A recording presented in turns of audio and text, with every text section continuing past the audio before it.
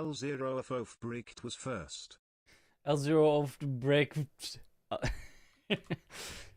Brian has such a hard time with loaf of bread.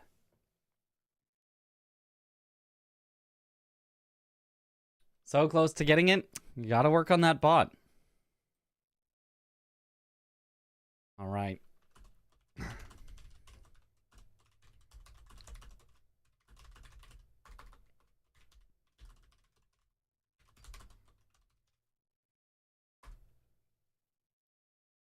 Totally clicked before loaf, but it told you it was out of stock. But you were totally first, though.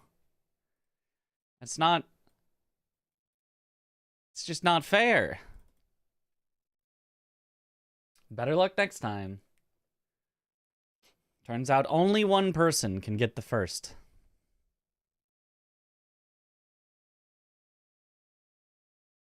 But whoever gets it clearly deserved it the most. What up, Inori? What up, Halibutski? J43R_, loaf of bread. Okay, I did the Discord notification. Cool. Cool. Excited for SGDQ? Oh, of course. But of course.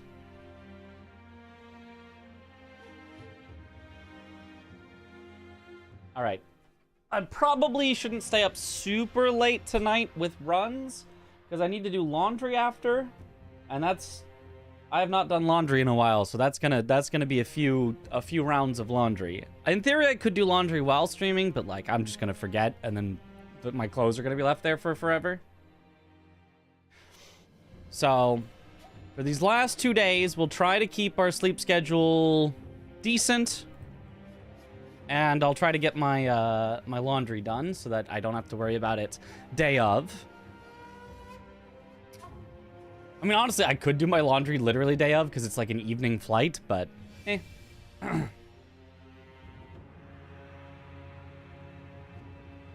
Laundry any percent, yep.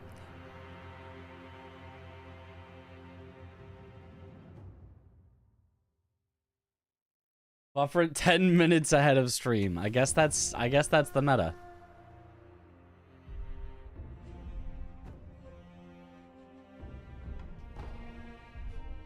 Okay.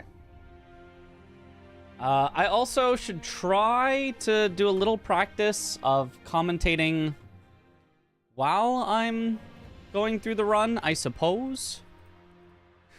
See how well I can do at that. And also, yeah, we don't really need to do practice beforehand. But we'll see. Learning, yes, indeed. And if you have any questions, feel free to ask them. Feel free to TTS them.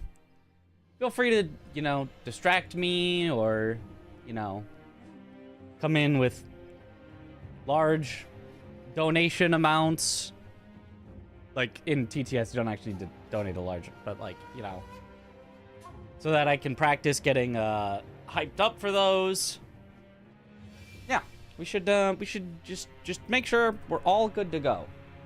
Today is a day with a goal. A goal, be as prepared as possible. Be ready. Be nervous.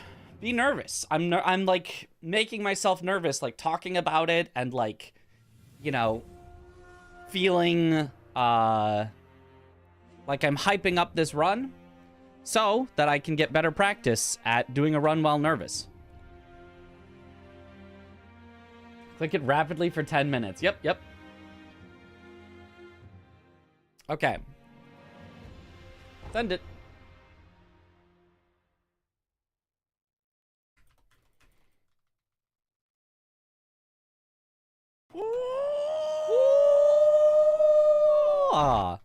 The only thing is, since you all in the chat probably already know at least a little bit about Sekiro, explaining the super basics, like that jumping is faster in the tutorial because you don't have your sword yet, and if you don't have your sword, you cannot sprint, so you can only either walk or jump, and jumping is slightly faster than walking.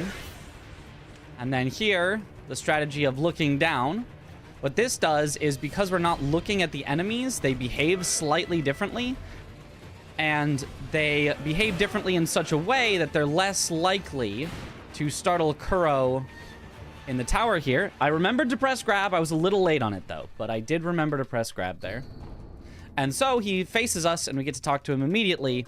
If we hadn't done that, he might have turned away, and we would have had to wait for him to turn back. It's faster to go out the window than it is to open up the door like the game expects you to. Partially because in order to open the door, you first have to equip the healing gourd. Otherwise, it just won't let you open the door. Kuro will be like, aren't you forgetting something? As we come into our first boss, the tutorial boss, we do have low health, so if I get hit even once, I will die. So I have to play this fight perfectly, but it's a tutorial fight. It's supposed to be pretty easy, so hopefully it won't be so bad. And there we go. Luckily, the enemies in the tutorial are very nice, and they won't attack you from behind most of the time when you're fighting the boss. They do occasionally, but it's rare enough that we don't usually worry about it. And then we're out of the tutorial. Excuse me, Mr. Runner, why are you moving? Is that part of the world record strat? Ah, yes. Actually, the world record stands still for an hour and then just teleports to the end with all the bosses dead. But I didn't think that was a marathon viable strat, so we are going to be moving for this one. The tutorial Genichiro fight is not considered as a boss fight for the all bosses category. And the reason is because no matter the outcome, you lose in the cutscene anyway. So it was decided that it's just a little easier for runners if, you know, you can still continue the run even if you would lose that fight. You don't have to, like, force players to get so good that they need to win the fight first try. And so, yeah, that is why we do not have to fight the tutorial Genichiro, even though it does have a boss health bar. Right here, I'm going to grab the shuriken. This is actually not quite used in the world record route, but is used in, like, second place and pretty much every other run on the leaderboard. The shuriken is a lot safer and saves back a lot of time later, but obviously takes a few seconds to grab it now. So it ends up very close either way to being faster or slower, and it's way easier with the shuriken, so of course we're going to grab it for the marathon run. Here we've got our first example of dead angling. So on each attack, I'm turning around in the middle of it, and when I turn around, it's baiting the enemy to think that I'm going to miss him with my attack, and so he doesn't enter the guard stance, and then I turn back in the middle of my attack right as the attack is actually happening so that I hit him before he can get into his guard at all. That's going to be used a lot throughout this run, especially on a lot of mini-bosses that will get staggered by unblocked hits. You can just kind of continually stagger them. I picked up a gachin sugar, which makes you stealthier, makes you harder to see and harder to hear, so I can sneak by these guys, as well as I can get this stealthy death blow on the ogre. That already takes out half his health. Now I just need the other half. 3, 4, dodge. 1, 2, 3, 4, 5, 6 will stagger him. 1, 2, 3, 4, 5, 6. Be ready for his attack. If you block that one, he's always going to grab after, so you know you just have to dodge. Hopefully we can get a stagger on him right here. Nope, not quite, so I have to dodge that. Get the stagger, and boom, we got him. Always take the death blow from behind because it's significantly faster than the death blow from the front. The death blow from the front takes multiple seconds longer before you can move on.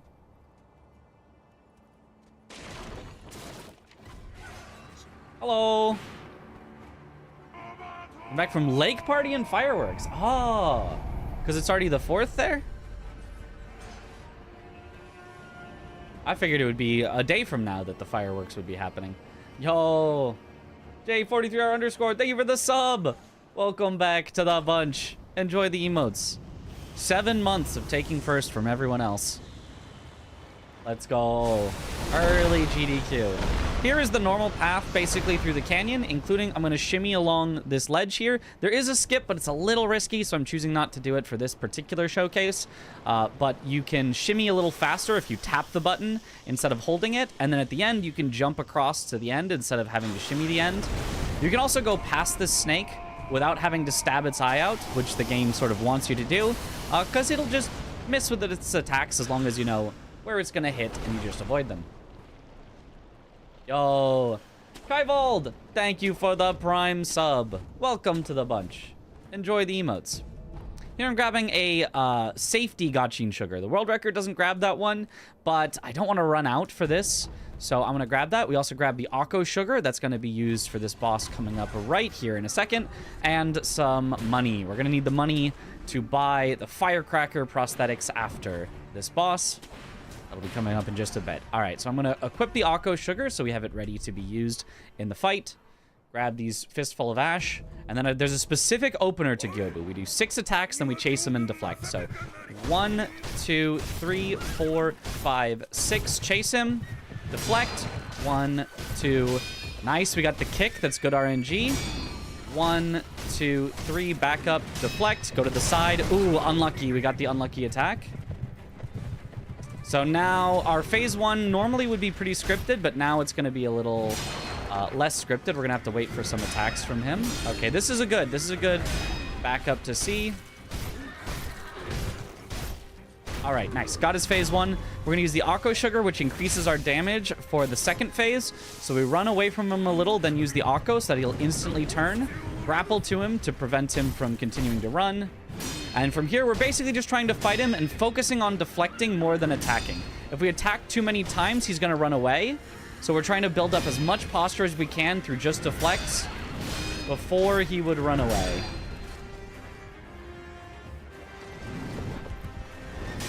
Okay, deflect these. Unfortunately, that's going to cause him to run. Yep, but good. We can stop him with a grapple. And good enough.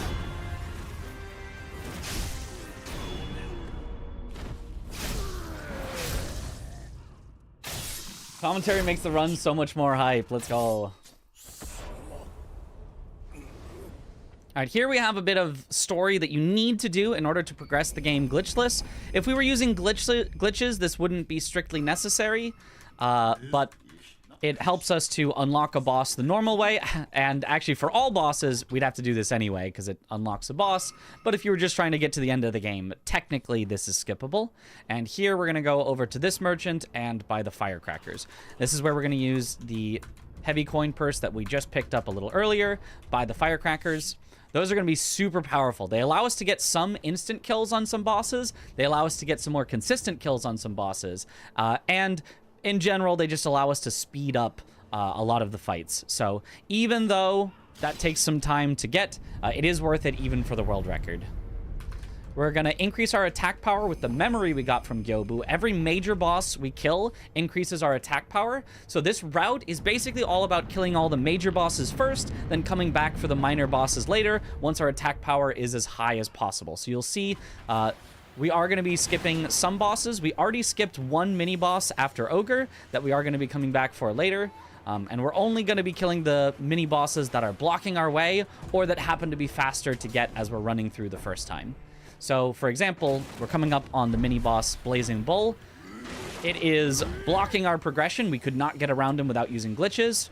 And it would be faster to kill him right now anyway, even if we could use glitches.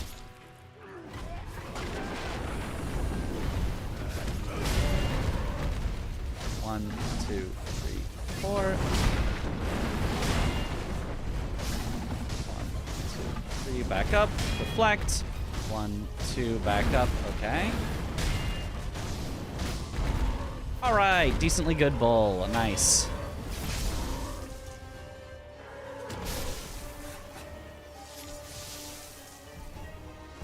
All right, now we're gonna do a bit of a safety strat to make sure we have enough spirit emblems for the run. I'm gonna go back and I'm gonna equip the prosthetics right now. This is technically a little bit of lost time because we're doing an extra warp to equip them, but if I equip them right now, then I will start acquiring spirit emblems, because you can only acquire spirit emblems once you have some way to spend them, and prosthetics are one of the ways to spend them.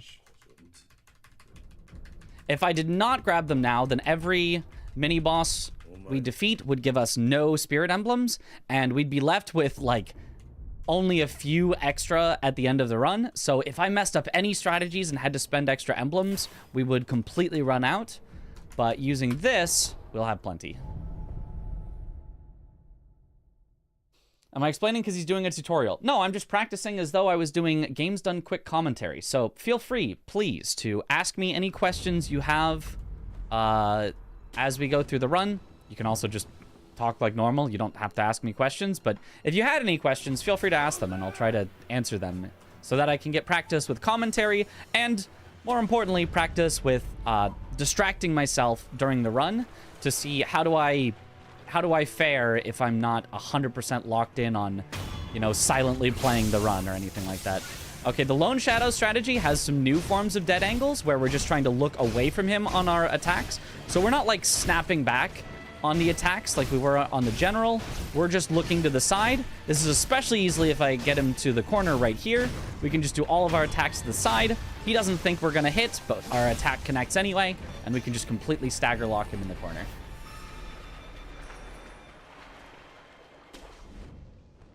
Is GDQ popular? You've never watched it. It's very popular. Like, I'd say maybe on the high end, but it can get up to like 100,000 live viewers at a time. Okay, there is another bulging coin purse. I'm gonna use the money from it to immediately buy spirit emblems.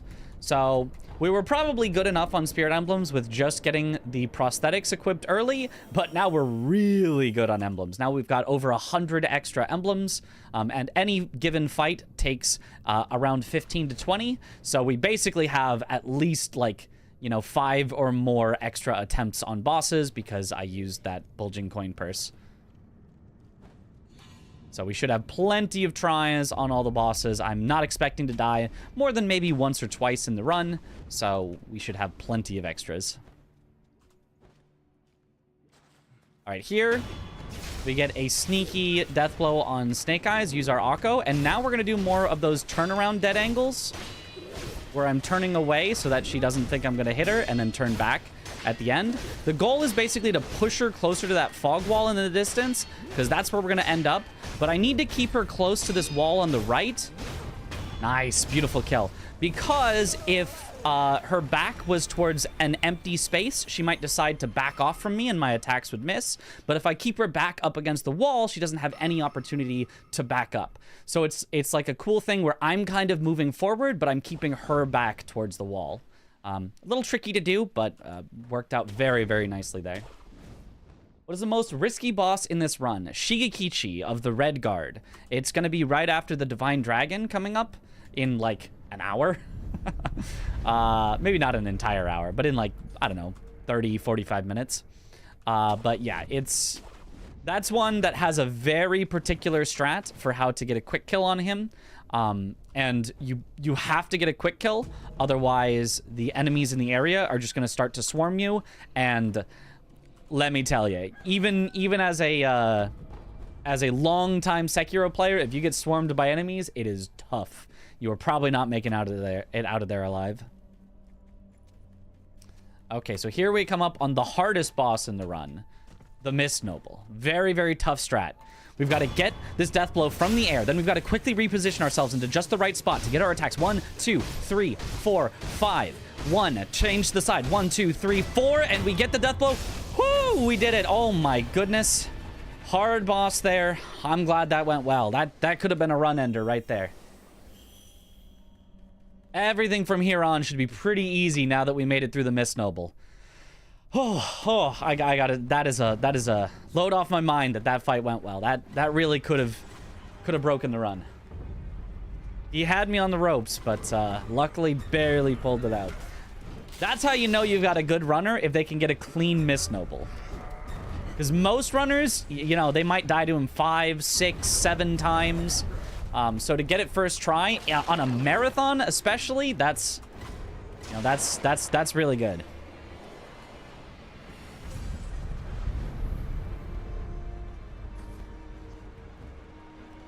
When will you give free time for donation read? That's a good question. I have no idea. We need to plan that out. Can anybody think of a time? Maybe when like we're running to the gun fort is probably a good time. That's kind of a long running section with not much going on. Because here we've got a little skip. Nice. Have to jump on that tree branch and angle yourself far enough right that it'll give you a forward jump.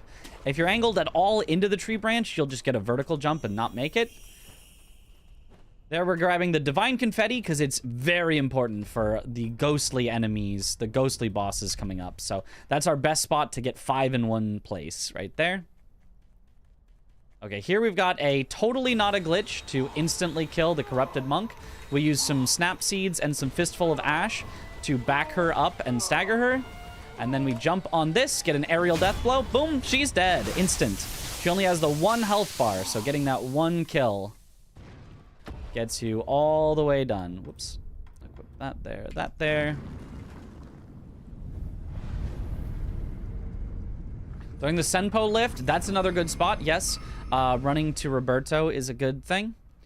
All right, now that we've killed the monk, the reason we did that was obviously for a few reasons. First is we got a memory from it. That increases our attack power. Second is this is one of the required bosses. You have to get this Shelter Stone right here, required to beat the game.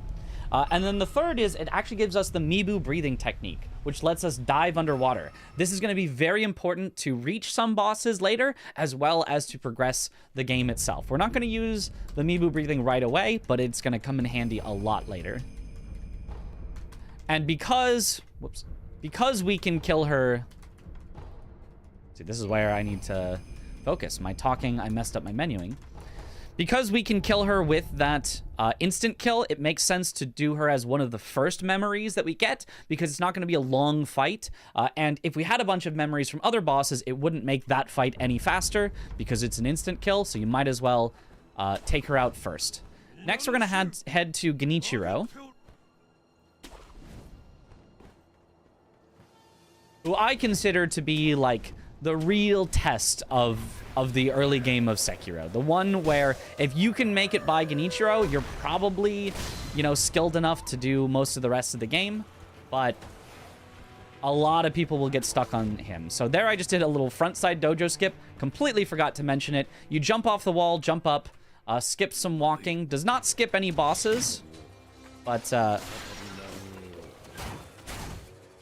gets us up to Genichiro a little faster. Here we're going to do another dead angle in the corner. On every 5th hit, I need to turn towards him, because otherwise my attack would just completely miss him. 3, 4, turn on the 5th. And that is a quick way to take out his first phase. I can actually keep him in the corner for the second death blow here. 1, 2, 3, 4, 5. And we just repeat from here. One thing to mention, this is considered an exploit and not a glitch for these dead angles, because you're basically just exploiting the way the AI is supposed to work. It is not supposed to block you if you are facing away, and so that is considered legal. We're not, like, breaking their AI or turning it off. We're just abusing something that is supposed to happen normally in the game. Here, I'm going to do a few more dead angles after the lightning. Nice, we got a second lightning. Every lightning, it makes it very fast. So I'm very glad that we got 2 of them. And end on a deflect for a slightly faster death blow. Awesome.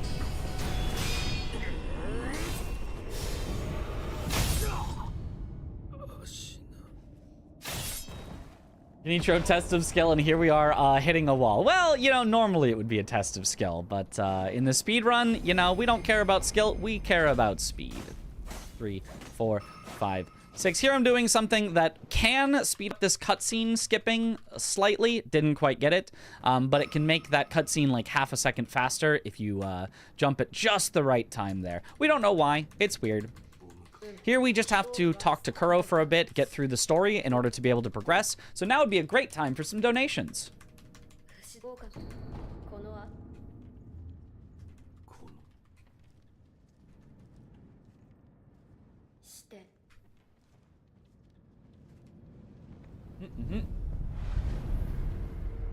Surely we've got some donations, right, host? Surely there's some... there's got to be some donations in the queue. Any donations? Anonymous donates. $100,000 from Jeff Bezos. 100,000! Nice. I love this game. I didn't know Jeff Bezos liked Sekiro. Holy, thank you, Jeff Bezos. It's my employer, Jeff Bezos. Wow. What a generous donation. Maybe during dialogue stuff, you can get some donation in too. That's what we were thinking.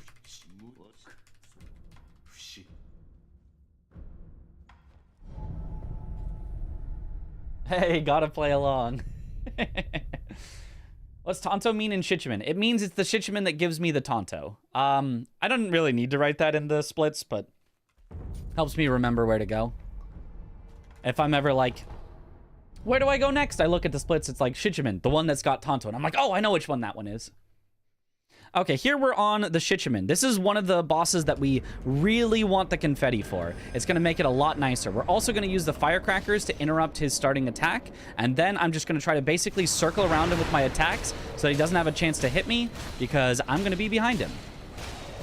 Nice.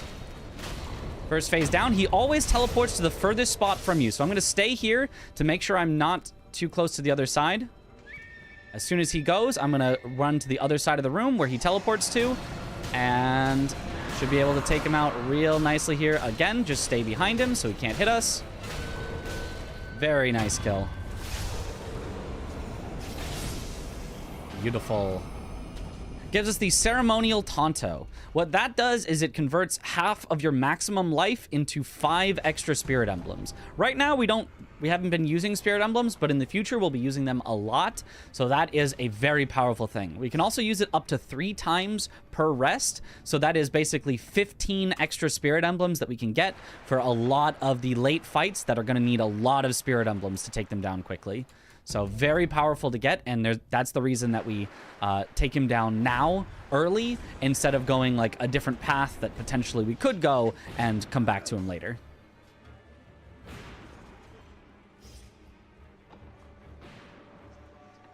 All right, we do just have some running section to the next boss, so now would be another good time for some donations. What's your best run so far? Of the combined Sekiro plus Get to Work, you can see it down there. It's a 134.12. My best in Sekiro by itself is a 115.18, if I remember right. And my best in Get to Work is an 11.07. But I have not hit those numbers in a combined run.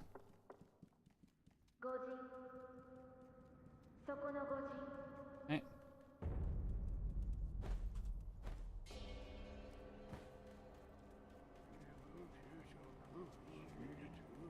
Fun fact, the Tonto doesn't give 5 emblems for your inventory, creates 5 emblems from your health. That's a good point.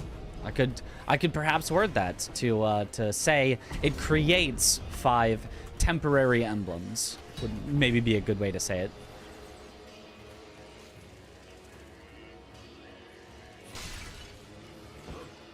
I do like that. I'll keep that in mind. IRL Tonto is just a dagger. Yeah, it's just a dagger, I guess, probably used in ceremonies, which is why this is the ceremonial Tonto. And it's just the assumption, or the game logic in this case, of the ceremony that you're performing is the ceremony of sacrificing your health for spirit emblems, I guess.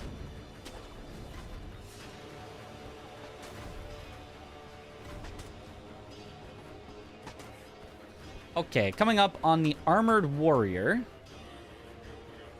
Yep, not quite how I wanted that to go. The Armored Warrior, or as we call him, Roberto, which you will figure out why as we beat the fight. I'm going to start with firecrackers just to get a nice consistent opening. 2, 3, 4, 5 staggers him. 1, 2, 1 deflect. 1, 2, 3, 4, 5. I'm going to move myself. 2, 3, back up. And then 3 more hits, and he's staggerable, and kick him off the edge.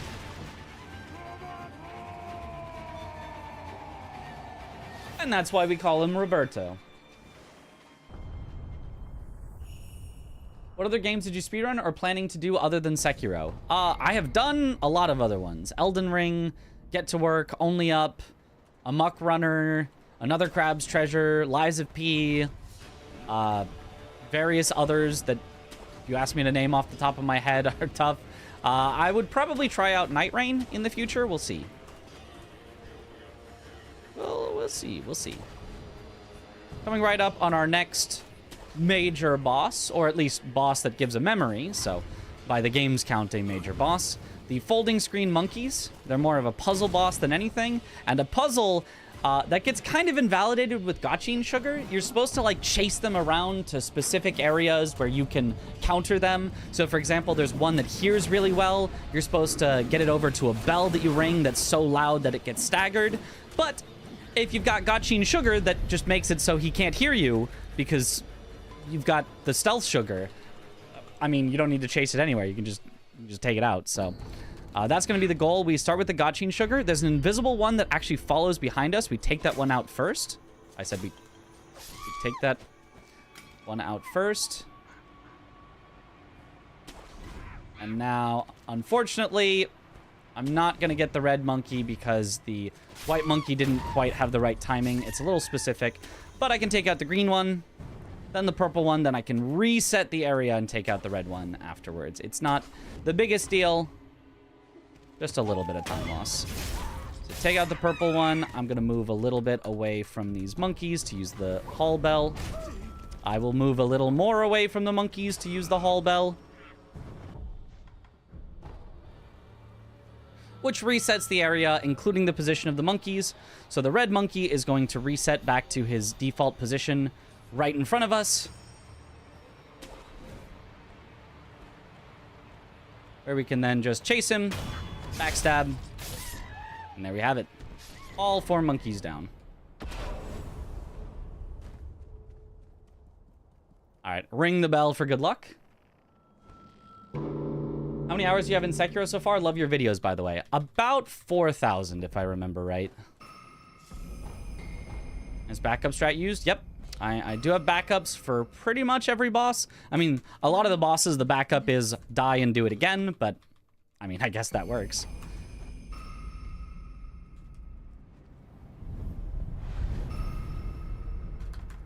All right. Increase our attack power from the folding screen monkeys. Our first time getting skills. Skills are what you use experience on in this game. You don't gain direct levels. You get skills, which are like different options that you can use in combat. And we got a very important one there. We got mid-air combat arts, which is allow us to use the mortal draw, which is the combat art that we just got from the monkeys, while mid-air. Speaking of, I need to equip it. And when you use the Mortal Draw in midair, it actually does more damage. It's the only combat art that does more damage in the air, which we're not exactly sure why that's the case, but hey, I mean, it's just using a skill in the game, so might as well take advantage of the extra damage that it does. And you can see how much damage it does because we just two-shot this mini-boss. It costs spirit emblems, which is why I was so concerned with getting spirit emblems earlier and why we have the Tonto. The Tonto is going to let us use this Mortal Draw more often on boss fights. Here, I'm going to try to use the Mortal Draw to take out all of these gunners. I think I missed one in the back, but it should be fine, because we've got enough damage to take him out. Yep, you can see the one in the back. Luckily is down the stairs enough that I can just port out, and he cannot shoot me. You didn't kill the invisible monkey? How come you finished monkeys? You probably killed it on accident. You probably just, like, were swinging at one of the other monkeys, and the invisible monkey will follow right behind you, so you probably just accidentally hit it.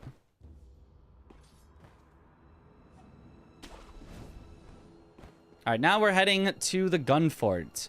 Everyone's favorite location. But on the way there, it is just a bit of a long running section, so time for a few donations if you've got any.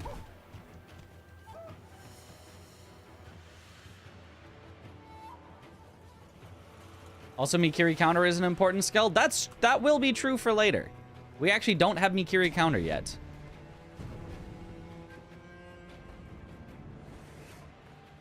So I was going to mention Mikiri counter later when we actually pick it up, which will be after Owl.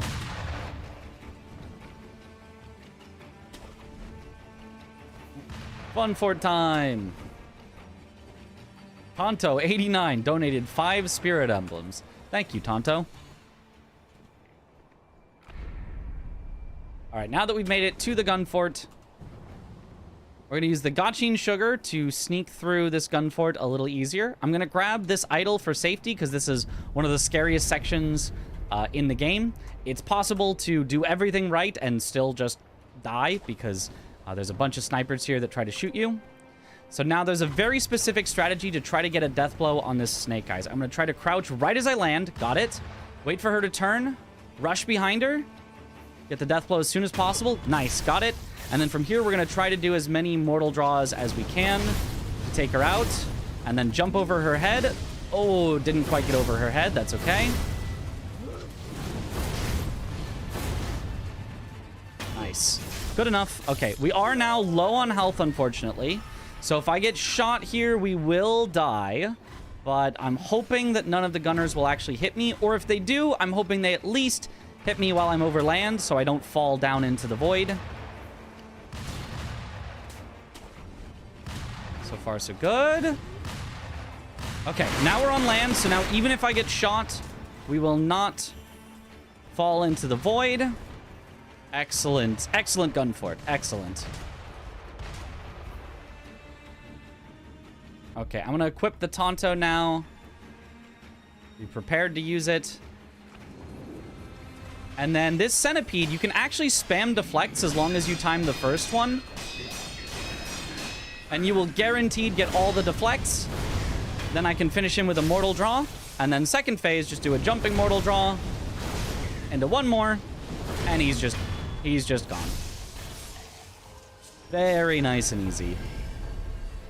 Here I use the Tonto to get me some more Spirit Emblems for the next boss we're coming up on, which will be the Guardian Ape.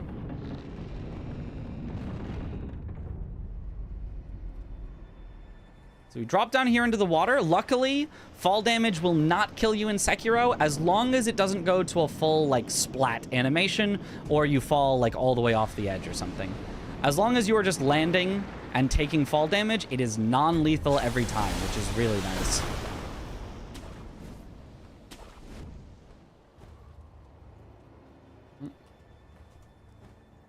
Raph died so much faster than when you killed him earlier at AP0. Huh, I wonder why.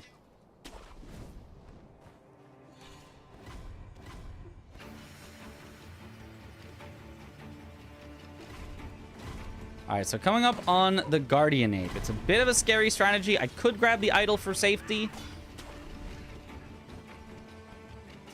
And you know what? You know what? I will. I have stubbornly refused to get it in the past, but every so often the Guardian Ape can be a little weird, a little annoying. So just in case, we'll grab that. So here I do a specific grappling among the trees so that he activates a little slowly so I can get some headshots with the Mortal Draw. It can actually do more damage if you hit enemies in the head with it. We end with Firecrackers, which startles beasts, so we get even more posture damage. And there we go, Guardian Ape down. Whew. Tough fight, tough fight. Shinobi execution. It's all done, all over with.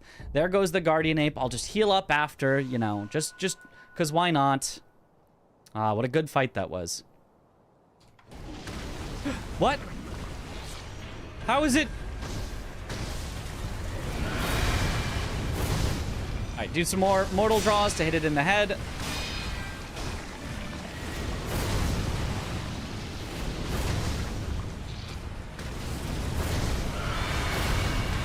All right, there we go.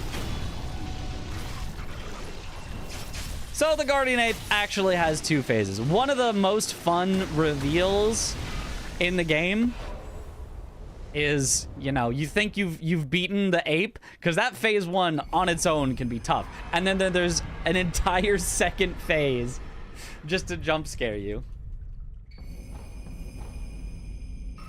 Is that full scripted? Feel scary? It's pretty much full scripted. Technically, in the second phase, you just have to react to whatever he does, but you can always react with something.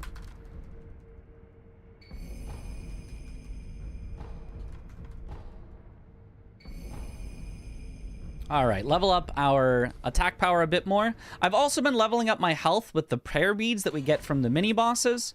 This is not done in the world record, but for a marathon, it is well worth it. We might save on a death for having a bit more health as we head over to the 7 spears.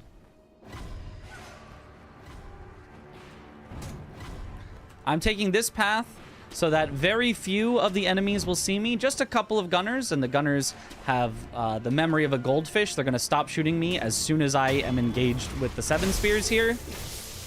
And then we just do a couple of jump mortal draws. And he's down.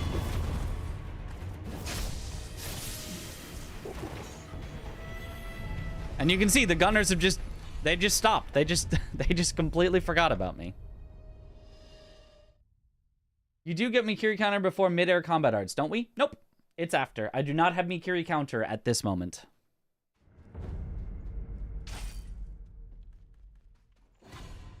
All right, on our way up to the next boss, Father Owl at the top of the castle. Along the way, we're going to use the Mibu breathing technique that allows us to go underwater as a means of getting up to the castle. It's possible to get there without it, but it's a lot slower. The fastest thing is to dive under the water here so that you can go under this little gate. Come up on the other side and keep progressing towards the top of the castle.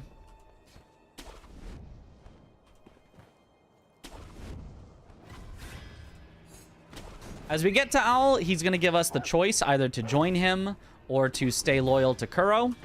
If you join him, you get the sooner Shura ending, but since we want all the bosses, we're going to go for the longer Immortal Severance or Purification ending, so we are going to stay loyal to Kuro.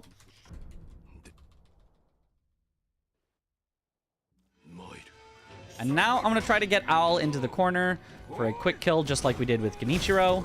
Oh, perfect. He went right in there. Excellent to see. What is SGDQ? Summer Games Done Quick. It's a charity speedrun marathon. So it's 24/7 of speedruns being played, raising money for charity. They usually raise around like $2 to $3 million a year. Join. No!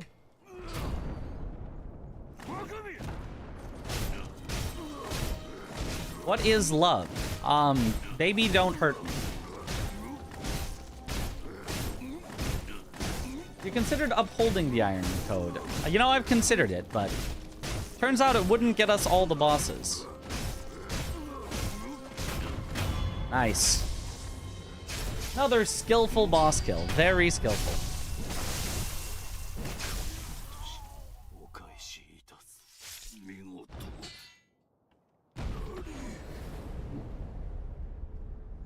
Neither does this route. Well, it gets all the bosses you can get in a single playthrough, which is good enough. All right, here we're going to rest.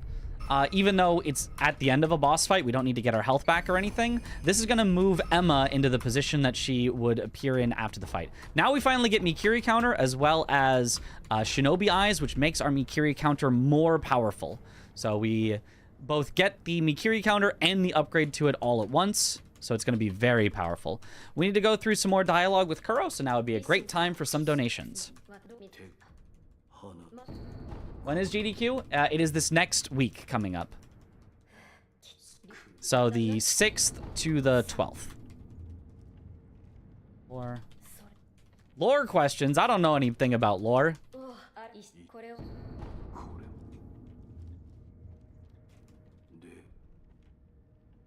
We've seen the end of Owl. Yes, that was the end of Owl. Unfortunately, we did have to end our father, and that is the last time we'll see him. It's so unfortunate.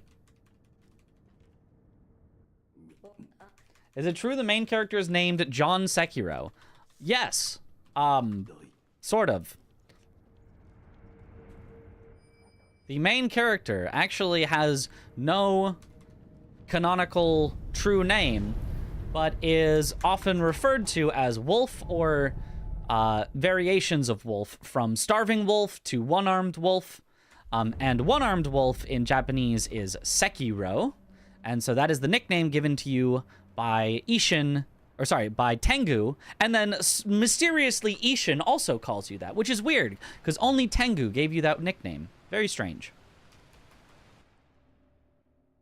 Are you running anything else or just Sekiro? I'm also running Get to Work.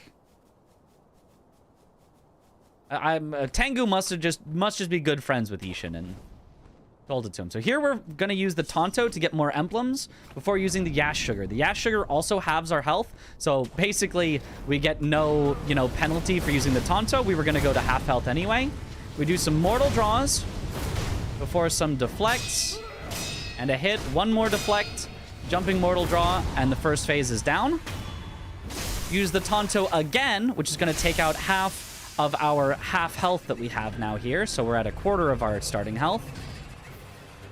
We take an aerial death blow on the phase 2, which is supposed to happen, and then a specific setup here. 1, 2, 3, 4, 5. 1, 2, block, yash, jump, mortal draw, hold deflect. 1, 2, 3, 4, jump behind.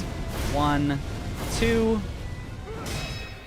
One more time, jumping mortal draw, and there we go. Very nice kill. Is this an educational run? This is a practice run for Games Done Quick commentary. So I'm trying to commentate the run, but also if you guys have questions or just want to chit chat, I'll also do that. Basically, I'm just practicing talking instead of shutting up during the run, and practicing being distracted, basically. And if you learn something, that's great. All right, I'm going to look at Shizu as she does some lightning. I have to swim after she does the lightning, then dive so that it hits that log. And then I should be able to swim just right so that the next lightning misses me, just like that. And we make it into this cave. Normally, she's supposed to stop you from progressing until you go all the way around Fountainhead Palace and deal with her. But if you swim like this just right, you can just make her lightning miss. This gets you all the way through to the end of Fountainhead Palace,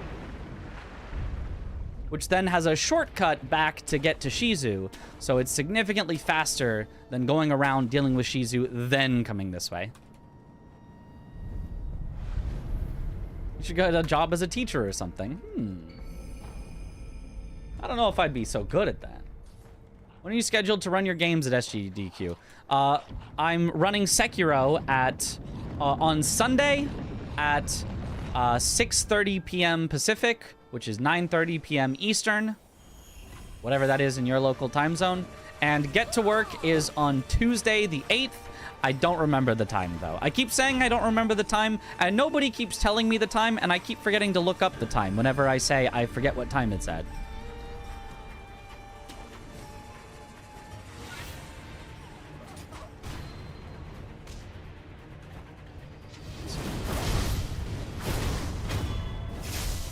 That works. All right. Shizu, only the one death blow, very low health. Supposed to be kind of a puzzle boss of how do you get to her, rather than an actual, like, super difficult fight. Headless here. Headless, one of our absolute banes. Can be very, very tough in the speedruns. If we circle around it, we shouldn't get grabbed here. Nice, nice. Okay, good Headless kill. Headless can be very scary because their attacks are very weird on the timing. And for most Headless, you're going to need the confetti. For this one, the confetti just makes it a bit faster. But, you know, obviously that's worth using. For others, the confetti is going to be completely mandatory for us to be able to get a kill. Here for the Sakura Bull, if I use a firecracker while it doesn't yet see me, such as from the roof, it'll get immediately startled, and then as long as I hit it once, and it runs into a wall, it will instantly have its posture broken, and I can get the death blow. Bisu, thank you for the gift sub! Yo, let's go, thank you! Bisu, thank you for the gifted sub.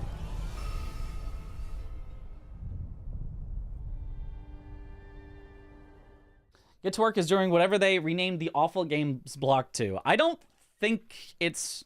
Is it an awful game? I feel like it probably shouldn't be if it is, but...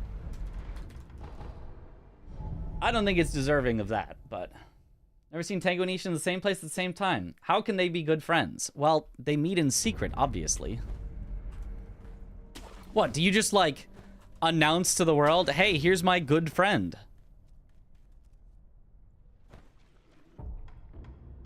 Oh, you just meet with your buddy, you know? All right, here is the double ape fight, which seems like it should be much harder than the single ape fight, but... Okay, that was a little bit bad. I'm gonna have to try to salvage this. They have very low health. Ooh, I don't know if we're gonna be able to salvage this. Okay, good. Barely got it. They have very, very low health, so you can pretty much just spam mortal draws and take out the main one, and then the other one will just leave you alone as long as the main one is down. What up, Desha? No worries.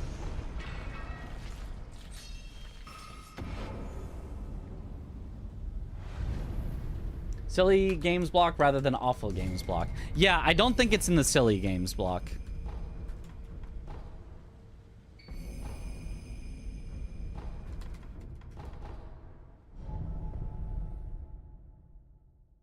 It's not, you just checked. All right. Here we're now finally going back to the very first mini-boss that we skipped. From right after the ogre.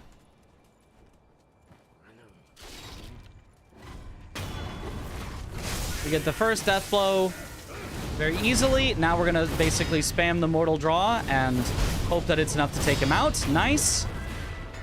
Oftentimes the gunners will interrupt that, but we got very lucky this time. The gunners just left us completely alone, which is nice.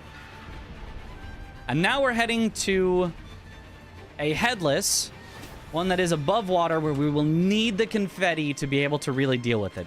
The strategy for headless is to try to stay behind them as much as possible so they can't attack you, because it's very slow and very scary when they attack. Their timings are very, very weird. Even for somebody who's been running the game a lot, it's very possible to mess up some of the deflects.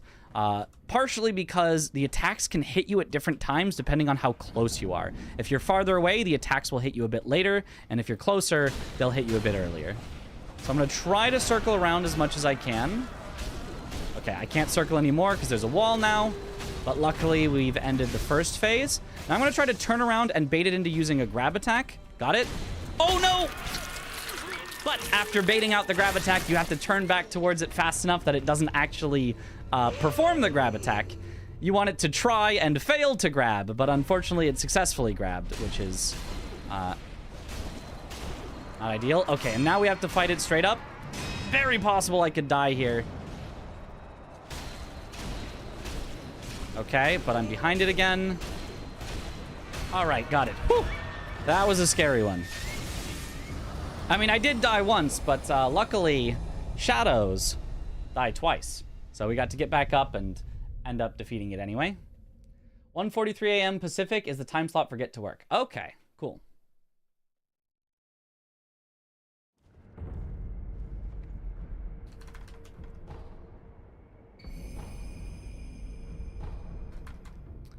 All right, so now we travel back to the castle lookout. We're going to advance some of the story here with Emma. This is required story to do in order to unlock a few extra bosses in the second Hirata encounter. So we're going to have to talk to her, tell her that we don't want Kuro to die.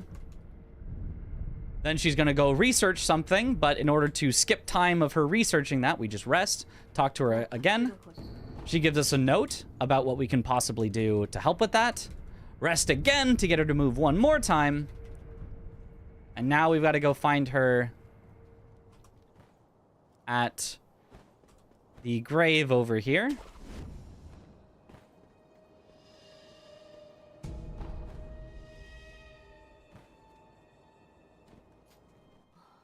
Talk to her. I should mention, for all of these dialogues, as soon as we get whatever key item or start the dialogue that we want, we can just skip through the rest and it will count as completing the dialogue because we have subtitles off. If subtitles were on, we'd actually have to go through the entire dialogue, but with subtitles off, you can just start the dialogue and skedaddle on out of there. All right, another underwater headless. I don't use confetti for this one, but instead Yashiriku sugar, because Yashiriku sugar gives you more posture damage, and this one we end up killing with posture rather than health, and confetti helps more with health, Yashiriku more with posture.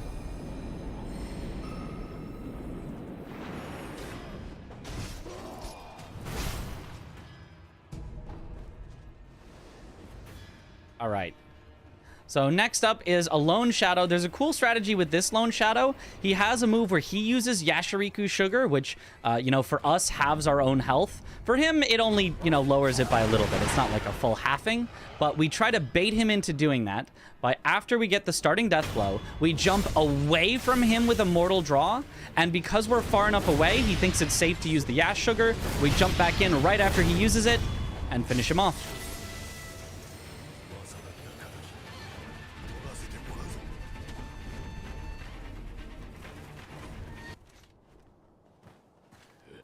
All right, heading to, our last, or not our last, but our oh, no, I'm actually gonna die. Oh, that's bad. Oh, that's bad. Oh, I never get shot there, and I panicked. Oh, no. Okay, so, we would have, if I didn't die there, we would have seen that the headless that I'm about to take on would have been, motionless.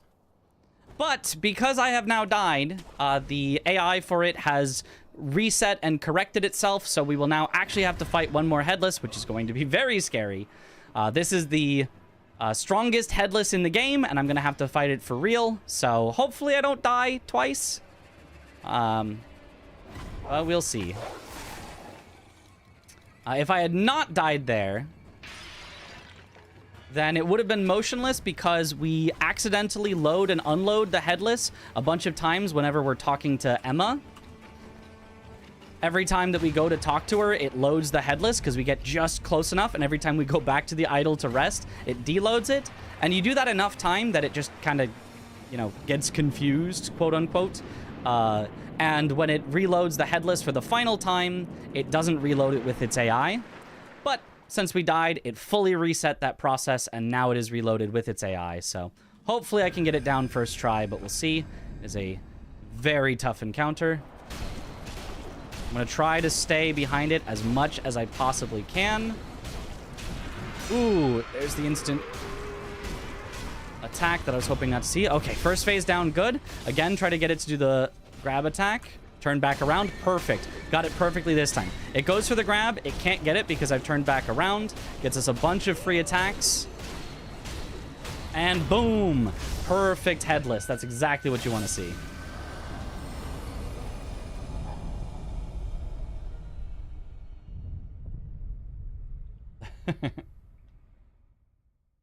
Okay.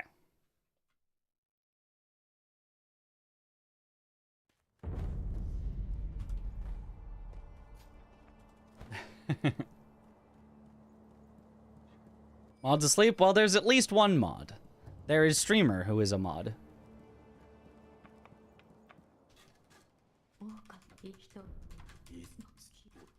And Chaos take the world. All right, here we finally finish all of what we were doing all that extra story for. We get Father's Bell Charm, which will give us access to the second Hirata, which gives us several more boss fights. That's why we did all of that talking earlier. He's busy, though. I mean, if someone was, you know, actually doing something bad, I could always pause and deal with the problem. So, you know, don't push it. Played so much Sekiro, you could be sleep playing. I don't know about that.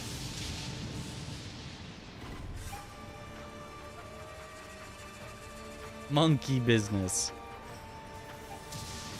All right, for the Divine Dragon, the first phase is a bunch of little dragons. So we're going to start by just trying to take out as many as we can at the very start here. So it starts with just one. We take him out. 2, 3, 4. Use the Tonto for more emblems so we can use some jumping mortal draws to take out a bunch more. And now we're going to wait. They're going to spawn a tree. And if you jump onto this tree and then do an aerial death blow on one of these, you end it with this cool sweep that takes out a whole bunch of them all at once. So now there's only a few left that we need to take out. We're going to wait till they all spawn because you have to sort of wait for reinforcements to get them all. And now this should be all of them. Very nice. Second phase, the actual dragon fight. The intended way to deal with this is basically to wait till there are lightning and then use the lightning to hit it. And we are going to do that for the first hit here. We are going to go for the first lightning.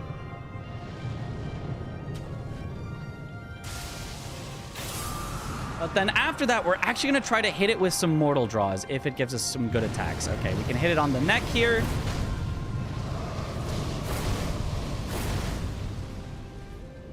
Then throw a lightning at it again. And probably need one more mortal draw. Hopefully it'll give it to us nice and quick here. Good. So we wait for its hand to come down. Boom. And we've got it into the big phase transition. Now we just have to wait out enough of its attacks that it'll do its final attack that we can use to finish it off. So we're just going to be dodging for a bit.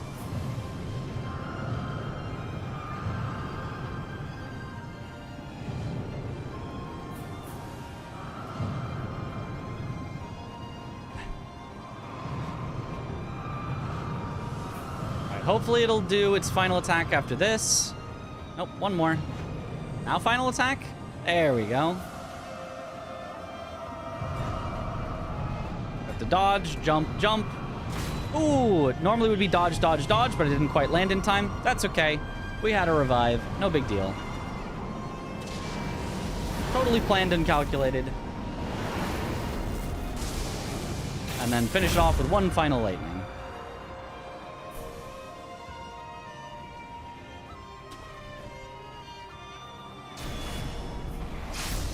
There is the dragon. Doing your own commentary. Aren't Aggie and Parky going to do the commentary? Yep. But it's not that I'm not going to be talking at all. I will be talking, and so will Aggie and Parky. They'll be adding things in. They'll take over when I'm like, okay, I need to focus. Chris is also going to be there. We might have, honestly, too many people talking, but I'm perfectly okay with taking the lead on commentary if needed, so... I am practicing what would I need to do if the others had nothing to say. What would I be saying if I am the one talking? Which will probably not be the whole time, but will be some of the time. All right, here we come up on the most inconsistent boss in this run. There is a quick kill that we want, but if we don't get the quick kill, we are going to get swarmed by enemies and likely die. There is a bit of a backup. You can fight him for a little while before the enemies swarm you, but it is tough. So I'm going to try to get the quick kill. But it is unfortunately up to a little bit of randomness, whether he chases us to the right spot or not. So we're going to hope that he does.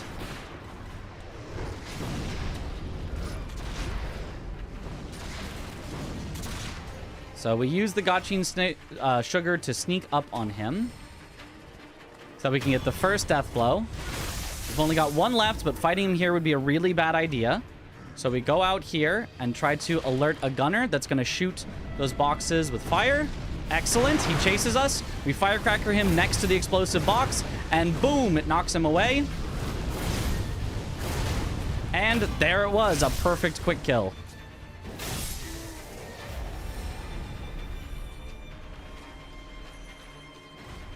Exactly the way you planned it up.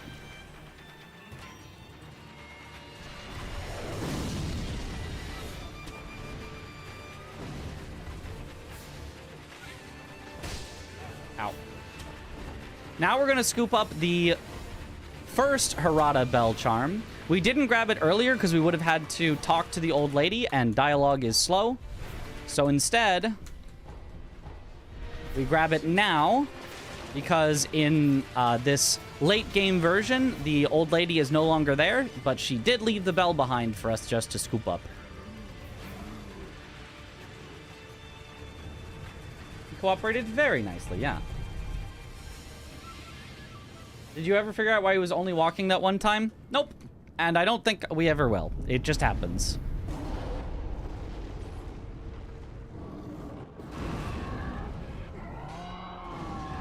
All right, here we activate the Demon of Hatred and then immediately leave. The reason that we activate him then leave is because you could see there were other enemies fighting the Demon of Hatred there. That only happens the very first time that you engage in combat. So we don't want those enemies there. They're going to make it a little more inconsistent, a little harder, and on average slower. So it's faster on average to just let the enemies disappear by activating him, then leaving immediately. Now we're heading into Hirata. Since we just grabbed the Hirata 1 bell, we are going to do Hirata 1. This is supposed to be a very early game location, so you'll see as we go through this, they do not have a lot of health compared to how much damage we can do with all of the attack power we have gained, all the buffs that we have. So the enemies here are not going to take too long.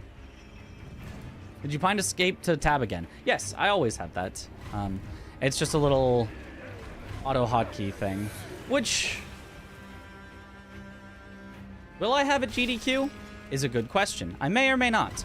I'll have to think about that. It's a good question. I also have Borderless Gaming, which I may or may not have at GDQ. Another thing to possibly think about.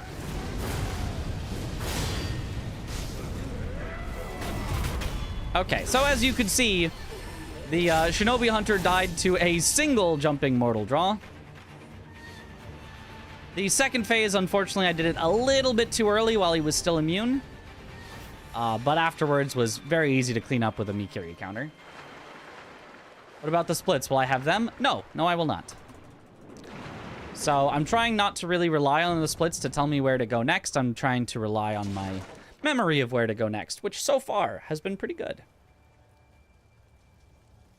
Sculptor went missing. How mysterious. Well, that is true. We didn't really take a chance to look at it yet, but the sculptor has gone missing.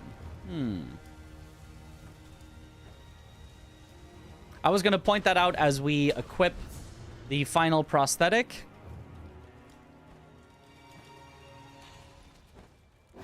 Which we do after Hirata 1, before Hirata 2.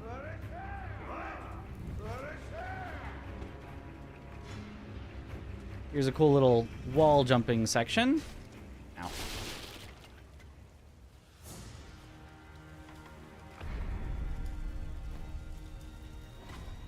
And heading into the big gank fight of this Hirata section. So there's supposed to be a whole bunch of enemies. There's this guy that you can talk to and he'll help fight them with you. So it can be like a 2v10 or whatever.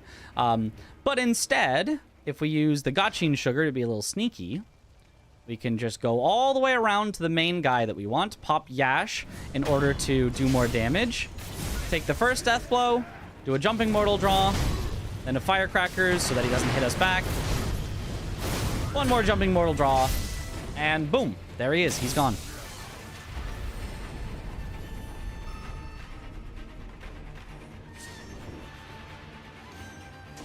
All right, then lastly here, we're going to be coming up on Lady Butterfly. One thing to mention that I forgot to mention earlier, Yashiriku is the buff that gives us a ton of extra damage at the cost of our health, but there's a limited number that we could grab along the way, so we're using the Yashiriku Spirit Fall that we got from one of the Headless. It's an infinite use version, but it costs Spirit Emblems instead, so it pairs very nicely with our Tonto that gives us the extra Spirit Emblems.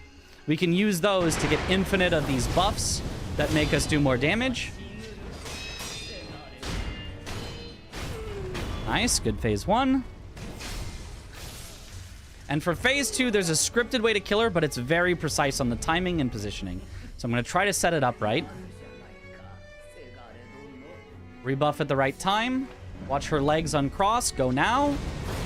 Hit her in the air as she comes down. Then she's always going to jump back and try to snap. And we finish her off. Beautiful. Haven't played in a couple years, but Butterfly is humbling you. You did finish Kazan on hardcore, but dang. Yo, nice. Nice, Oren. Pauline. You also take more posture damage along with half the health. Yes, that is... actually, I'm not sure if you take more posture damage or if it's simply the fact that at lower health, your posture recovers much slower. All right, so here, the The sculptor has gone missing, so we have to attach our prosthetic ourselves. I'm sure that has nothing to do with what's coming up later. I'm sure that's just a strange coincidence that he must just be away on holiday or something. It halves the posture bar. Okay, I didn't know that. It does half the posture bar. Not something we really worry about in speedruns, because we shouldn't get our posture broken anyway, but good to know. All right, here we're actually going to go clean up another boss that we skipped earlier, the long-armed centipede Senun. The reason we do that now is basically just because it skips a rest. We would either need to rest to get all of our spirit emblems back for the next Hirata, or we need to warp away and warp back. And it turns out that we need to warp away and warp back at some point anyway to deal with this centipede, so might as well do that right now so that we don't have to also rest between Hiratas.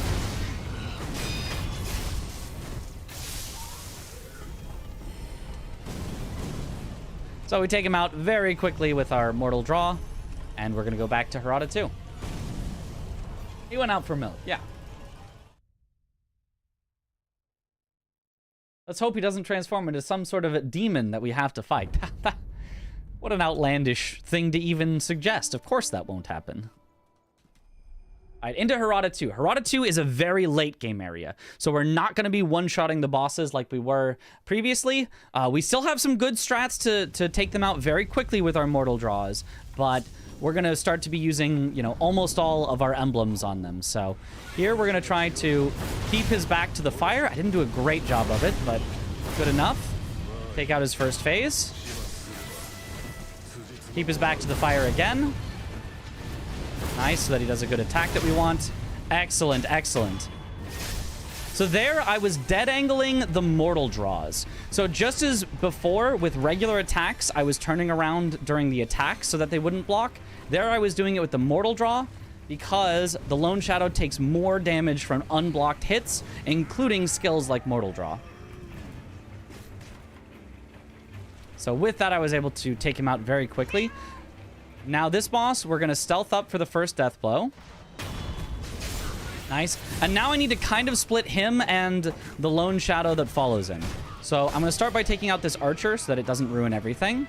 And go up here to try to separate them. Okay, so I got Gyoubu coming up. Usually it's the Lone Shadow that'll come up instead, but this works just fine too. Oh, or it doesn't. Never mind.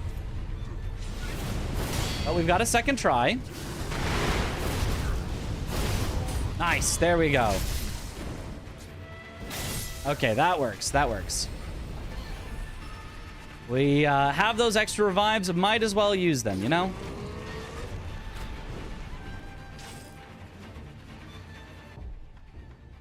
All right, on to Father Owl, who should be entirely scripted if I can do it right. So, I have to concentrate for this one. There's a lot of inputs that I've got to do very quickly to make sure it goes right. So let's see if I can get it.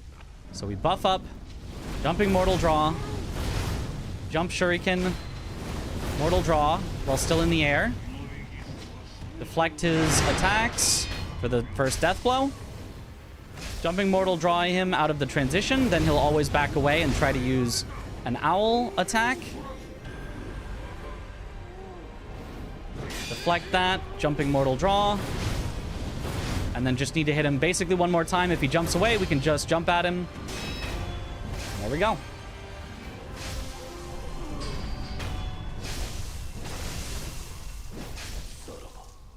Excellently scripted.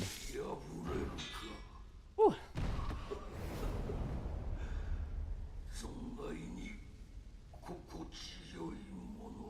Here, I don't sit as soon as possible. I actually wait for the experience counter to show up in the corner. So that way, when these pop-ups happen, they don't knock me off of the idol and force me to sit a second time.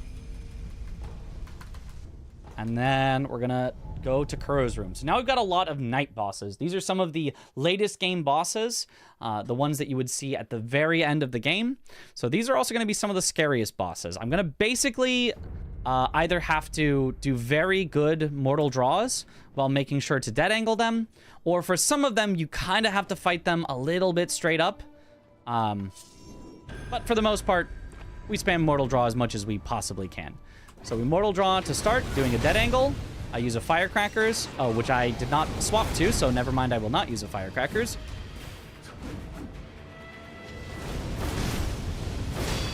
Ooh, okay. His first phase down. Ooh, okay.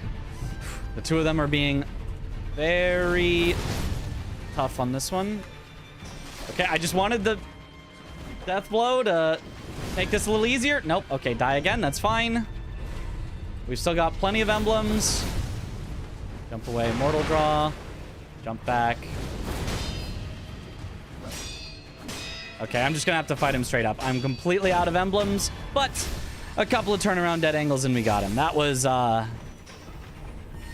definitely not the way we wanted that fight to go, but honestly, any fight where you succeed is good enough. That is a really, really, really tough duo fight to have consistent at all. They're both just trying to attack you, and you're just hoping that your attacks will beat theirs.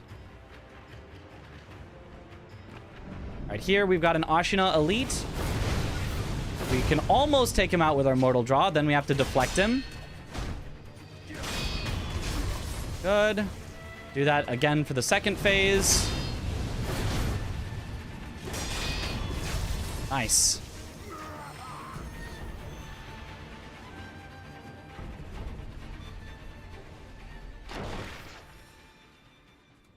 Okay, it's actually, there's a door there that can lead us to the next boss of the ogre, but it's actually a little faster to go into these rafters here, just because the door opening is very slow.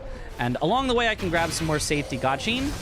We take out the first health bar of the chained ogre, and now I'm going to do a specific set of mortal draws. We jump and we do a double mortal draw, then we jump and we do a single, then we jump and actually R1 him in the air into mortal draw. Ooh, my R1 missed. But I can get one more R1 at the end, and there we go. Sometimes these guys with the red hats will get in the way there, but this time, luckily, they just kind of stayed completely out of the way and let me fight Ogre by himself.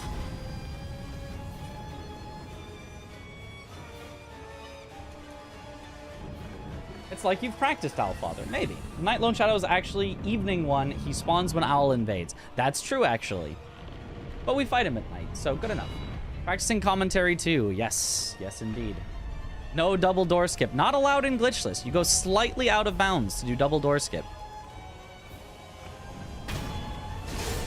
All right, here we've got another duo fight. Basically like the Lone Shadow. We're just going to try to use some mortal draws and firecrackers and hope that they don't kill me before I kill them. And it worked. Very nice.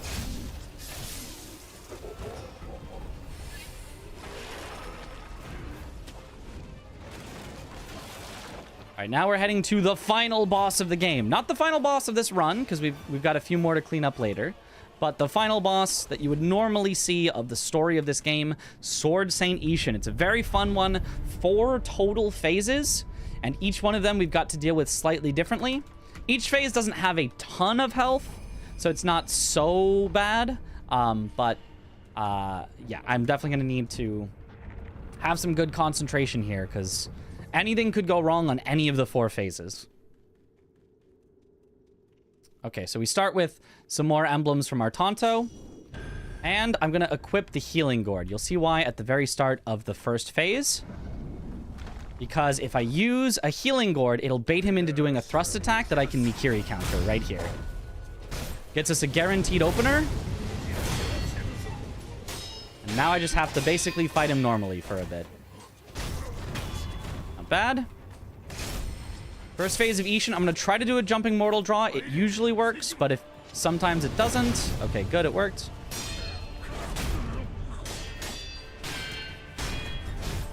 Beautiful, perfect phase 1. Okay, now he's going to do his phase transition. During that time, I'm going to rebuff up and use the Tonto for a few more emblems.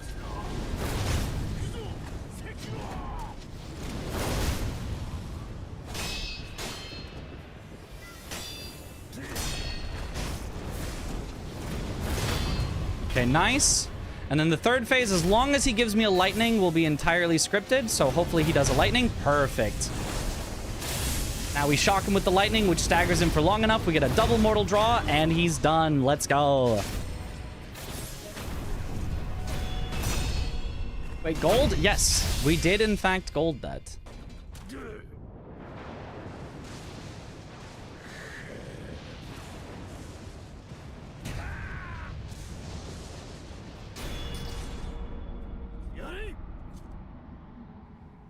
All right, the very cool execution.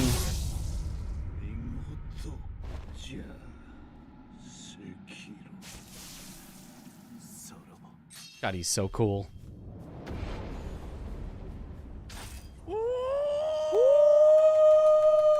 Ah.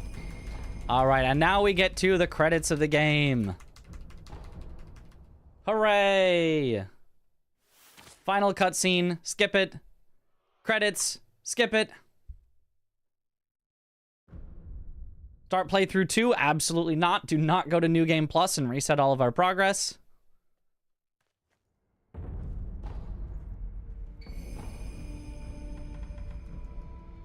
Now, uses memory that we're going to use for the final sort of cleanup bosses, starting with the Demon of Hatred.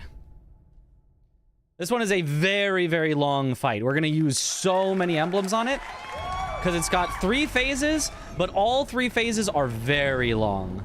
So hopefully with enough mortal draws, it won't appear that long, but if I start to run out of resources, it can take a while. 1, 2, another jumping mortal draw.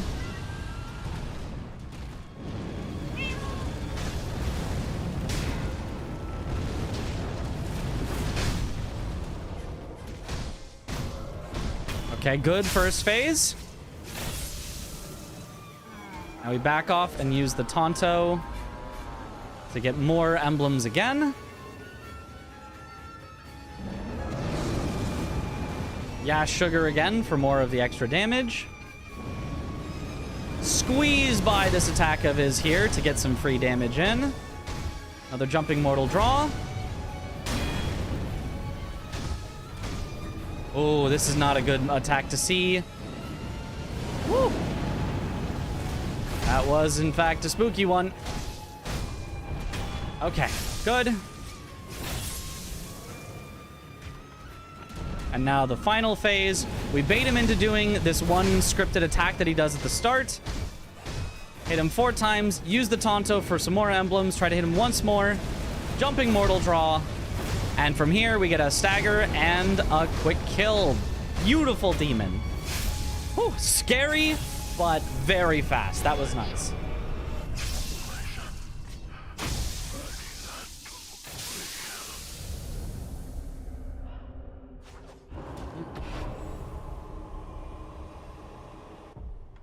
All right, gonna swap out some of my items here.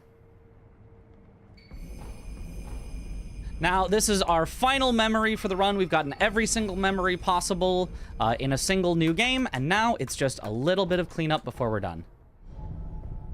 So, we left out Orin here at the watermill.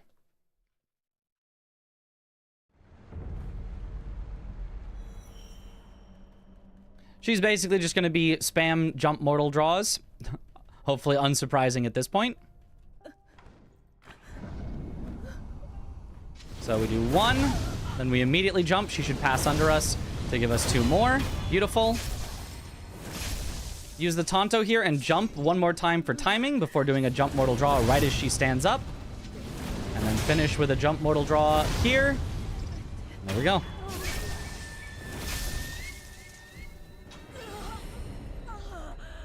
Oops. Thought I was warping. Got interrupted.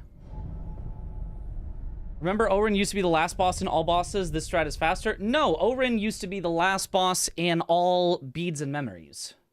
I don't think she was the last boss in all bosses ever. I could be wrong. But basically, in all beads and memories, you didn't do the Shichiman, so you didn't save the Shichiman for last.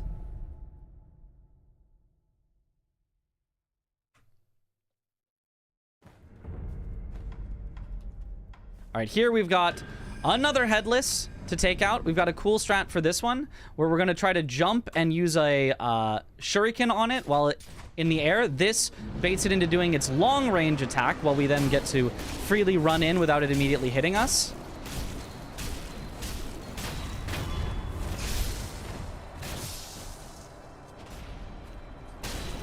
Nice. Baited out the grab again, just like the previous headless.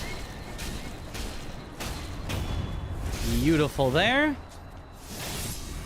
That is our final headless for the run. We've got another drunkard here to take out. It's an interesting strat where we're going to try to basically firecrackers to stun the monkeys around it while getting the first death blow on it. It's a little tricky, though, and I've been having trouble with it recently, and I should probably practice it. Will I? No. But should I? Yes.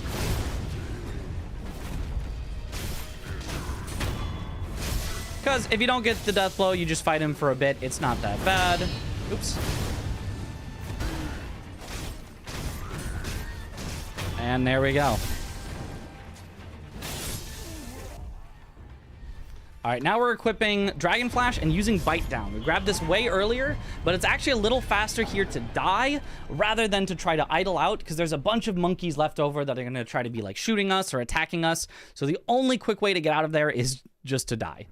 So we use the Bite Down to die immediately. And we equip Dragon Flash because it is very powerful against Shichiman warriors. And we only have 2 Shichiman left. So we use both Confetti and Yash. Once again, use the trick of aggroing it early with a Shuriken so that it will start to use a nice predictable move. Stand far enough away that it'll teleport where we want.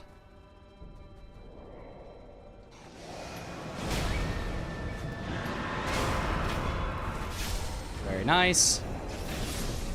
And one last Shichiman to go. Down to up to. Will they save Isshin for last, even if the run ends with Orin, like Aggie did for a GDQ run? That is a thing you can do. It would completely mess up our strats for this, though. You could do that, but all of these ending strats would be completely messed up. I think that would not be worth the hype of saving him for last.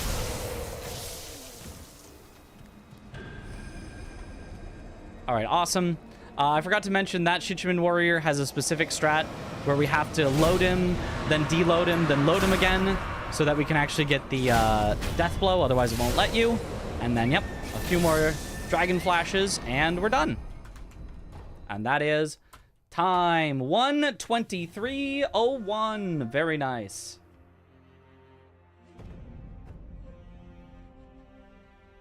Uses Dragon Flash for the last 2 Shichiman. Yeah, it would be... If you did not do Isshin before those Shichiman, it'd be tough. It'd be weird. Months of practice down the drain! No! Didn't know how much routing wanted Isshin dead at a certain point. Yeah. Alright, awesome. And that is our Sekiro Shadows Die Twice.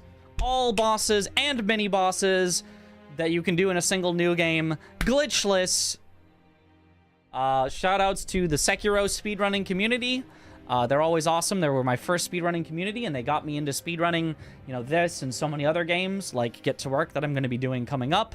And so, absolutely shout-out to them. Shout-out to my amazing couch that is not here. They didn't show up today. Can you believe Aggie, Parky, and Chris are not here today in my bedroom to do co-commentary with me? You know what? In fact, don't shout them out. No shout-out to them. They did nothing. Shame on them. Shout out to my wonderful chat who asked me a few questions during the run, and those were fun to answer.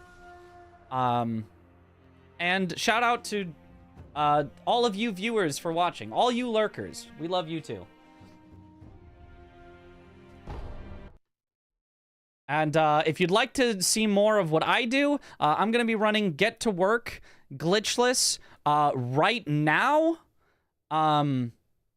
Right this very moment. So if you want to stick around for like a minute for me to get that set up, you can see that right now.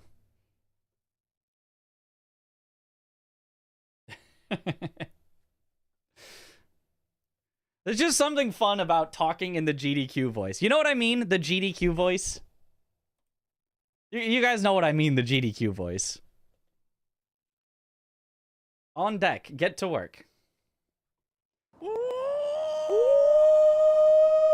Ah, love that the Be Right Back screen just has death in the background. Yep. It's be right back from dying. Back to work. The NPC recording a scripted video voice, yeah. PR voice. I wonder why we all do the voice when doing runs and commentary and stuff. The customer service. It's not quite, I don't think it's quite the customer service voice. I think the customer service voice is a little further, but it's on the same, it's the same style, just a little less. Poor and bald. Do you prefer gamer skip with bow or without the bow? Gamer skip with bow or without the bow? I'm waiting for this to be both these not. Because I'm going to say, what's the bow? And you're going to say both of these nuts? Is that what? I don't know. Politely explaining things instead of swearing. Gamer D's. Basically a presentation, so you put on presentation voice. Yeah, exactly. Got him? Anyway, get to work. This one is a fun little game about climbing the corporate ladder. And you literally climb it using these rollerblades. So, we'll get it started. I did go through the commentary for this with the developer, and the developer was like, he was like, I'm gonna make a script, I'm gonna have something to say the entire run, and I was like, yes, go for that. Absolutely. That's awesome. So I basically get to concentrate on the run and just, you know, talk every so often. And he's just going to have a full-on script to go through, which is amazing. It's the gamer skip in Lanedale. Oh, I didn't know you called that the gamer skip. Oh, I definitely use the bow. I use the bow for sure. It's a little slower, but it's completely consistent. I would not use the bow if I was going for world record, but I would use the bow if I was just trying to PB or do a marathon run or anything like that. Anyway, let's go. It was a real question. I was like, because I couldn't figure out what gamer skip was or what the bow would be in reference to the gamer skip. All right, already missed the first little speed trick, but that's okay. We can make this up by just getting some more speed, doing a little half pipe action.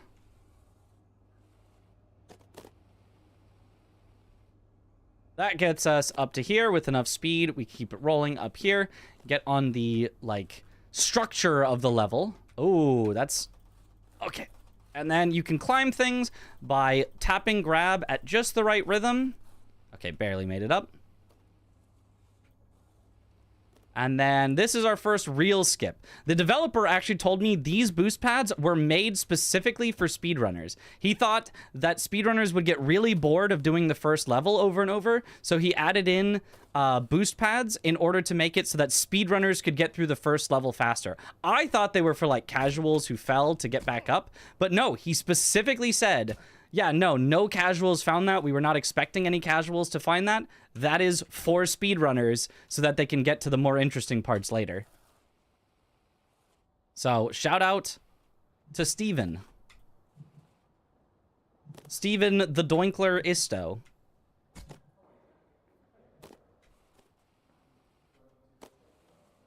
Who is the one who will be doing the commentary, so he'll mention that himself. Okay, I got here on slightly a weird cycle, so I'm just going to wait for this one. These ones, you can skip some like that, but the world record basically never grabs on those, but it's a little too scary for a marathon. Here for dropping down, I try to get right into the hole here so that I'm not going to bounce on a bunch of things on the way down. We hit one thing, two things, three things. Not the greatest ragdoll, but honestly not too bad. Still avoided the first few, so didn't lose too much time. All right, here, this room. This room is actually surprisingly difficult, and the developer told me they made it intentionally difficult, even though it's one of the first rooms, because they said that in testing, the testers, the longer they got stuck in this room, the less they got stuck later in the game. So the harder they made that first room, the less total time it took people to beat the game, because they could basically learn how to control their momentum better in a controlled environment. Whereas if you just, like, give them a bunch of easy stuff at the beginning and then suddenly throw them into the deep end at the end, when you can fall and lose an hour of progress, you, like, never learn how to do the good jumps.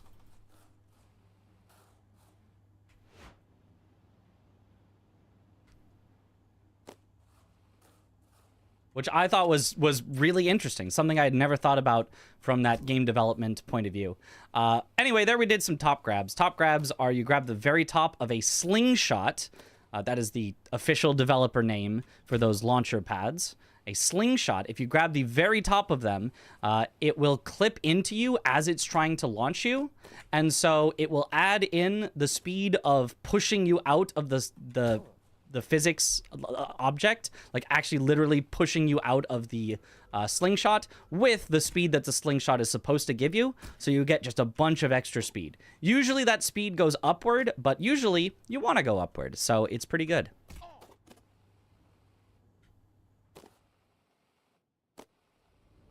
Right here in this room, we basically do it as normal for a little while. The only thing is we're going to skip some landings on some ramps and just kind of go straight from ramp to ramp instead of, like, taking the side path. So here we just go straight to the next ramp. Boom, very nice. And here we start to get into some interesting skips. Let's see if I can get the first one. If I bounce off the wall and then flip up, not quite. Couldn't quite flip up enough. You can flip straight up there, but the backup here is to just climb up this, bounce off the wall to get a little more height, climb right up there. Ooh. And I was trying to get up to that next level as well, but there's a backup. You just go along this ramp to get some speed. That will get you straight to floor 3. And then from floor 3, we can do this little backup. Keep speed. Oh, unfortunately, not quite enough speed. So we'll just have to go back and do it the normal way from here, but that's not bad at all. Almost got a very, very nice backup, but it is pretty tough. Okay, here at the end of these ramps, the final, like, curved one, we're going to try to keep as much speed as we can, but try to send the speed upward instead of sideways. Ooh, did not get enough speed. Okay, that's okay. We're just going to have to redo a little bit of this. So, back to this spot. That'll get us back up to floor 4. And we can do it again. It is a very important skip that we get here. So going for it and not quite getting it is still better than just, like, going the normal way. So again, we try to get as much speed as we can on this, direct it upward to go onto this ramp with as much speed as we can, bounce off the pillar. Oh, no! Oh, that should have made it up. Somehow I did not quite get enough height. We will redo it one more time. Surely I get it this time, though.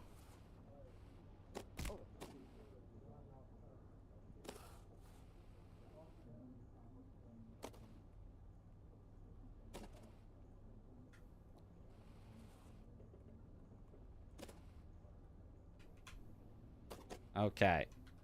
Keep as much speed as we can. Beautiful looking. Bounce off this. Nice. Made it all the way up. Didn't even have to grab. That is the perfect version of the skip. Let's go. Harder than Sekiro. For sure. For sure. You know, it was a third try, but at least that third try was the perfect version. For cogs, all we're really going to do is do it normally, but try to grab all the cogs from the bottom of them if we can, so that we can just instantly release and go. If you grab them too high up, you might have to spin around one time in order to get the right launch, but if we do it from the bottom of them, we got it. Nice. There are these nice red marks to let you know exactly when the developer intends for you to release these, and they're actually super helpful. They're very well placed and correct, and if we release on those, we will keep just the right speed.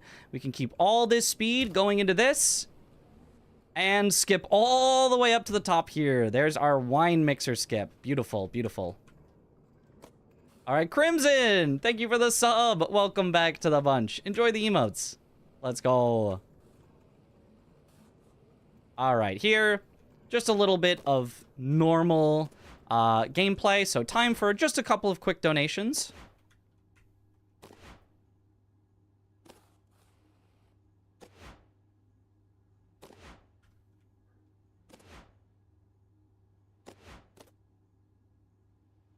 And we're back from the donations. So here we're doing middle manager interview. There are several different ways through here. I'm gonna do the easiest version since this is a marathon run. I'm gonna try to just drop down here and keep my speed.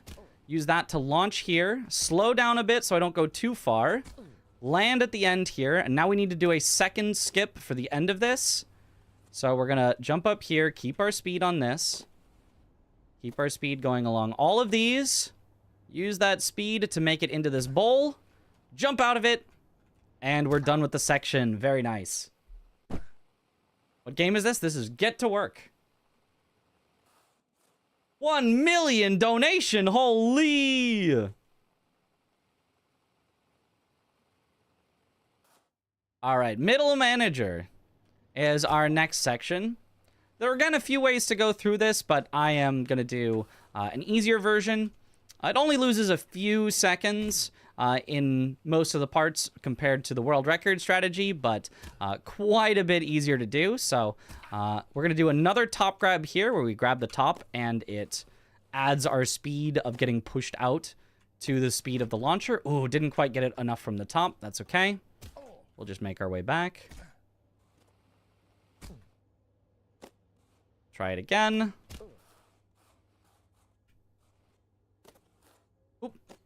Little too late on that one. Very nice. All right, and that launches us all the way up to here where we can then keep our speed around this section. It's a little hard to control, but if we keep it all, we can make it up to here, bounce off this wall, and get into this later section. Play this a little intended, just going from ramp to ramp like you're supposed to. But then I'm actually going to stop here for a specific speed setup. So if I stop right here and go, I can hit the very top of this diamond, which gets me enough speed to hit this, which gives me enough speed to go straight to here, all the way across, boom, launch up, and get to the spot where we're going to do our next skip. All right, this one is very hard for me. It's called the white ramp, or at least... the community has a lot of different names for things. One that I've heard is white ramp. So we're going to use this slingshot. I'm going to try to grab it as low as possible and keep the speed from it going off a couple of ramps to skip all the way up a certain section. So boom, hit there. Oh no, we bounced on the wall. That was almost it. That was very good speed. We just bounced a little bit. So I'm going to try it again. I do have a backup if this really does not go well, but we can probably give it at least a few tries. It is very cool if it does work. Okay, so go off the slingshot again, as low as possible. Keep as much speed as I can. Try not to bonk. Beautiful, beautiful, and we've made it. There we go, the Doinkler skip. And then into the department head skip, which is just really easy. You just crash into the wall and go up. The developers apparently tested that during testing, thought it was impossible, and said, okay, good enough. It was not impossible. Turns out it's actually very easy to do. So, oops. Sorry, Steven, for breaking the game.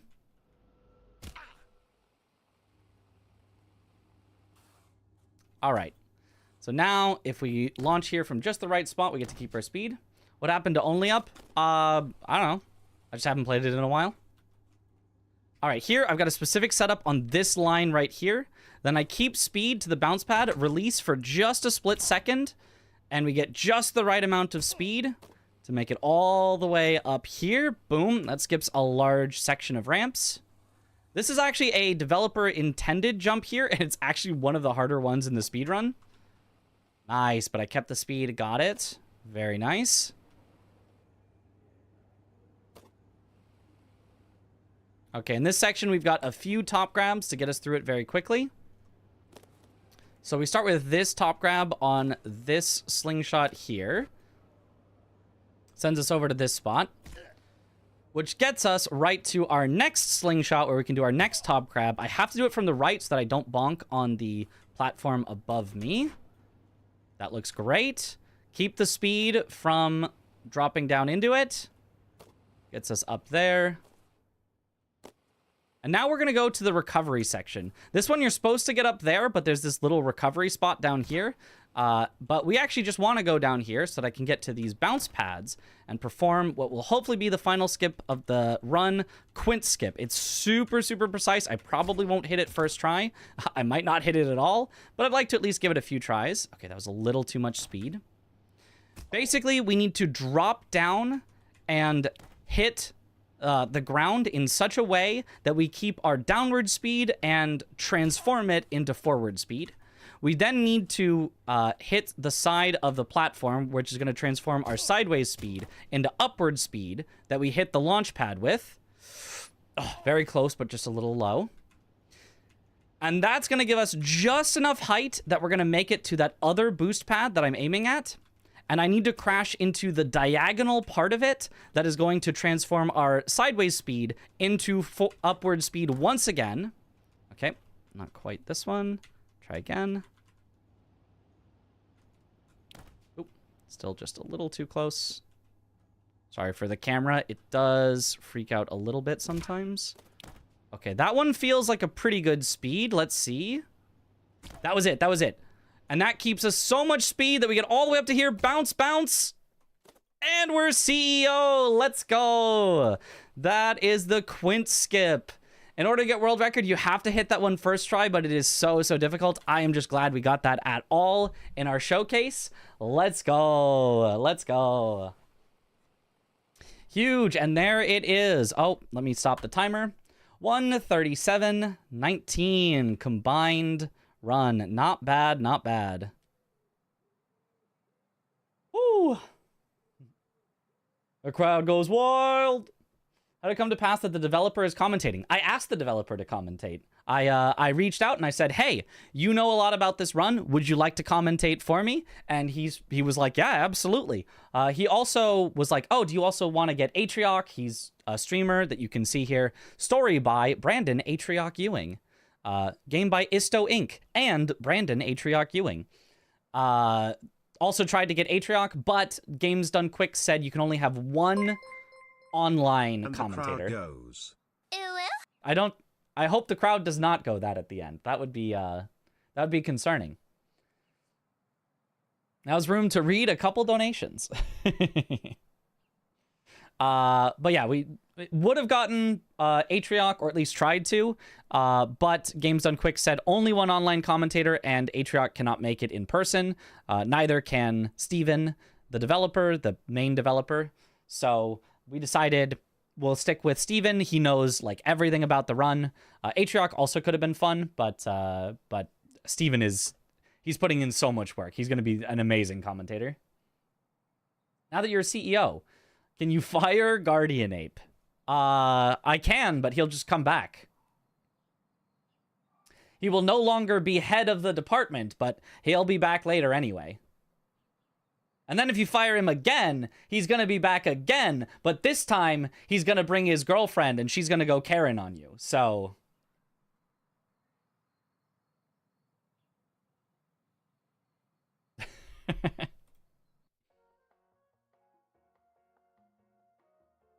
that's job dedication right there. We ain't doing that. Also, I do want to mention for YouTube chatters, my multi-chat has died again. I don't know what's up with it, so it's displaying messages from a while ago. The names are updating, but the messages aren't. So if somebody from YouTube types something, it will show that there was a message from a YouTube chatter, but it will say that you're chatting the thing that somebody else said a while ago instead. Because the names are scrolling and the messages are not. I can only see Twitch chat because I have a separate Twitch chat that I have. Which is very annoying. I apologize, YouTube chatters, but I don't know how to fix it. What if I turn off all the chats and then I turn back on just YouTube? Okay, a YouTube chatter. Send a YouTube chat. Nope, it didn't work. I see that Gagan sent something, but no, it did not work. It is just not updating. Weird. Can I get it to refresh? No, there's no refresh button on this. Dang it. Wait, refresh? Wait. Launching? It sounds very fun, don't mind it. People riot. Wait, I think I got it. I think I got it. Rip YouTube chat. No, no, no, we see it now. Yes. Okay, there is a refresh button. Cool. I didn't know there was a refresh button, but I found it. Excellent, excellent. Now I can see both chats. Welcome back, YouTube chat. Yeah. Twitch chat was definitely not talking bad about you behind your back.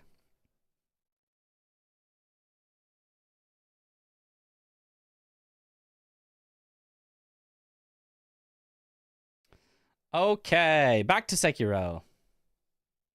Hi, YouTube. Caught.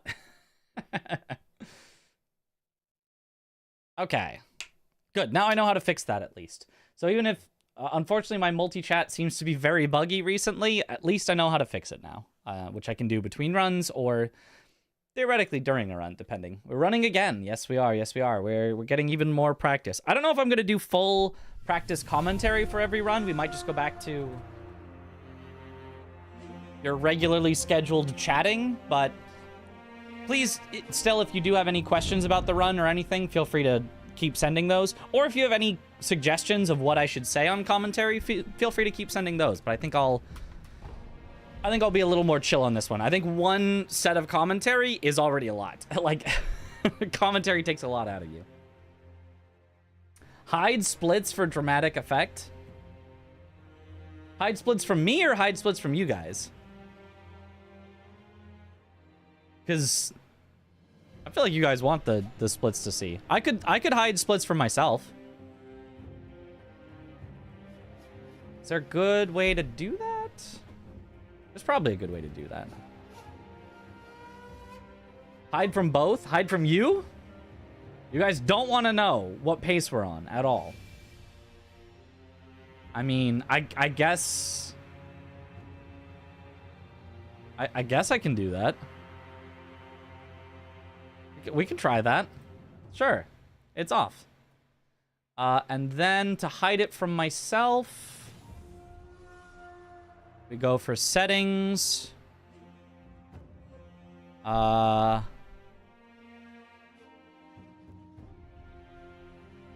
Where's the always on top? It might always be always on top for live split.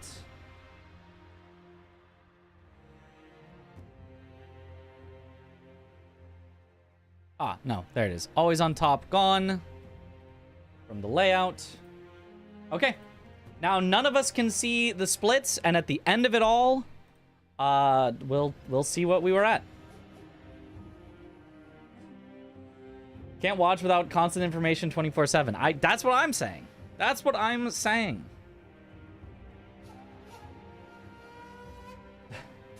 Get world record with no splits? Well, it would not count then. Not that we will get the world record, but we'll see what happens. The shifting numbers brought me comfort. That's what I was saying, but people said they wanted to be hidden. We'll try one. We'll try one. We'll try one. Guess he is not down for only up. I mean, I like only up. Just not right now. How do you know if it's a speed run? That's a good point. That's a good... How will you know? You sure? You sure you guys don't want to see it? I cannot see it, and you guys can see it. That's fine. We can do that. No splits doesn't necessarily mean no timer. Yeah, there will be a... Oh, you want like a... You want a second live split that I open where I close the splits and then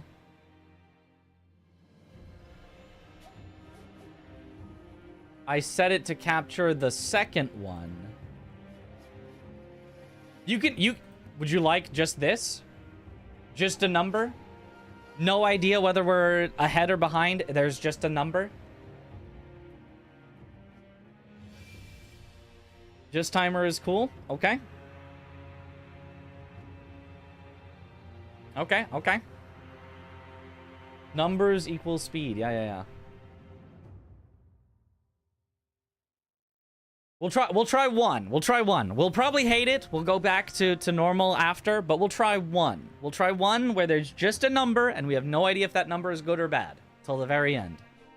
You can just memorize the split times. I think no timers go. Well, I'm not even memorized the split times. I'm not doing that. I won't know.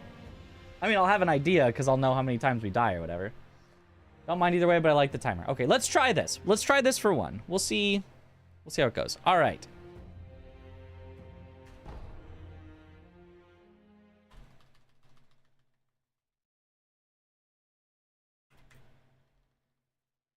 Count it in 3, 2. Oh, I forgot to count it in. Well, whatever. Here we go.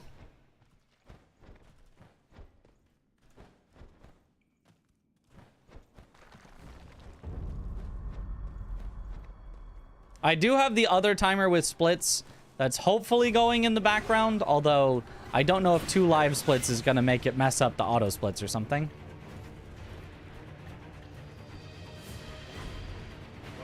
So we'll see. You know, this is how Pumpkin, the world record holder, runs. He just runs like this, no splits. It is unhinged.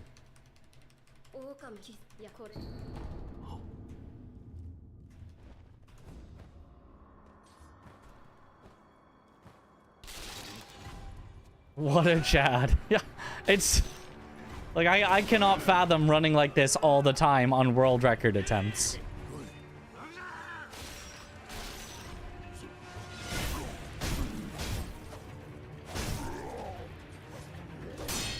He backed up a lot there. That is not normally what happens.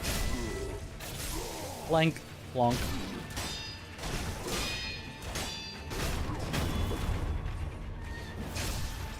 Pumpkin 7 is just him. He really is.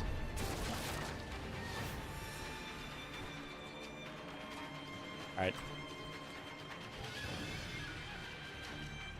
I can tell already that this was not our greatest tutorial, but should be fine.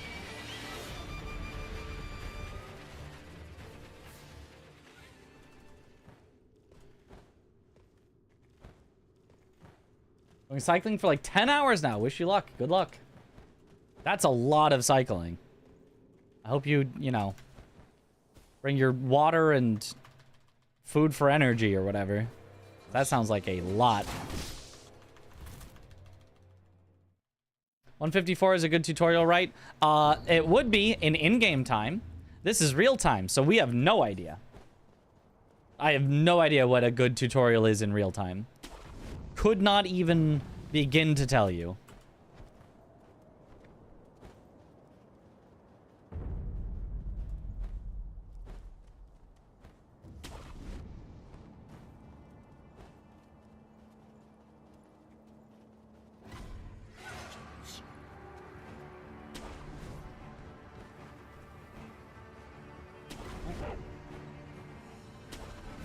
We're doing Plink math. I can sort of see that.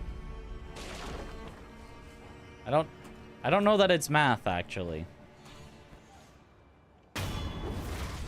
I love Plink.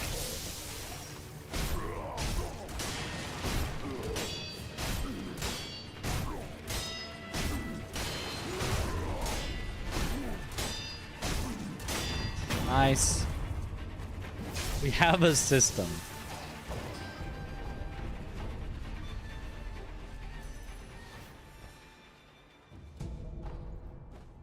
Okay, that was really good. Dies, but Mitch don't realize it has second tries. That's Sekiro. When Father Owl says obey, and Mitch dies anyway, that's Sekiro tilde. Tilde.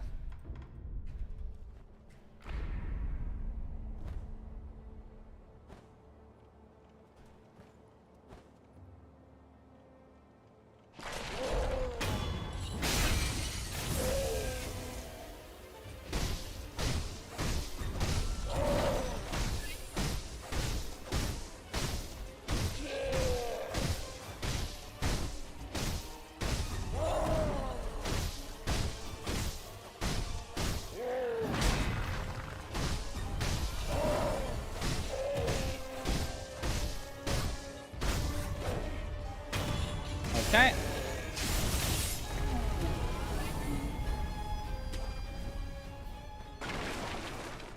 You know what? I keep looking over and expecting to see the split happen every time.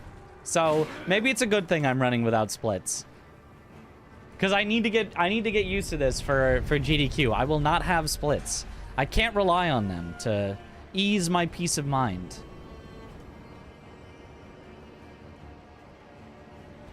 Time for the double canyon? Absolutely not.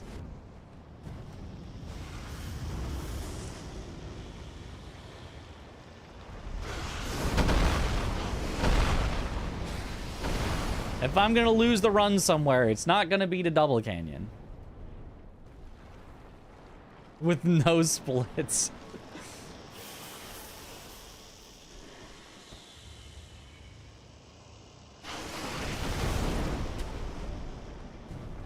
Double canyon, yeah. You don't see the splits and fail the double canyon, you won't feel bad. Yes, I will. I would always feel bad.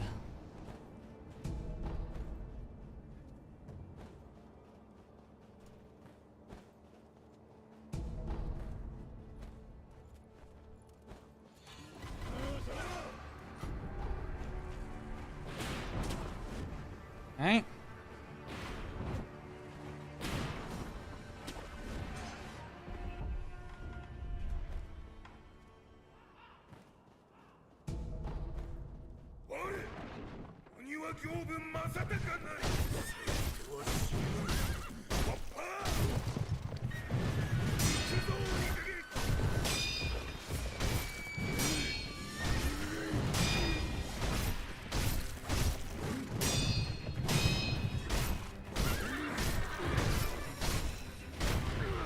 Beautiful.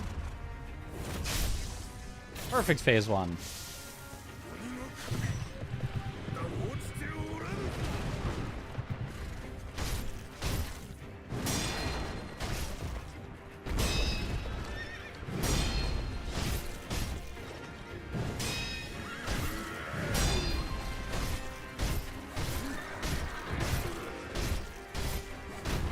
Very nice. We're a little far from the stairs, but otherwise, excellent. Excellent, Gyoubu.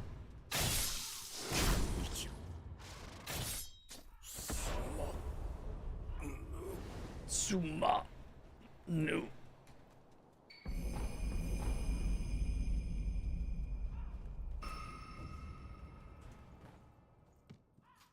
When and where can you watch the actual GDQ run? It will be on Sunday, July 6th at 6:30 p.m. Pacific, 9:30 p.m. Eastern, or if you're in Europe, that would be like early morning of the 7th.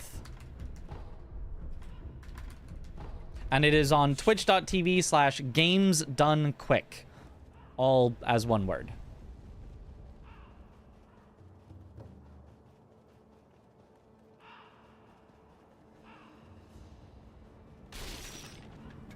GDQ hype. What about for Asia? Then I guess it would be earlier. It'd be more like noonish. But that would be on the 7th, because it'd be like noonish on the 7th, I believe, based on time zones.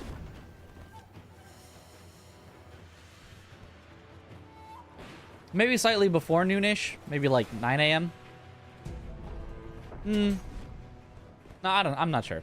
Somewhere. Haven't been accepted, just joined.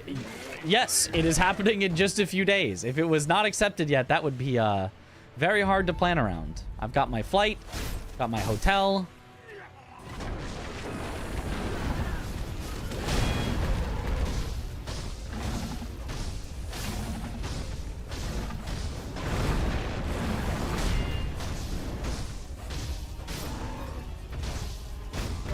Okay, good bull.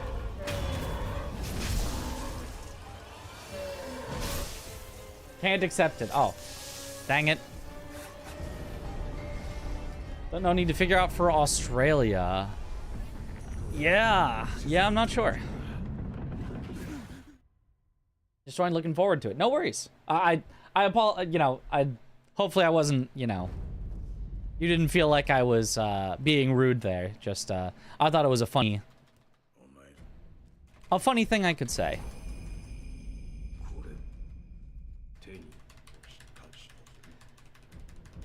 9:30 p.m. or a.m. Eastern? PM. 11:36 a.m. for Australia. That makes sense. That sounds right. Oh, so I guess it's noonish Australia. Australia is east of Asia, right? So Asia would be a little earlier.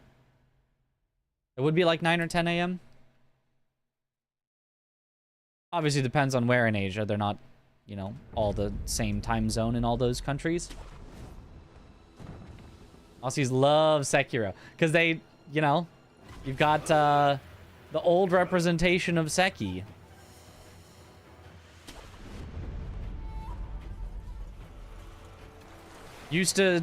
Australia used to be #1 in the world at Sekiro.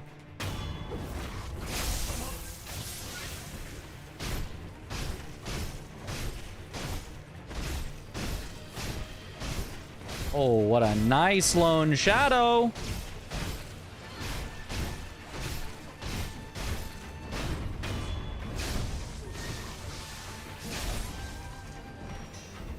Well, where you get question about answers, you just give. Yeah, and to be, I'm not. I feel like I'm like flustering, like I'm going back on myself more than I should. Just, I don't mind getting those questions. I just like to take the moments to give funny answers if I feel like I can. Not because I'm frustrated, just because I thought it's funny. This run is too good to be true. Check in PC. Well, how do we know that? We don't know if it's too good to be true. We have no idea. Is it even on a good pace? I don't know. It did have a good Gyoubu, good bull, good lone shadow.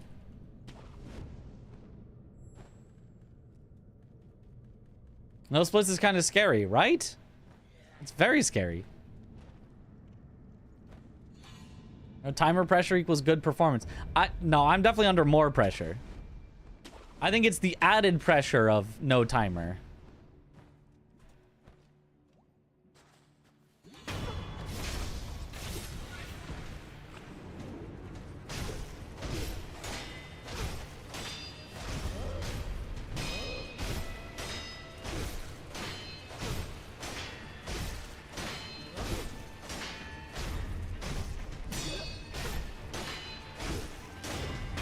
Excellent. Enemies can smell the fear of your splits. No splits clears this up. That's got to be it. Plonk.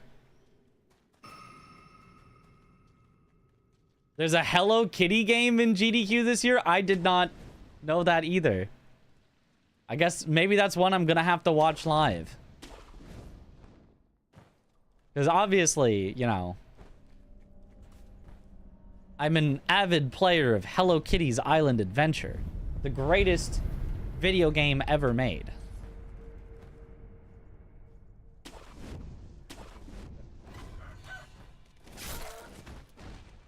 Obviously.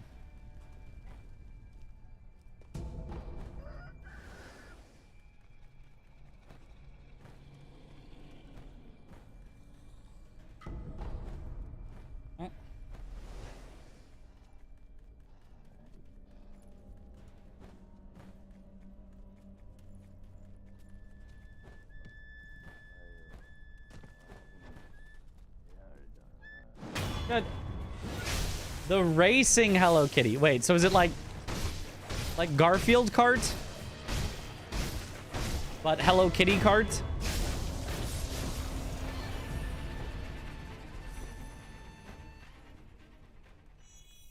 You missed a run, unfortunately. But you're here to see this run, which might be the greatest run we've ever had. Or we might be 7 minutes behind already. We'll never know.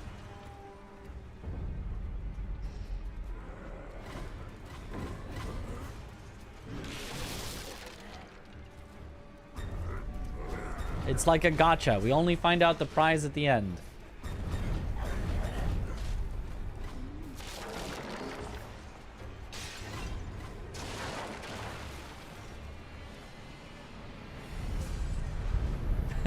Yo, thank you for the congrats on world record pace. I can't believe we're 18 minutes ahead of world record already.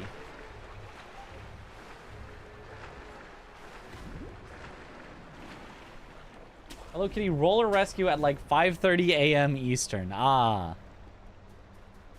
Possibly in the silly games block.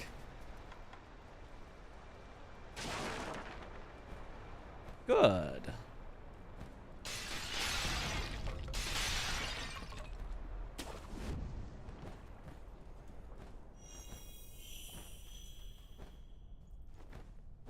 Good.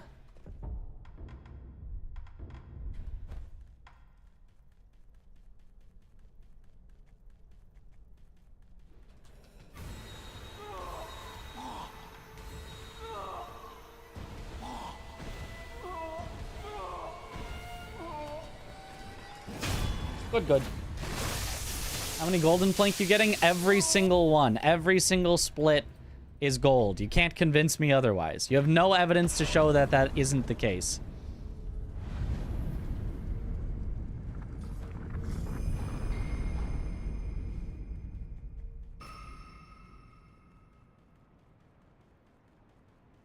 You should guess that at the end.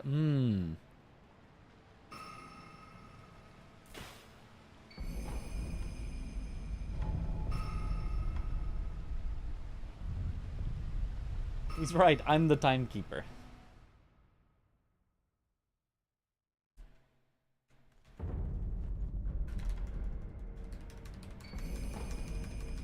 All right, we won't gold this one because I'm enhancing my physical attributes here. Which on some other runs you don't do because you enhanced them earlier because you had a bad lone shadow and you want to salvage Snake Eyes. Hey, listen. I'm listening.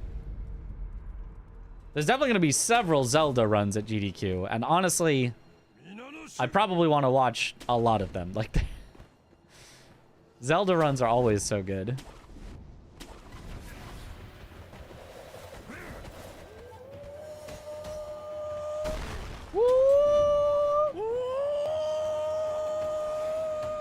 Good. Glad we're all on the same page. No!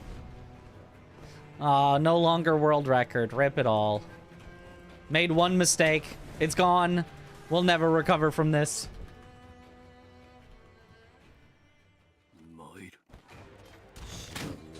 I will never financially recover from this.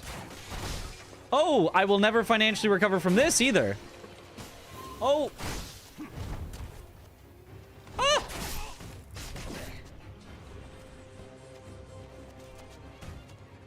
Okay, well, I guess I have to just fight him. Shouldn't have deflected that. Ah! Shouldn't have tried to hit him there. Yeah, I am not sure why we didn't get him in the corner how I wanted, but it's fine. I will fight him the way that I will also fight Inner Geni at the end.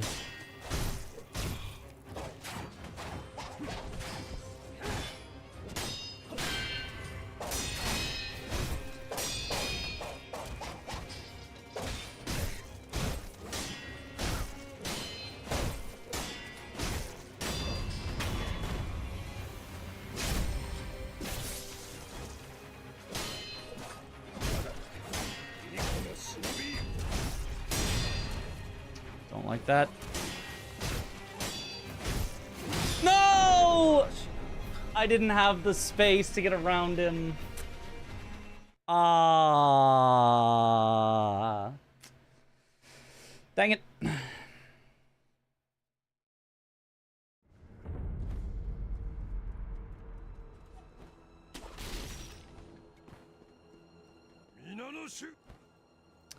Yeah, I guess I had to just deflect that one. Once you're in the corner, you just have to take the lumps that you get.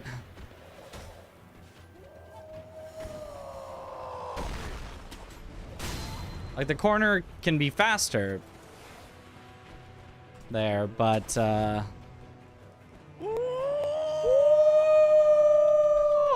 but it's also more dangerous. than fighting him in the middle of the room.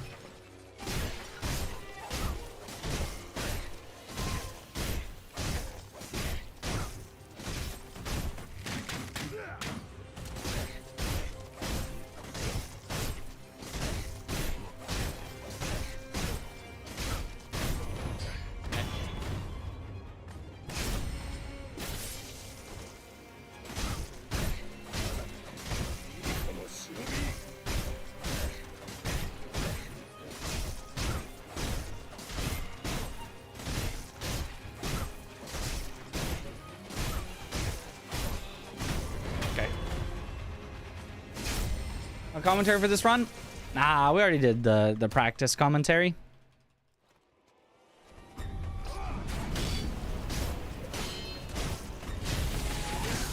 It's too tiring to do that like many runs in a row. Unlucky. Come on, Genny.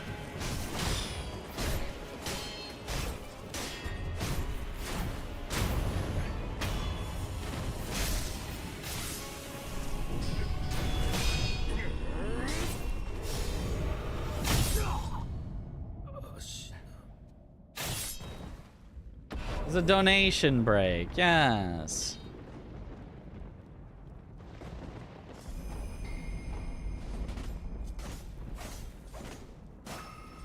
Mostly just, if I don't get him in the corner, I have to just accept.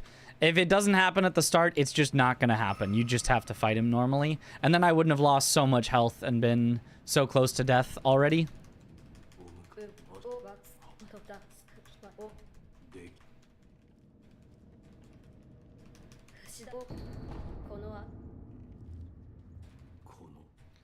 You can max your vitality in first playthrough, yes. As long as you do the purification ending, you should have maxed vitality in your first playthrough. Where splits? We're playing without them. Chat requested it, and honestly, it is good practice, because I won't have splits at GDQ. Is 0 lightning faster than 2 lightnings, but the second one doesn't matter since it's so late? We can do the commentary for you. Yeah, so here we set up our genie keys. Oh, that didn't work, unfortunately. I guess we have to fight him now. Come on, Genie. Genie. Brian, you're way off on your pronunciation there, Brian.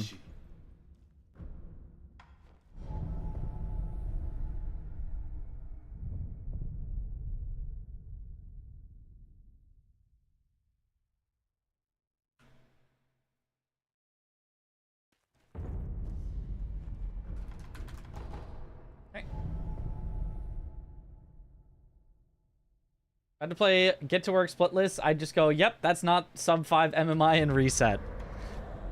Yep.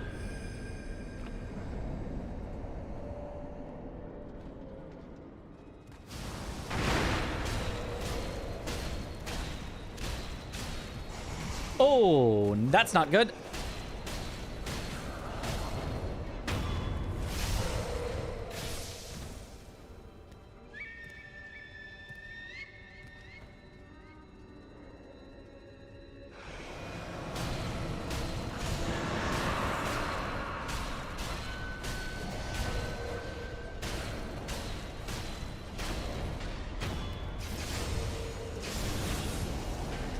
I rotated around him too far, so he turned the wrong direction and got me.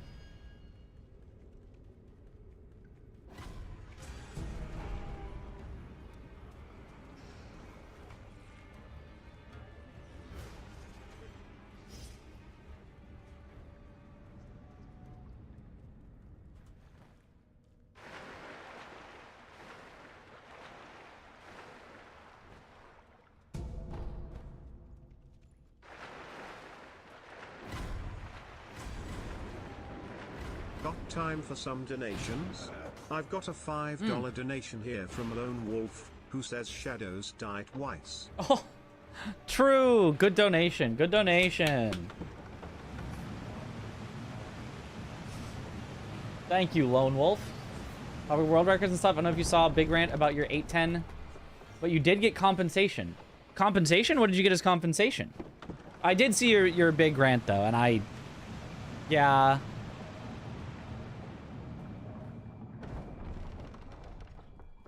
It's definitely a situation where it's gonna suck regardless.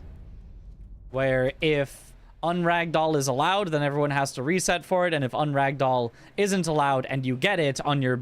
Oh my god, what a ridiculous start. This is my best start ever. No, unragdoll happened. No, the run is invalid. Like, it sucks either way.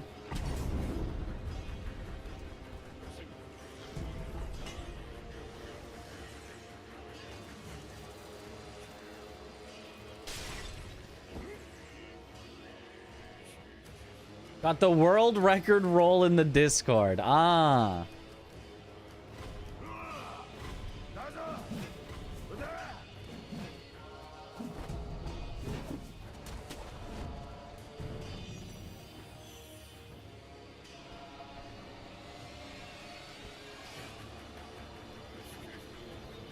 Oh. That was supposed to be a forward jump.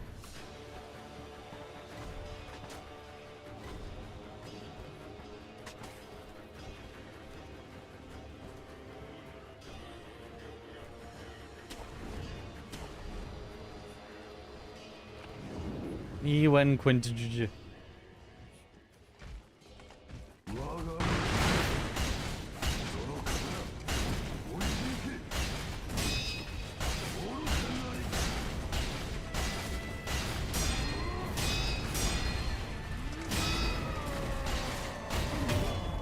Very nice. Roberto.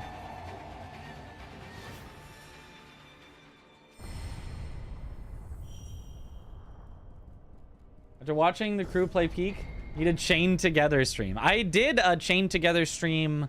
Actually, I played it with King J.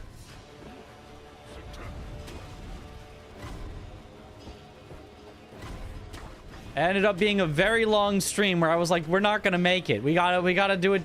We gotta finish tomorrow. And he was like, no, we got this. And then we got this.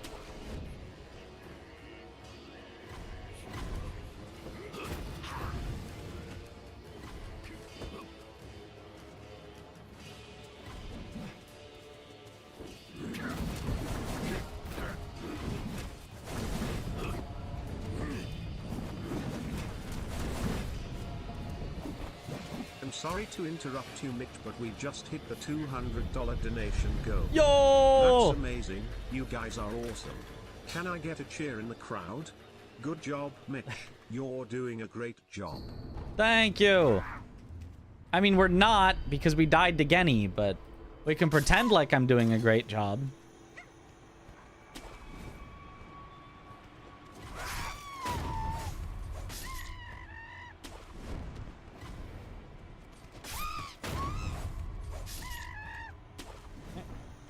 Is there a VOD for that stream?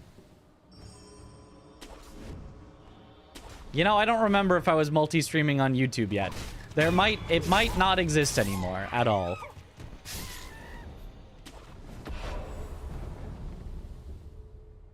It might be gone forever.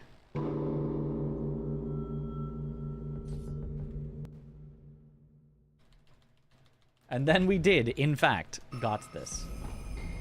Wide variety of emotes in this chat and finding...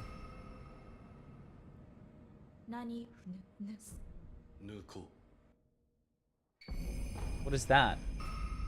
Oh, is that a swimming monkey?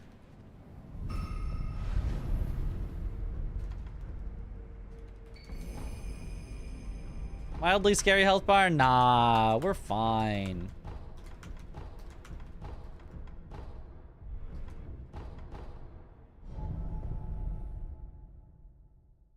It is, in fact, a swimming monkey. Perfect.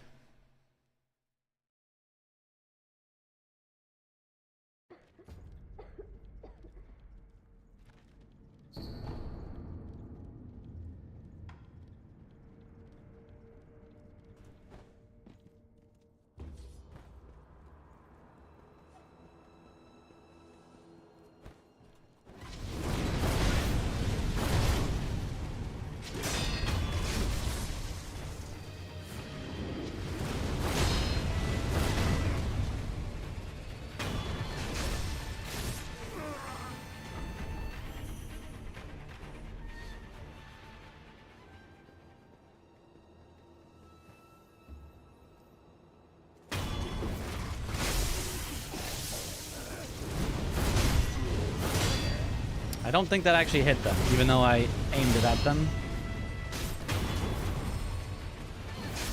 Oh, maybe it hit a few of them.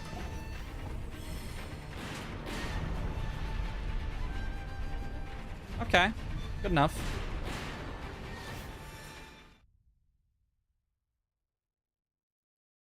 I ate the splits crunch. Cinematic bullet dodge, yeah. You gotta get some of those in.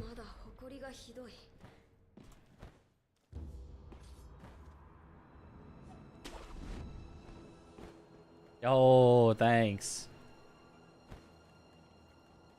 I work on my commentary. I don't know that I work on my voice itself, but I work on my commentary, so I'm glad that that people like it. Can you? You almost certainly can work on your voice, right? Like, not just singing. Obviously, there's singing coaches and stuff that you can do to be better at singing. There's almost certainly a way to work on your speaking voice.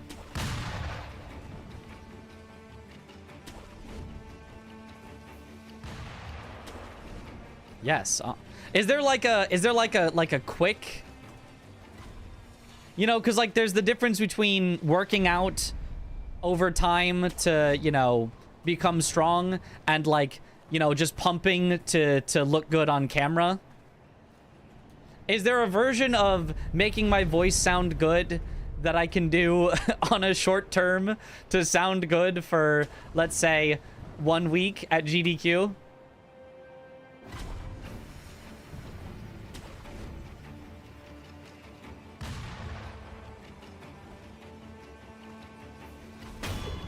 Good. Helium balloon. Surely that would be better.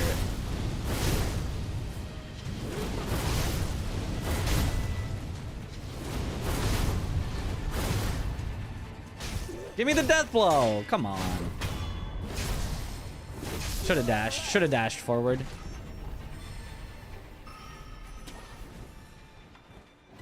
Oh well. Rejecting your voice from your chest. Yeah.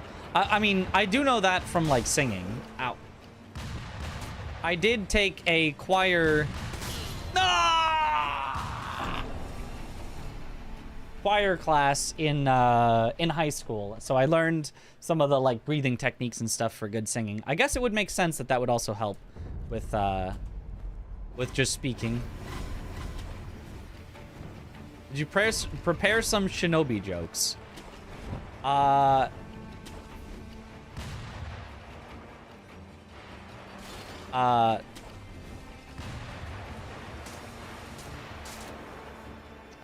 Hold on. I'm working on a spontaneous one.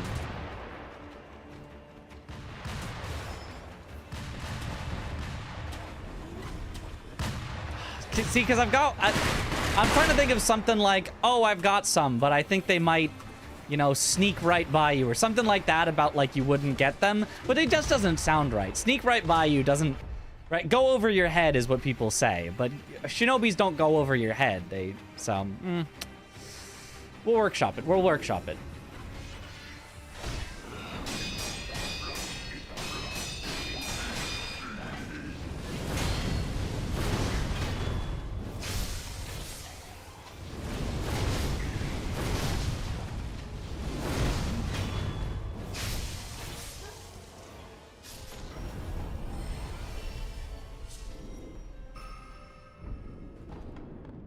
Got a $10 dono from my sniped Mitch, they say gotcha. Gotcha. He really did, that darn sniper. Mods, can we get that sniper banned?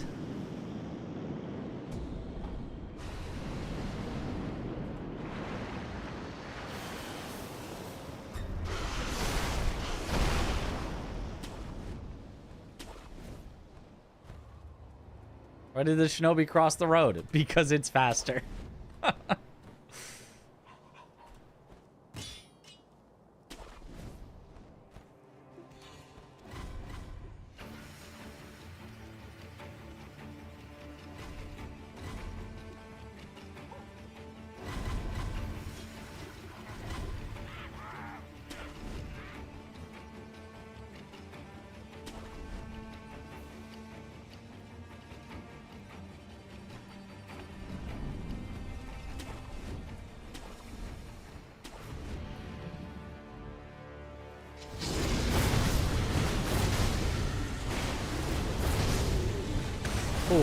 that's not a headshot. It's fine. Doesn't matter. You got their name? Yeah,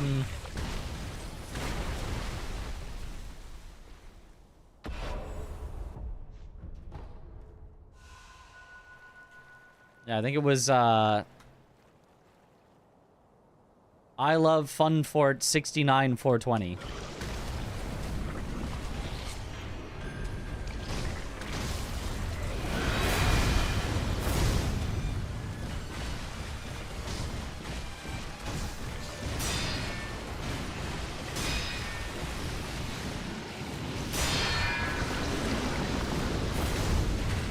Nice. The monkey has a phase 2? Yo, thank you. I too hope I have an awesome day. Got a $5 dono from Guardian Ape that reads "Owie my head."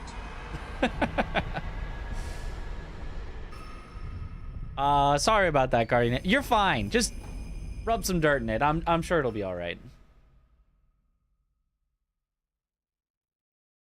You know, we do go overhead, you know, the Goomba stomping. Yeah, but like, I didn't feel like that was a good punchline. For defeating Monkey, you've been promoted to Junior Financial Analyst.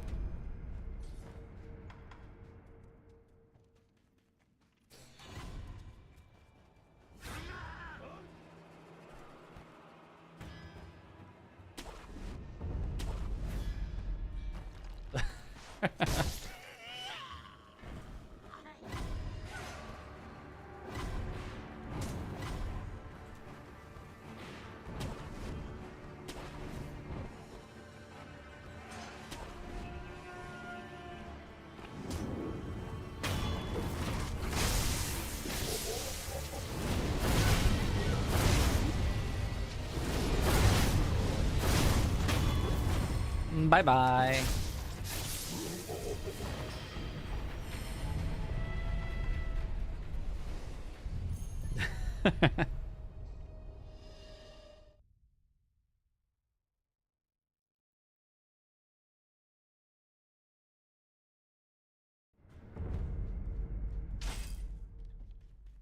Good. I keep trying to look over to see the splits to try to reassure myself. Surely this run's not that bad, but there are no splits. I have no reassurance. Maybe this run is that bad.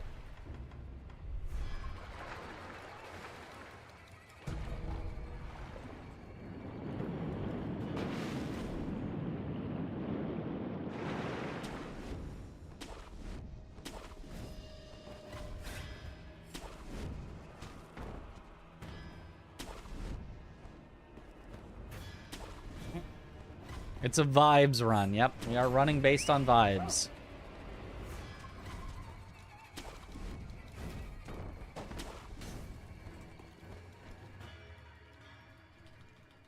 New category, Sekiro splitless. Well, Pumpkin would destroy that category. Nobody can come close because he just runs the world record with no splits. It's just a thing that he does.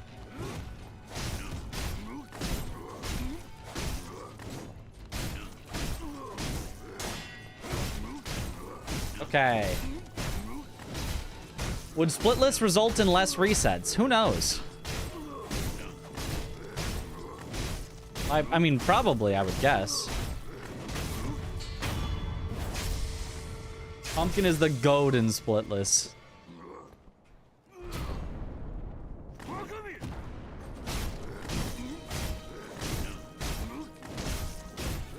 Have I ever played Warframe by any chance? I have not.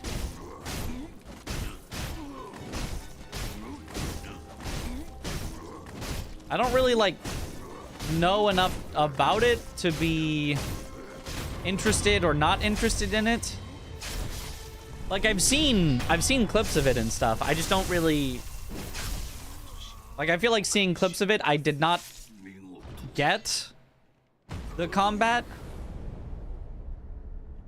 Not like I was like, oh, this looks terrible. Just like I was like, I don't really understand what you're doing and what like the interest is and like what's skillful or, you know, what you're, you know, doing at any given moment.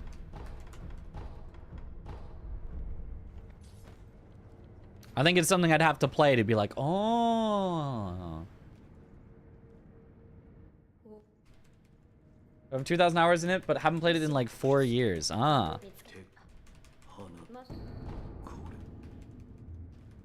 At a certain number of runs, splits are probably not worth it. Oh, splits are definitely worth it, but... Can't run when I'm not seeing if I'm doing good or bad. Yeah, it's tough. But I'm gonna have to do that at GDQ, so this is good practice. Mostly about flipping out.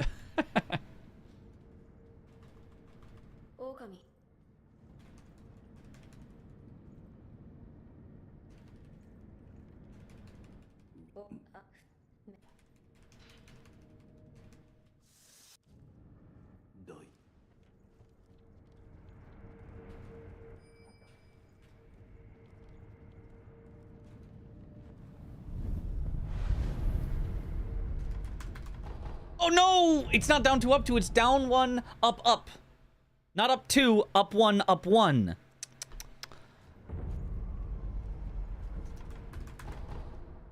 I forgot. Doing quench attempts, got 3 times only to realize you're not recording. Ah.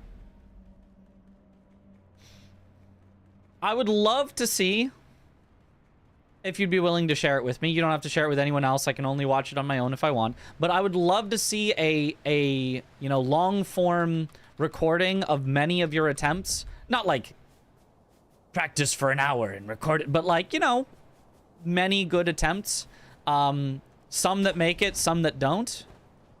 So that I can try to see, you know, and try to figure out from yours what I can improve on mine.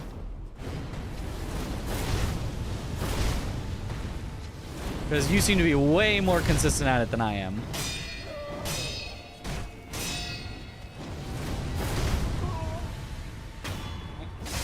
You have one. Ooh, okay.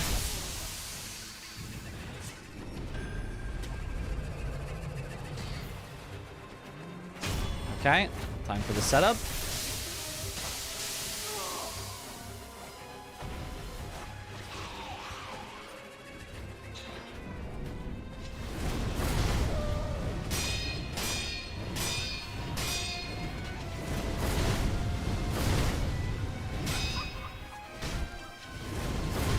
Beautiful. 24-hour quint attempt compilation. And it has input display. That's what I really need. Let's go. Warframe is mostly a power trip fantasy and has in-depth story.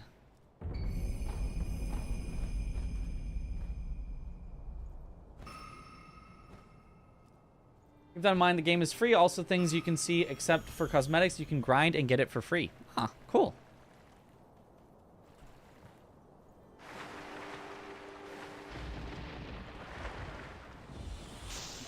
I think that's the right timing.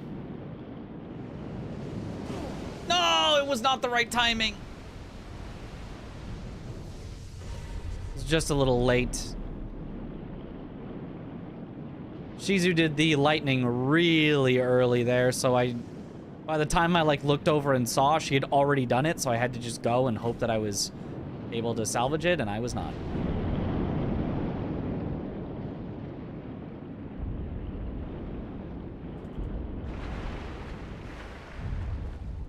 Uploaded unlisted, put timestamps at the fails, and explain why they failed in the description.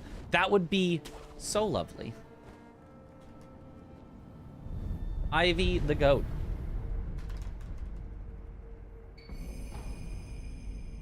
think there'll be at least 4 golds in this run. It's possible.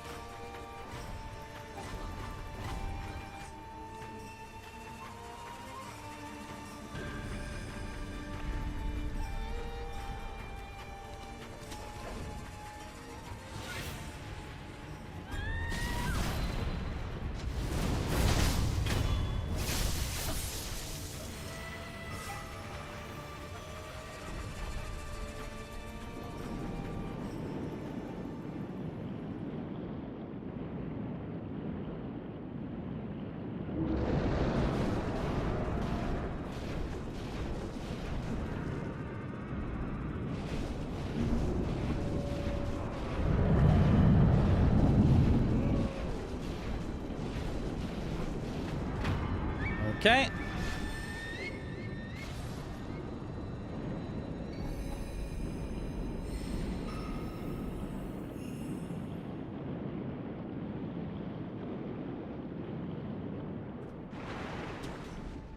Good.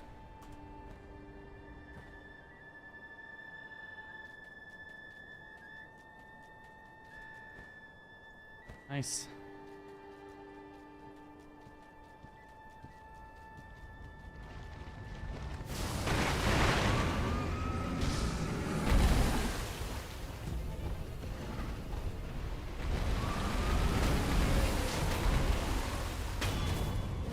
All right.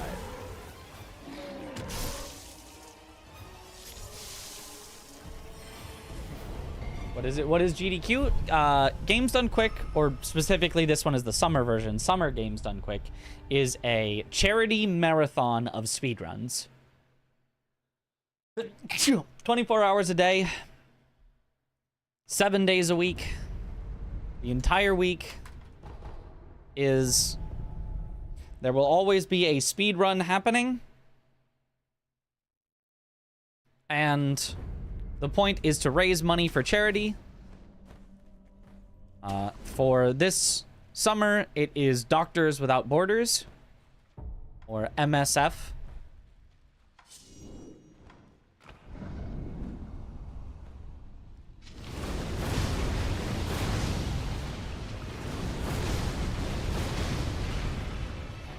So as we're doing the runs, people donate money.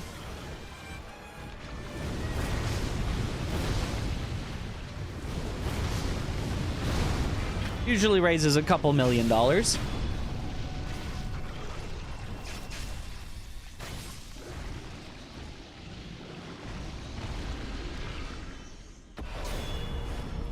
you couched for any other runs? Yes, 2 runs. Bloodborne by Blanks and Monster Hunter Wilds Bingo by Captain Domo and Blanks racing each other.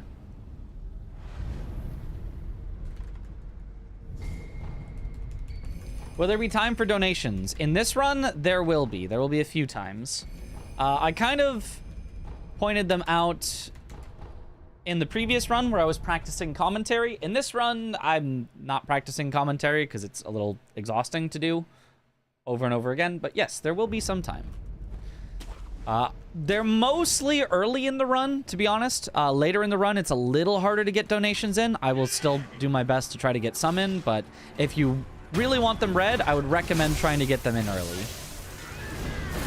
That still by no means guarantees or even makes it all that likely that your donation will be read, because there's going to be a lot, but it's a better chance if you get them in early.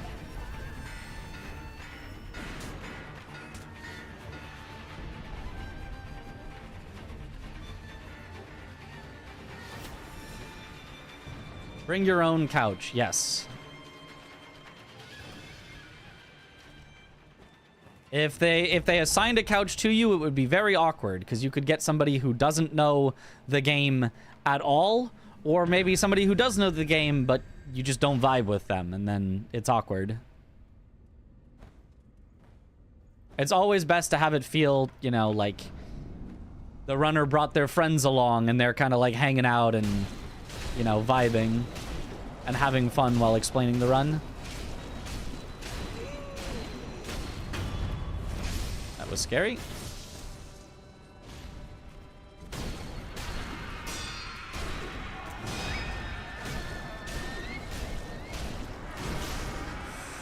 The insta slam. Jerk. All right. Are you familiar with the Bloodborne speedruns as well? A little tiny bit. I know about like beast blood pellets and, you know, the werewolf skip and like things like that. Like I know about the general stuff, but I have not played the game actually, and I have never run it myself. So I'm gonna get Blanks to explain it to me. Have you seen the Doom 2016 dev reacting to a speedrun at an event? Was it at an event? I thought the Doom reaction was like its own separate thing, not at an event. But I think I've seen that. I might be misremembering, though. I've seen a few of those devs react. Or, in Get to Work's case, I'm going to have a dev commentating the run. And he's going to be the main commentator. He's making a full-on script for the run. Because he knows, like, everything about it.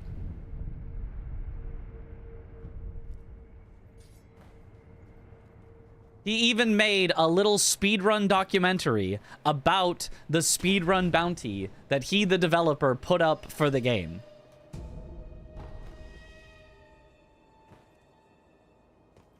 Like, Get to Work is a speedrun game. For sure.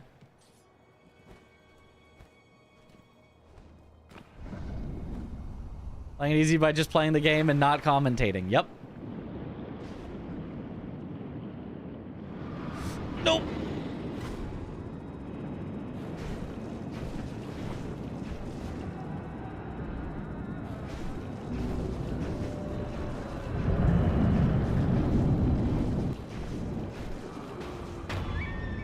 Whew.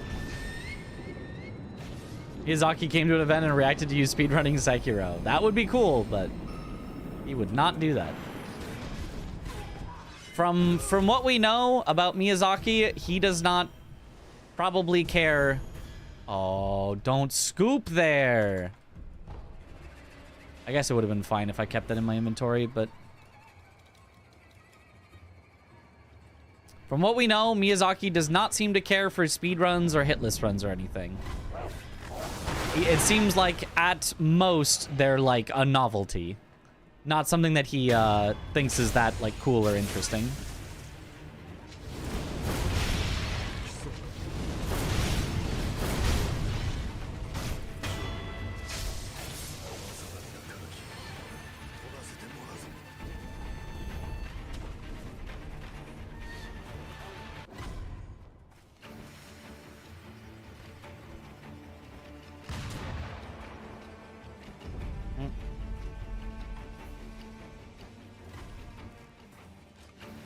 He doesn't even play his games.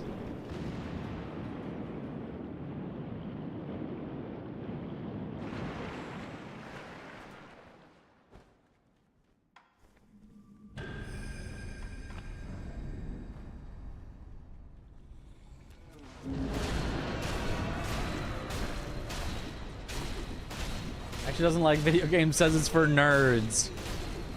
Surely.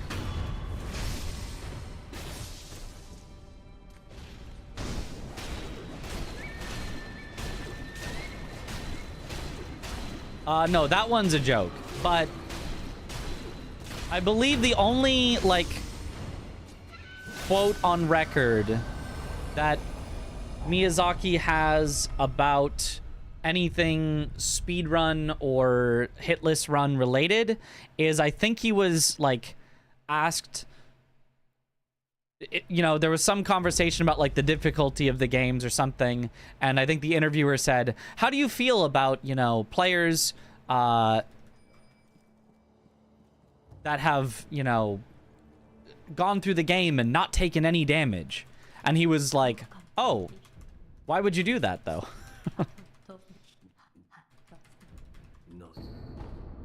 Something like that. He was like, oh, people do that? Why? Or maybe it was something about, like, people that add difficulty, like, you know, doing extra challenges. I don't remember. There was some challenge run thing, and he was like, oh, why?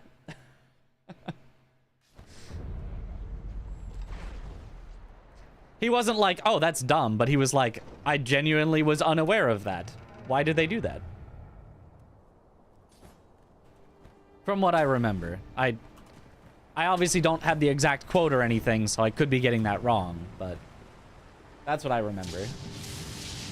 Ishizaki seems down with some challenge runs with his comment about Night Rain solo runs. Oh, what's that comment? I don't think I've seen that one.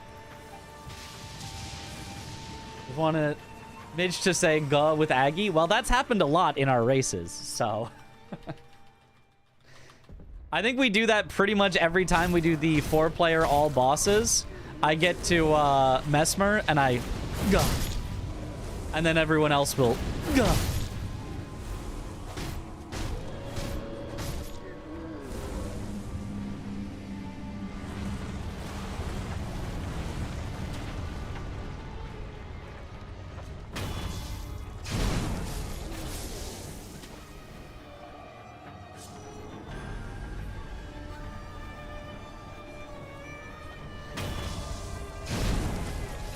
Nice.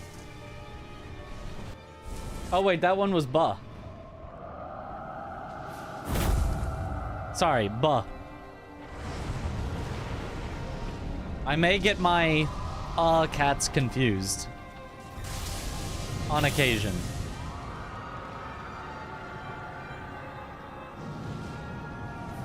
I was a little too far. I couldn't go for the first one. Ooh, and that was either just a complete whiff or just a partial. That was not good.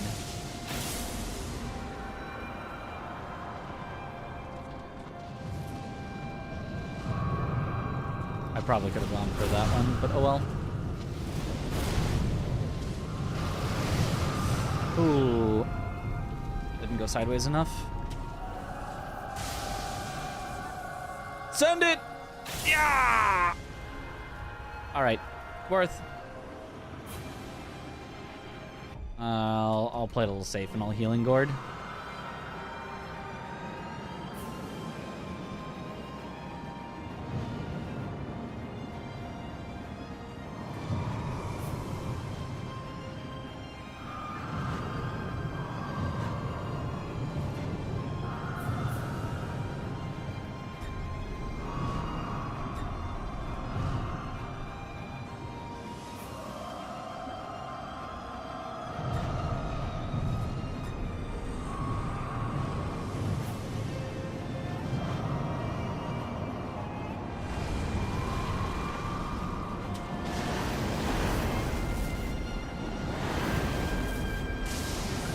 Healing? What is this? Amateur hour? Yep.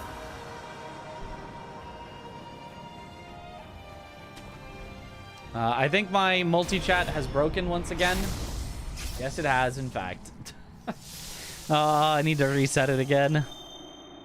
Why does it keep breaking?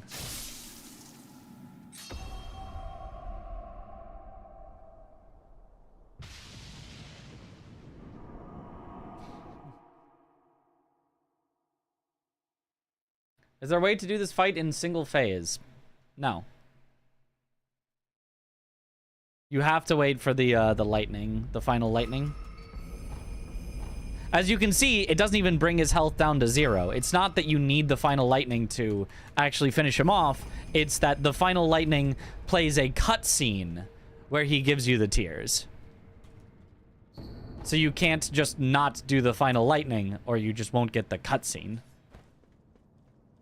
I mean, it's not like a full cutscene in the traditional sense, but you know what I mean. Like, where it sets the state where you can get the tears. It's not do enough damage to him and you get them.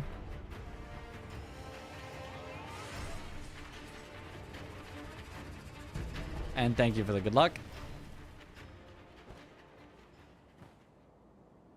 Quinting complete. Nice. $10 from Heim Hockey. They say it's so weird to watch you without a black blue square background. But I'm so proud to see you on stage again. Greetings from Germany. Thank you. From Minnesota.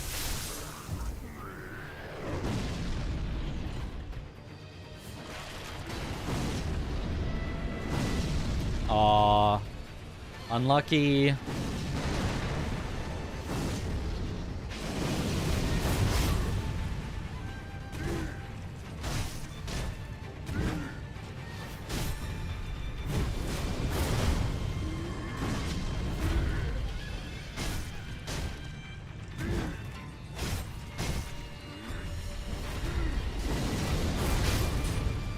Alright, got enough backup.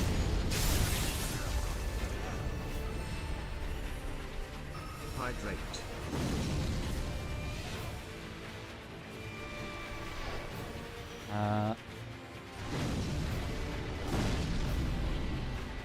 Can do that while warping back from Demon, probably.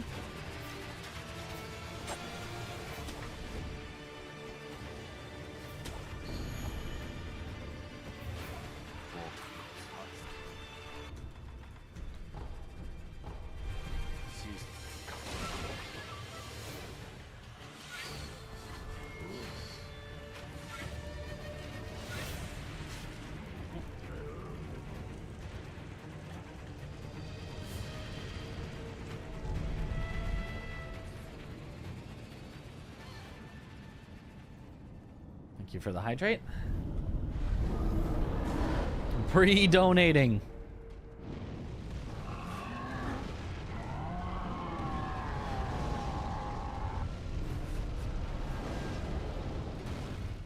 In game chat just because you think it's cool? This game's the wrong chat to put it in. Games would be fine.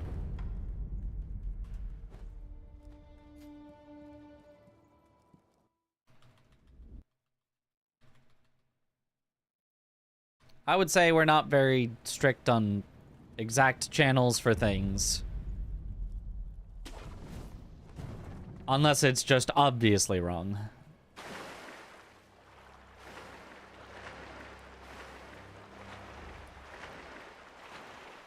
Like, if there's a mention of a game in general, whatever. But if a few people are having full-on conversations about Final Fantasy XIV and everything they're doing in Final Fantasy XIV, in general, it's like, you guys probably move over to the games channel.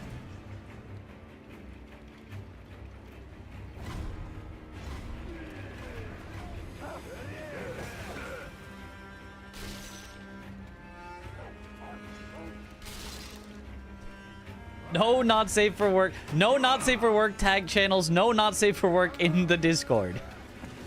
I do not want to deal with that.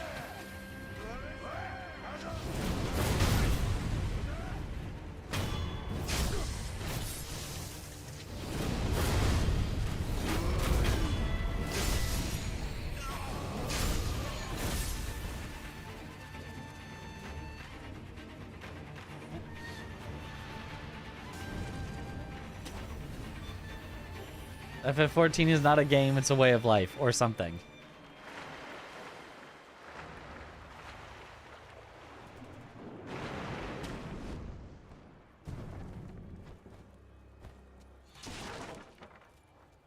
Shinobi Hunter says, Gah!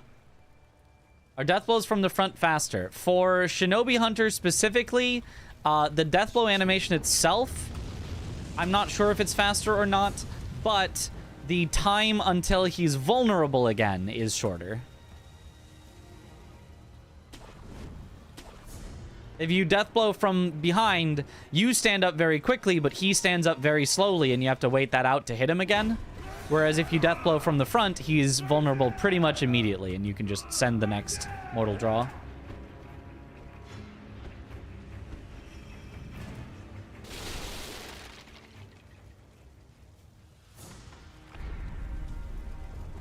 Souls-likes permanently cured you of MMO addiction somehow. They have no power over me anymore. I kind of feel the same.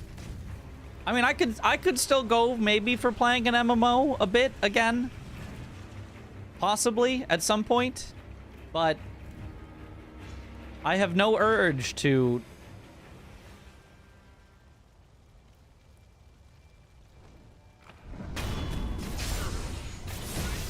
sink infinite hours into them. Now I just have the urge to sink infinite hours into Souls-likes. Which is much better, I think.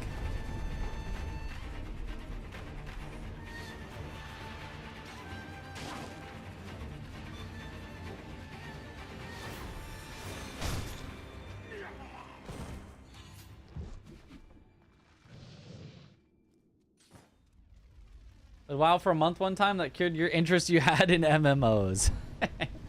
Did you get to max level in that time? Because the leveling is always gonna be garbage in MMOs. It is simply a fact of life.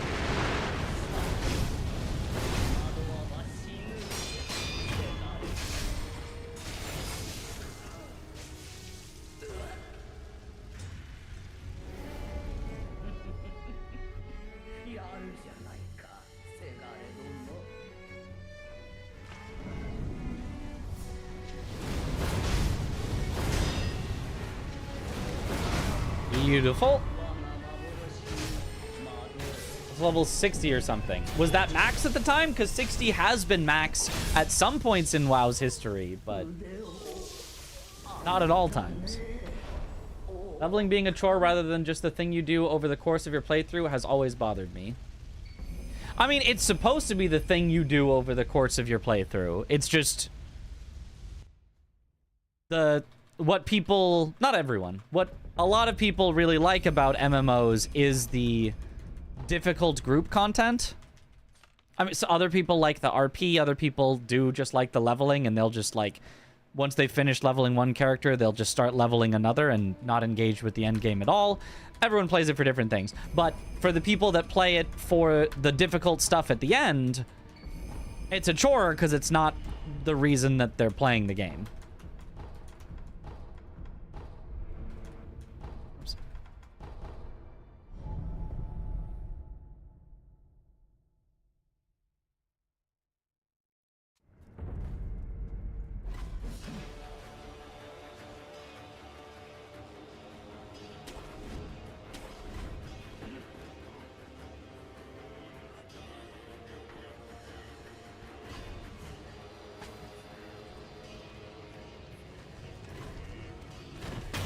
Right, like if you played a Souls-like for the bosses, and instead of the bosses being sprinkled throughout the game, it was you played 30 hours of exploration before you get 10 hours of boss fights. The 30 hours of exploration would start to feel like, oh my, this is such a chore. How do people get through this? It's just that, like, the way that MMOs work is it's all leveling, then it's all end game. So, you know, if you're the type of person that wants to do the end game, you know, you're just going to be doing a lot of not that for a while.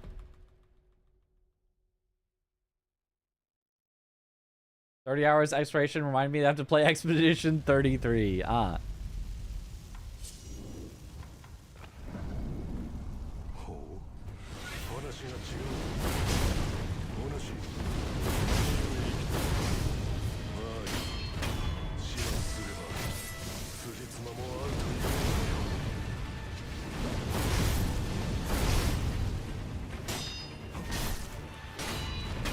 That works. That was very weird, but that works.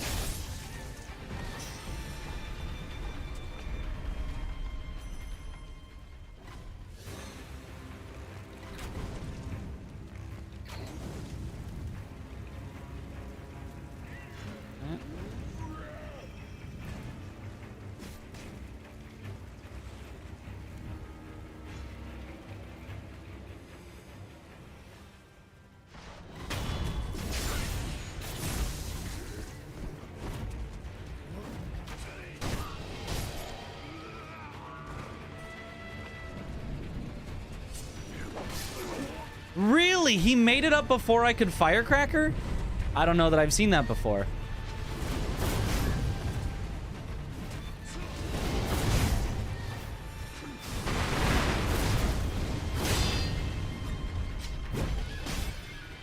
Oh, whoops. Oh, gosh. No, not the stomp. Anything other than the stomp and I won there.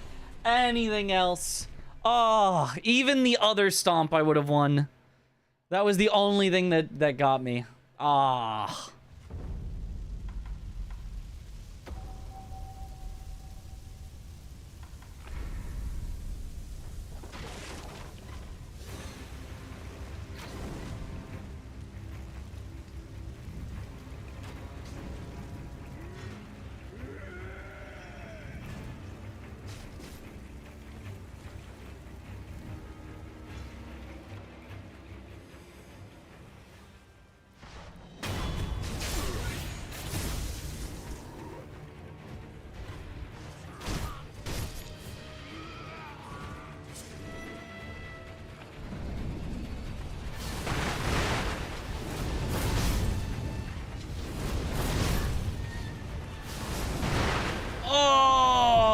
Of course, the one thing that can hit me when I'm firecrackering.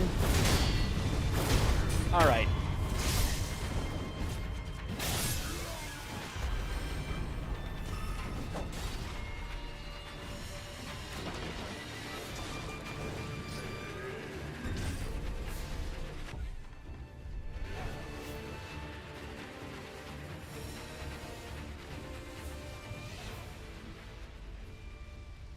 You're supposed to say I've never seen that before for GDQ. No, I've definitely seen that before.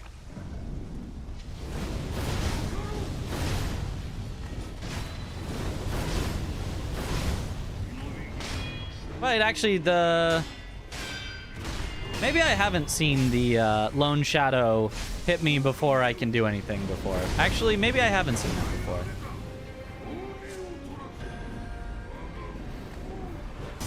If so, it's very rare. Aw, the worst luck. No way! And we trade on that? Oh my gosh.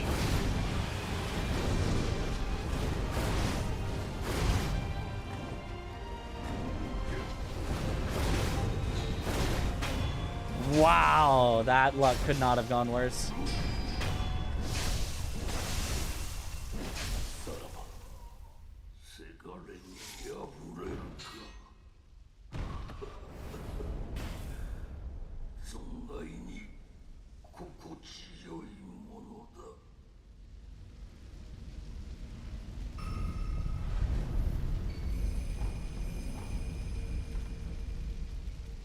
Well, I can tell you we're definitely not PBing this one.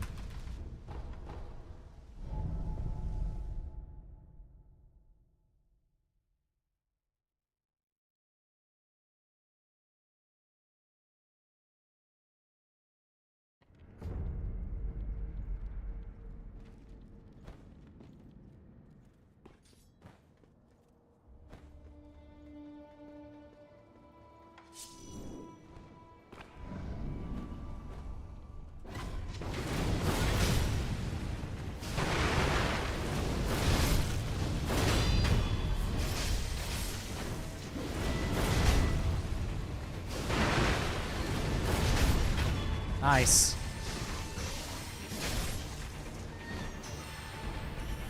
That works.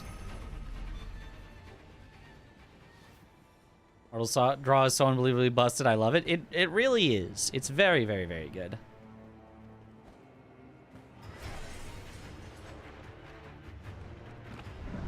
It used to be like the worst combat art in the game.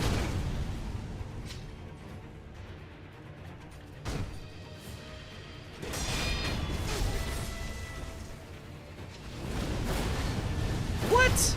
You're telling me that was too early? Oh, God. I don't think there's a way to recover this. Yep, there's actually just nothing I can do there. Ooh. Hey.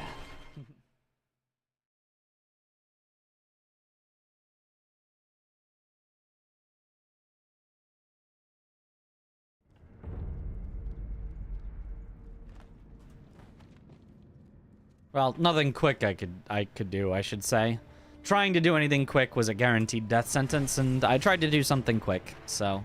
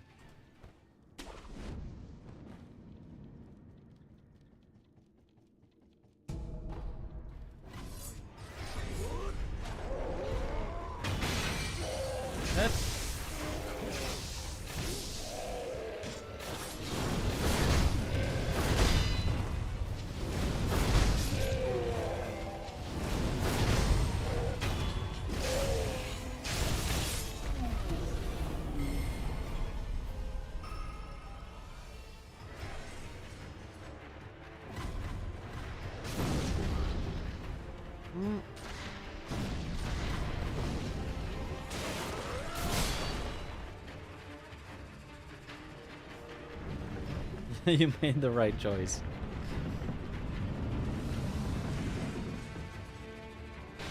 Which always fighting for their own side.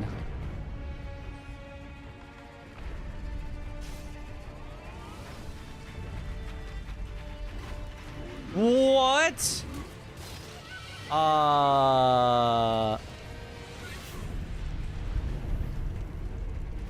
Yeah, we'll just go again. Good thing I've got extra gaching.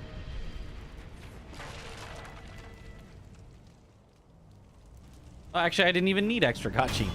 Good thing I can just rest and go again.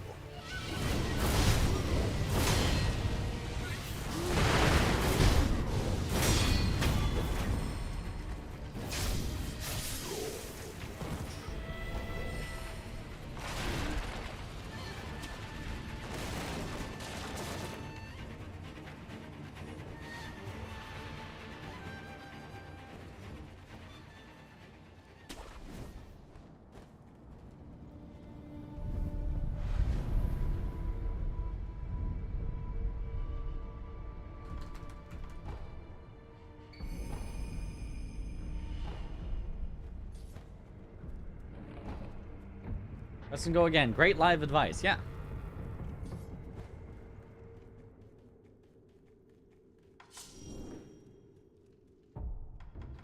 It is truly incredible how unlucky this run has been at the end, though.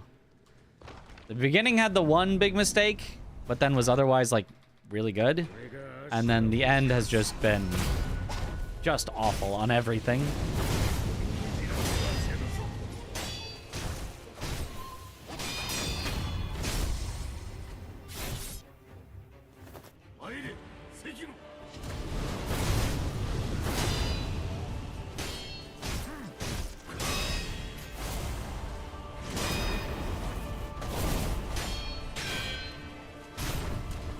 I don't think that was fast. I'm pretty sure that was much slower than just dodging it.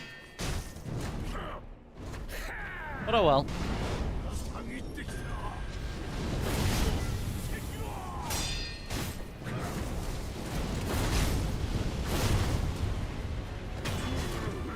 Nice.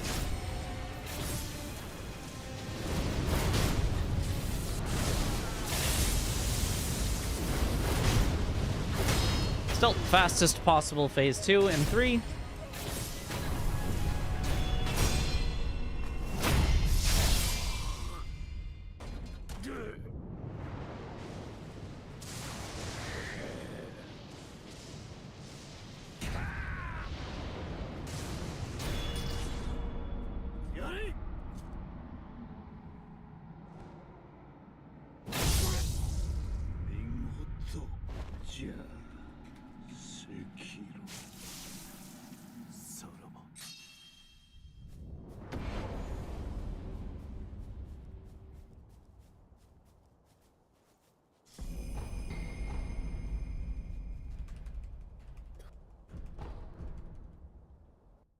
And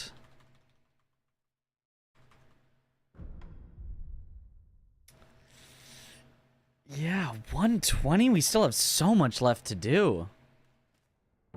We should still come in underestimate, but like, oh, this is a bad run.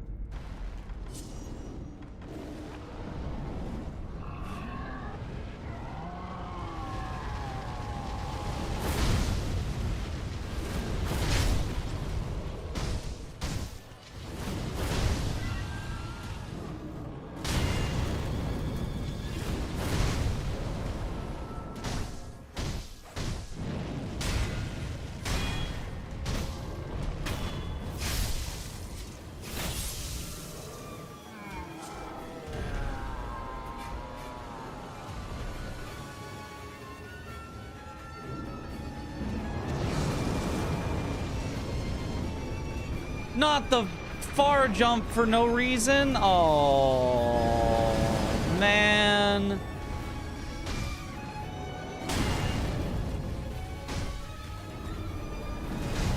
No, no, no, no, no, no, no. Okay.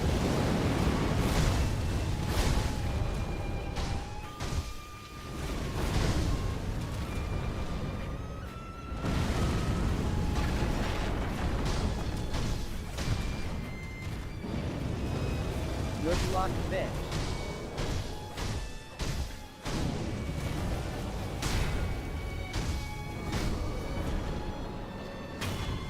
Oh, with him stuck here, I don't even know if the strat's gonna work.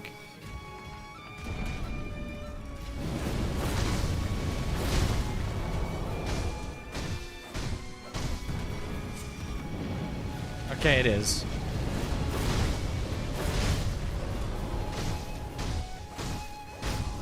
Okay. Oh, scary, terrible demon.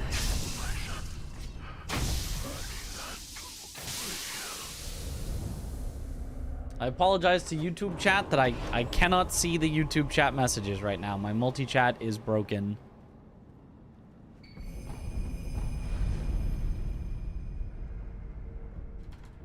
Oops.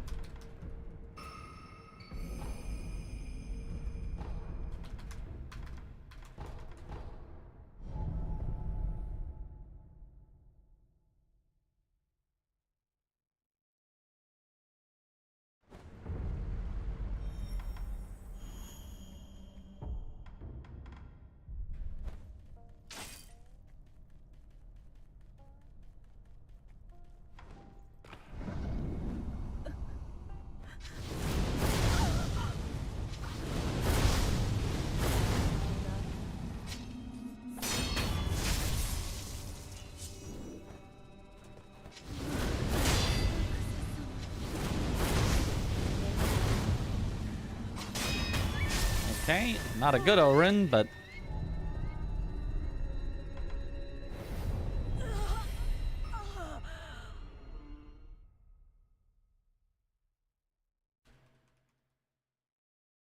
They'd be on Twitch if they want their chat read.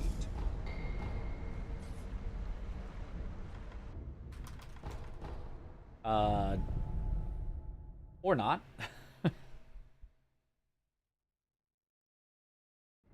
Or they'd be on YouTube, because I usually read YouTube as well. It's just that the technology is broked.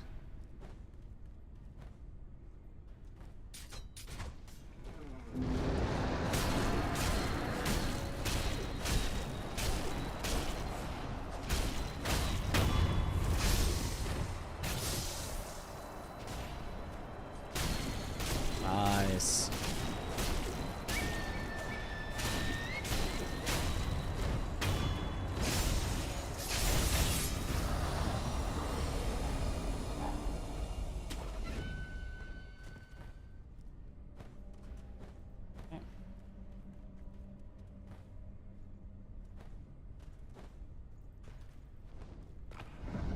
Oh, good morning, Yosefka. There we go. There's the strat.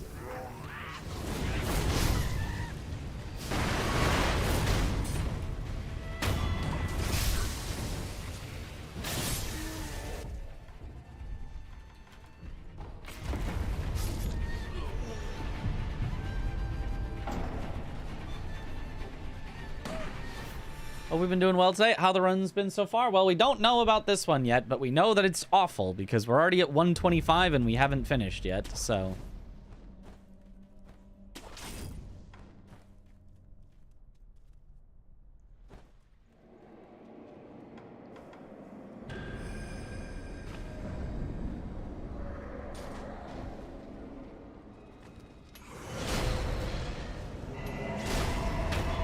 The previous one, though, was quite good.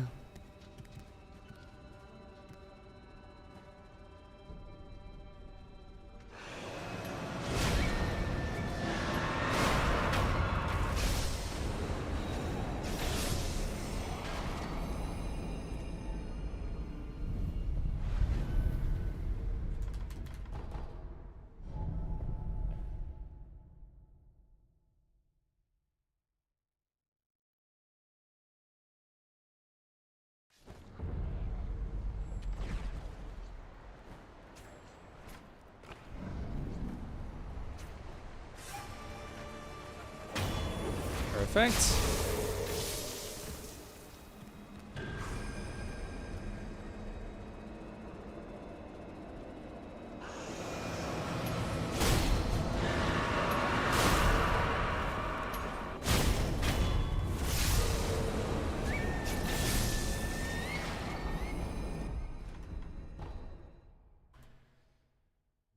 Wait. Pause. Okay, so. Putting the splits back on screen.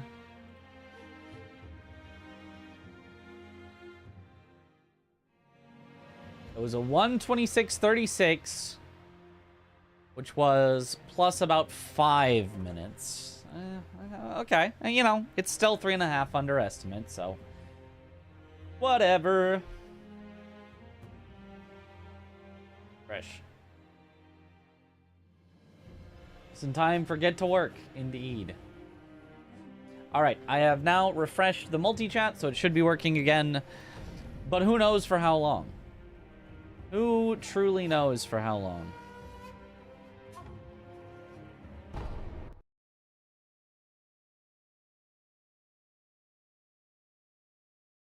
All right, now back to the no splits. Because why not? For get to working.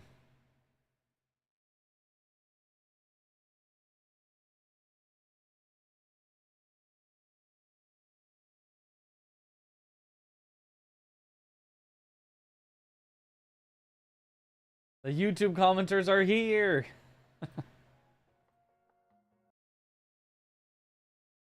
Only fought Shichiman headless to get the all bosses achievement. Yeah. I don't even know if it's part of the achievement. Got Quint first try, of course. Why no splits? Because chat requested it, so we're doing it. One time. One time for the one time.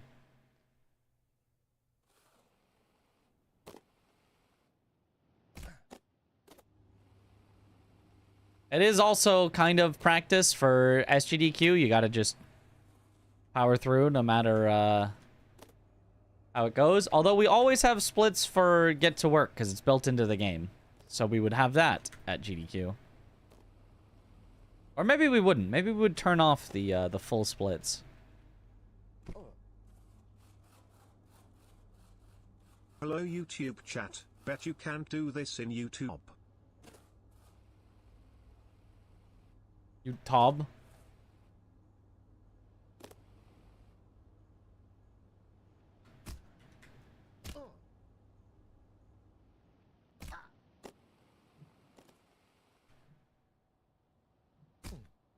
Alright. No. You and I try to get a little too fancy with it, even though this is on a cycle and it would have saved 0 seconds.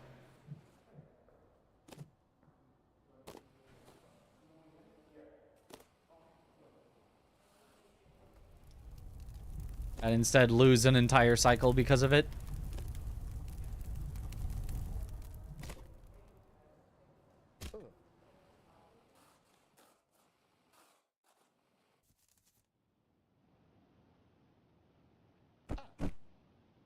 Ah.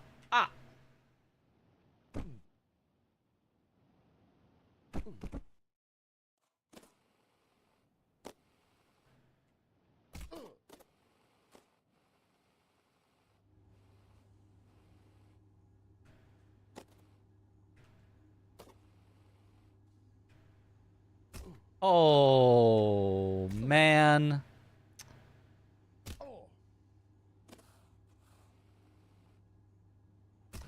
Really, you need more speed for that. Okay, if you have to back it up, go all the way to the back.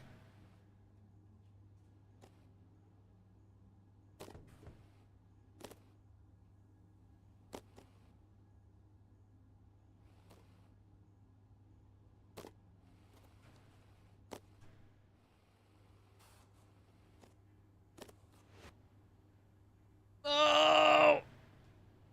I hate when it goes too far. Okay, that works.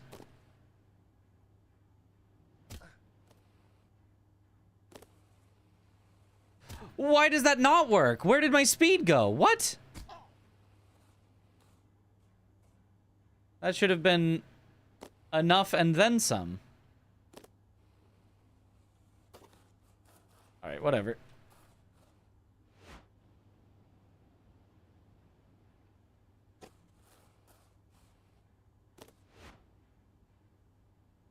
Whoa, what? That was a top grab, right? Why did that not get nowhere close? I guess the only backup is this. I've never seen a top grab there not make it. That has never happened before.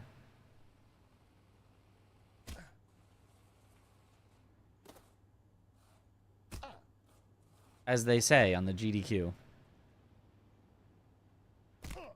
Because it was definitely higher than a regular launch, so that was definitely a top grab, and somehow it just didn't make it.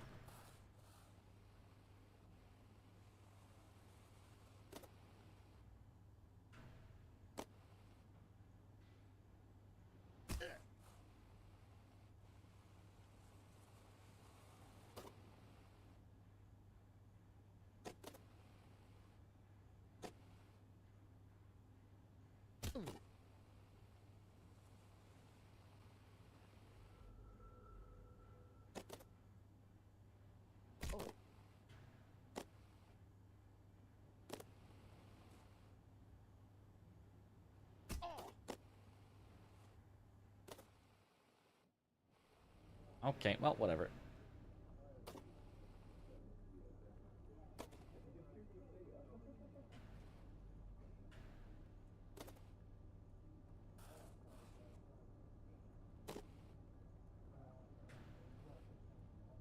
Barely make that. Okay.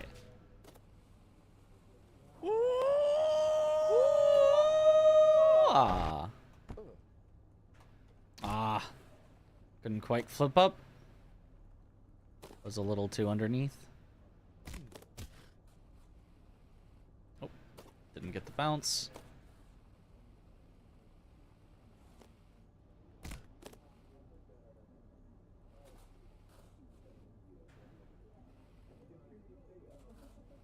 Yeah, that's obviously not going to have enough speed, so we'll just go back.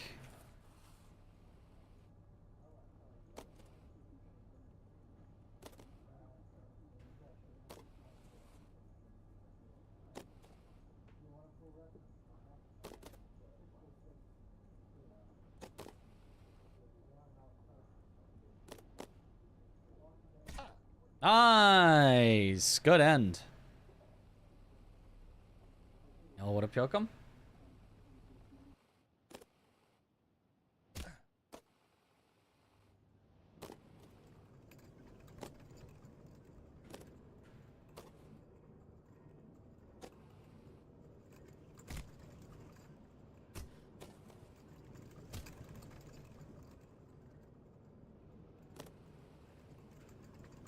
Have to take this around. I was definitely too high up. This is not gonna have enough speed.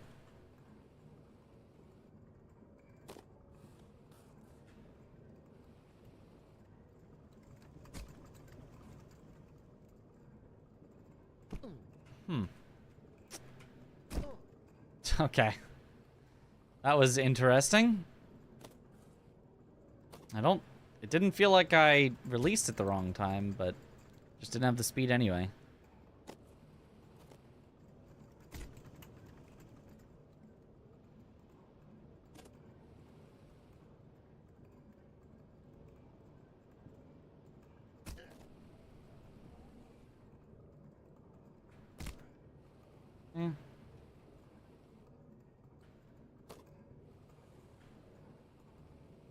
Man, the no like voices in this run, I don't like it. If nobody's commentating, I don't like it.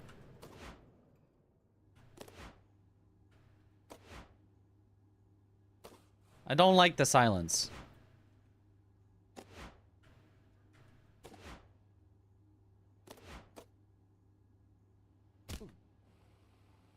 Feels too quiet. I know, it's so quiet.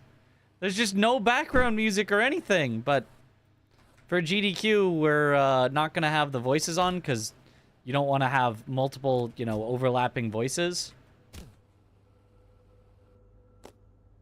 And we're not just going to, stop talking every time that the narrator says something. But it's just... Oh, without the co-commentators saying things? Oh, this is just... This is uncomfortable.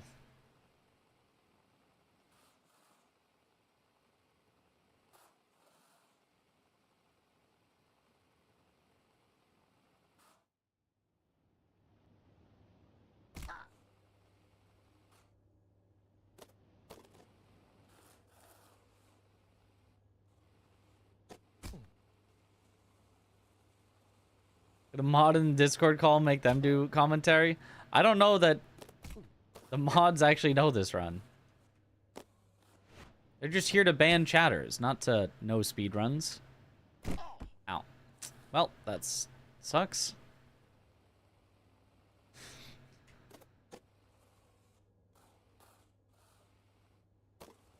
Whoa, that's not gonna work. Go again.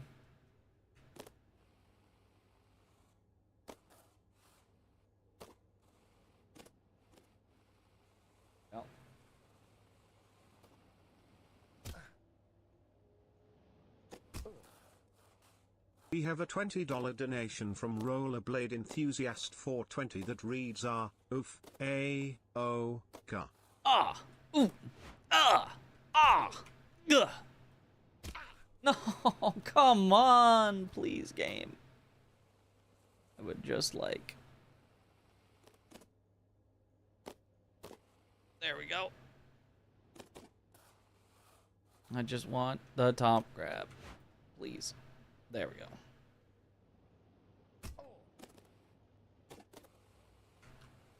Whoa!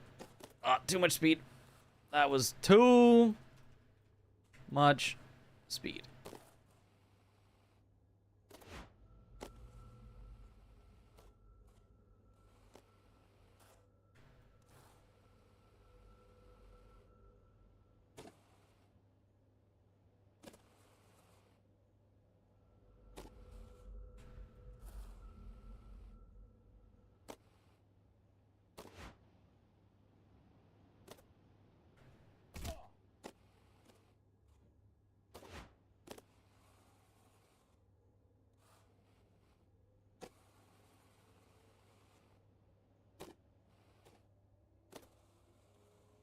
Okay.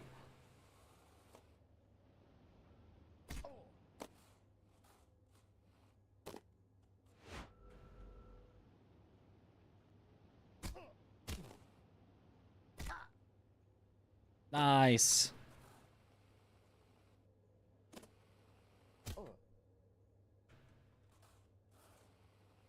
Okay, at least we got that first try.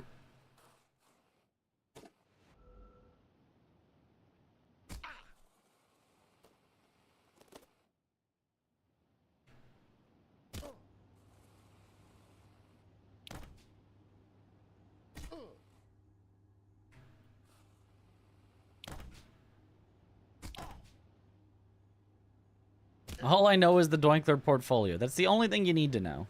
Poor and Bald, Doinkler portfolio, you got the game. That's pretty much it.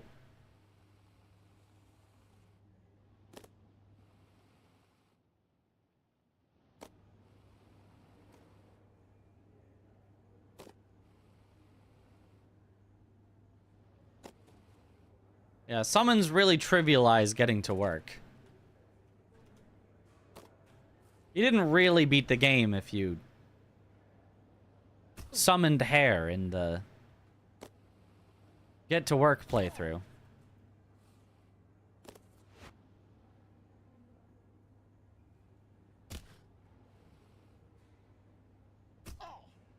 Oh.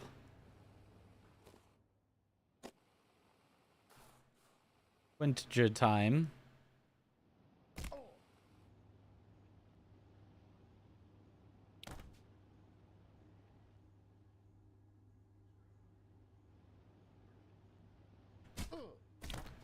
That's gonna be too fast.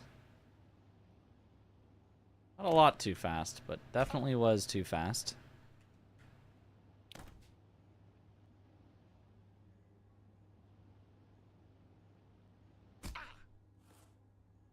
We have a 35-cent donation from Anonymous that reads, "Have it writ upon thy meager grave, you are poor and bald and will never get to work."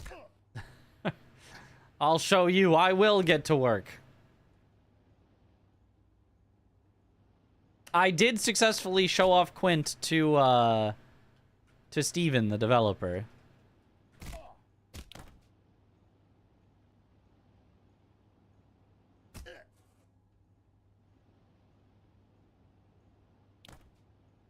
Well, 99% successfully. The very end, I didn't actually, like... I actually went too fast and splatted on the wall instead of getting the diagonal bit.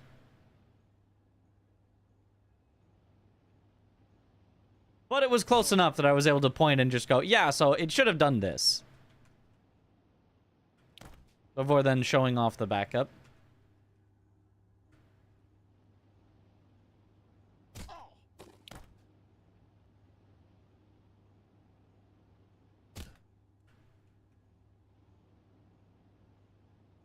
Okay, soon I'll just need to give up on Quint.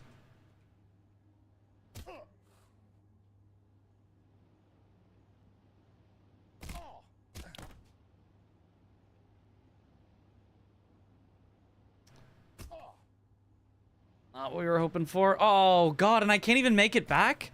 I had 0 air control. Well, definitely have to give up on Quint now. I don't know why that happened. It would not let me move it all in the air. There's, like, some sort of thing that can happen where you lose all air control, I think. I know that was a thing in Only Up. You literally, depending on the way that you jumped into certain things, could just actually not be able to control your character in the air. $4.20 donation from the company wine mixer that says you did it, you crazy son of a gun. I skipped it.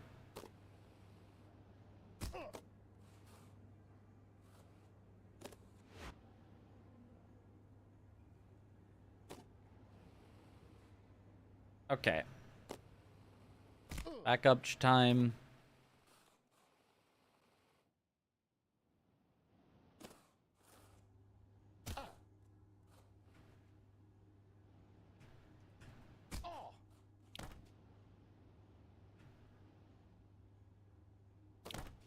Perfect. All right.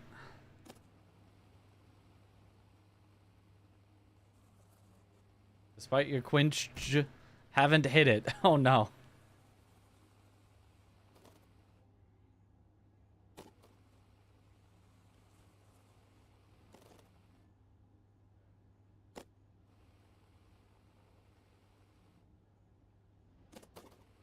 What if your practice file...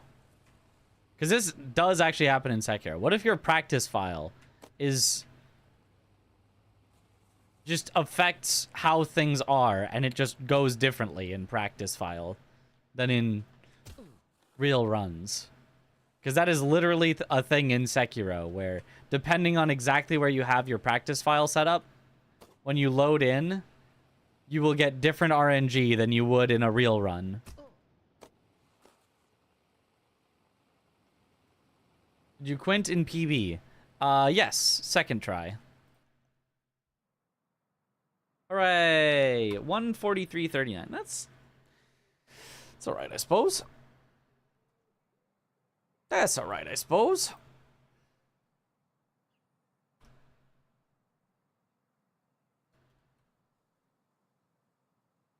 Hold on. 2 live splits open is confusing.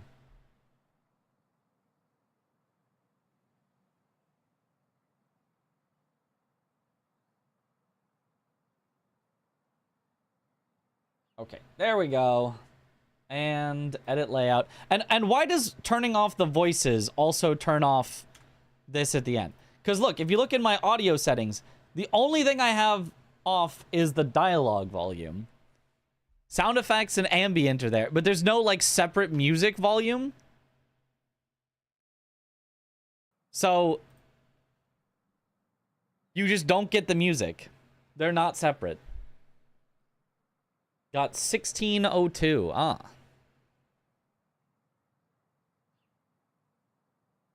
Was that... Did you start the game, then wait? Or did you go at the same time?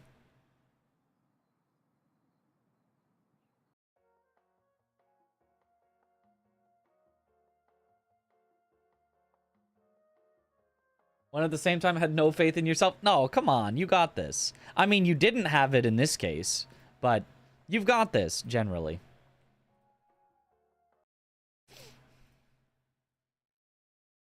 Mostly so that I can win.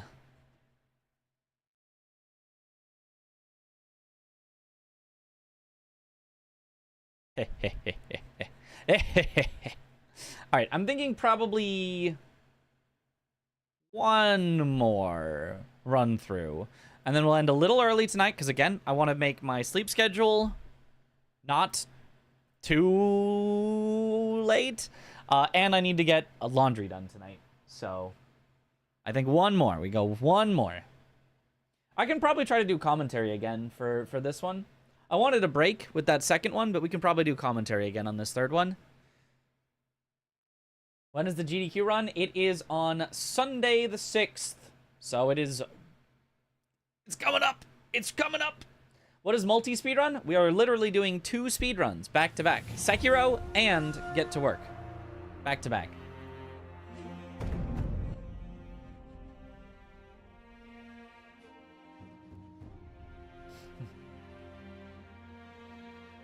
Alright. Only reading YouTube chat for this Sekiro run. Surely, surely, surely. Let me refresh it again just to make sure it's going to be working while we go through the run.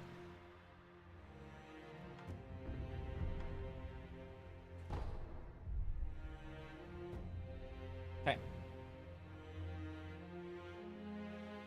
The runs are back-to-back. No, they are not. But we're practicing them back-to-back. Because why not?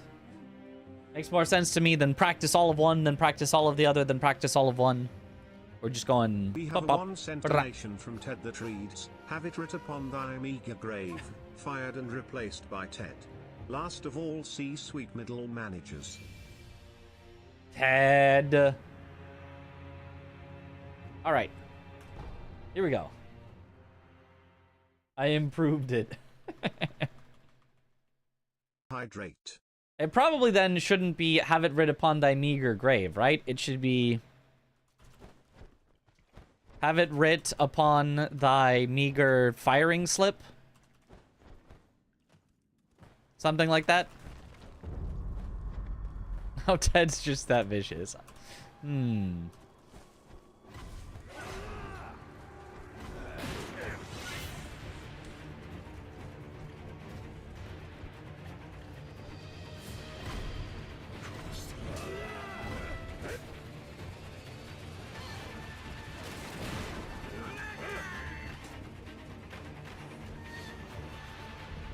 Should have grabbed. Have it writ upon thy meager severance.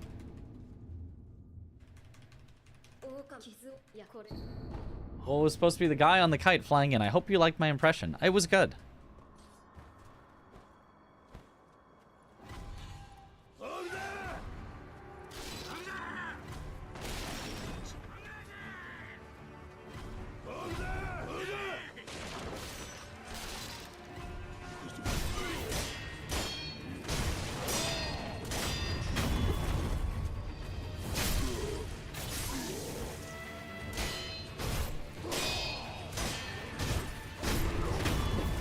Nice.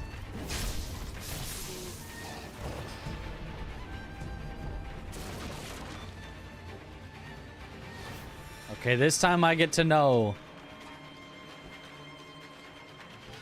if we're doing good or we're doing bad. Which helps so much. Head sounds lovely. I don't think so.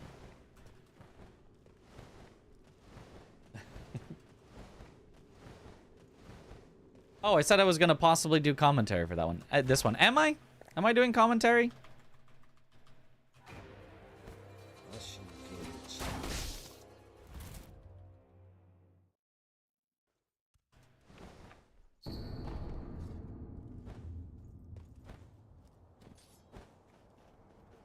Eh.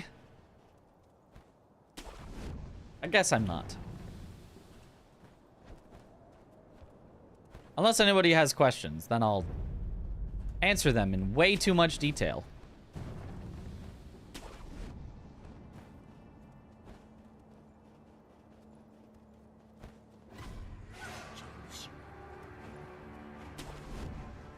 Save those beautiful vocal cords, yeah. That would really suck if I somehow, yeah, damaged my voice right before going. Honestly, it would be kind of fine because I could just get my commentators to do all the work. I've got 3 commentators for Sekiro, so surely they'd be fine. And then I know that Steven's making a full script for Get to Work.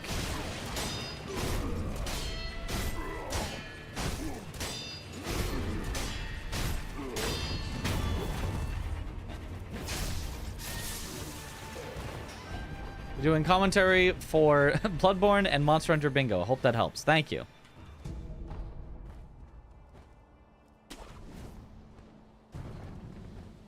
What is it about Sekiro's sword that grants him the ability to sprint? Is there lore? Yeah. Sword helps you cut through the air.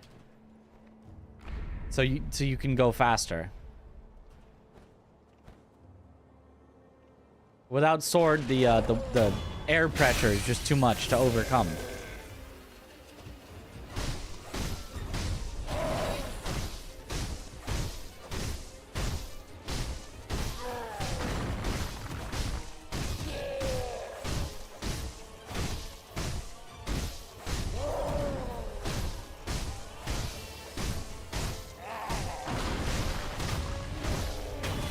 That was not the way you usually deal with that attack from Ogre, but that honestly was not bad.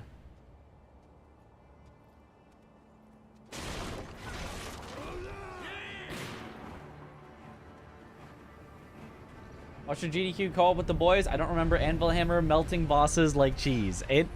It's a strong weapon, especially with deflects.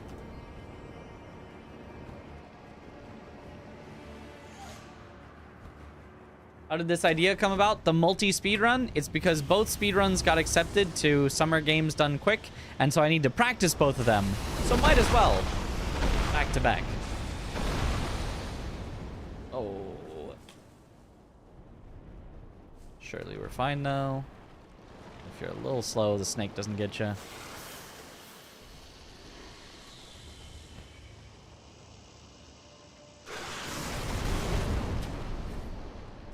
Monster Hunter Bingo sounds so dope. How many participants? 2.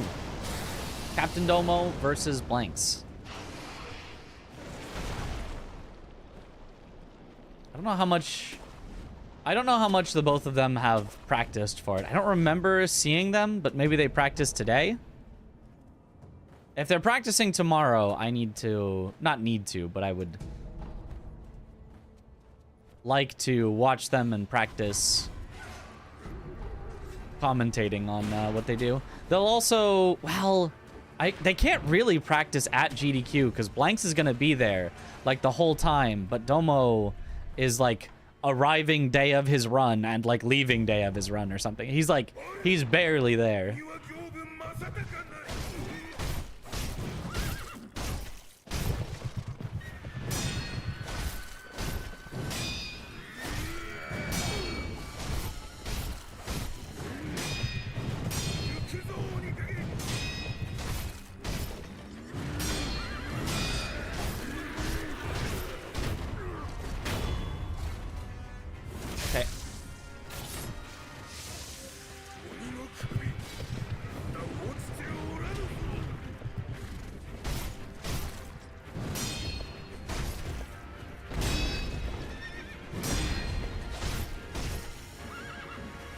Oh, not the worst possible move.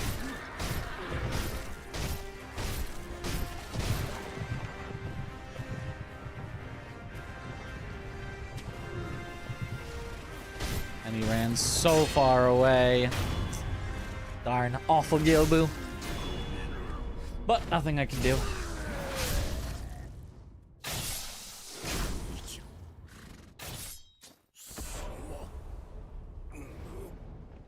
Is there bingo showcase in GDQ? Sorry, I haven't heard. The rain is so strong here. Yes, there is a bingo showcase. In this case for Monster Hunter Wilds.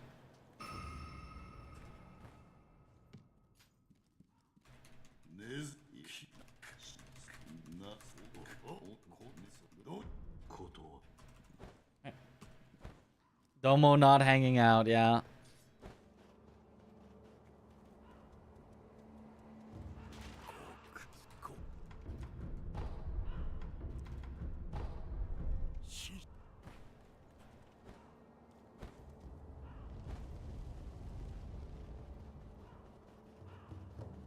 Better win even if you're not doing bingo. Don't worry, I will.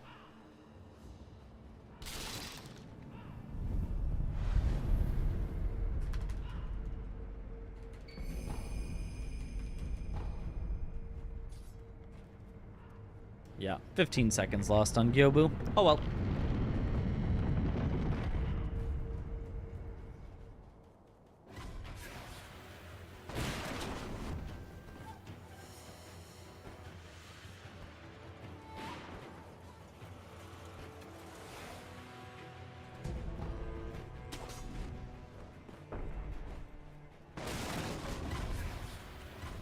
Of course, you made the mod. Oh.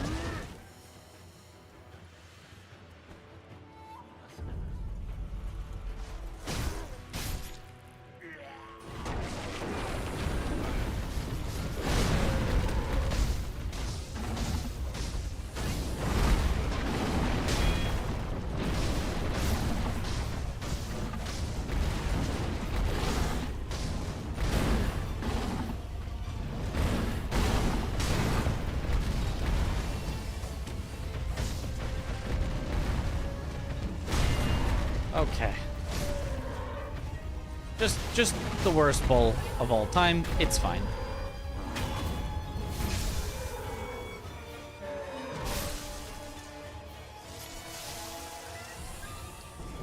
Keyboard and mouse or controller are...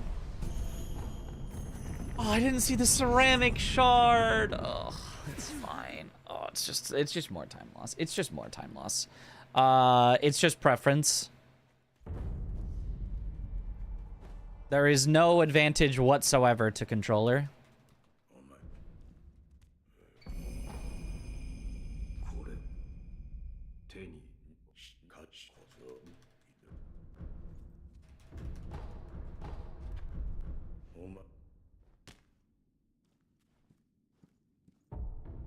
There's arguably tiny advantages to keyboard in certain very tiny, not important things of like menuing, but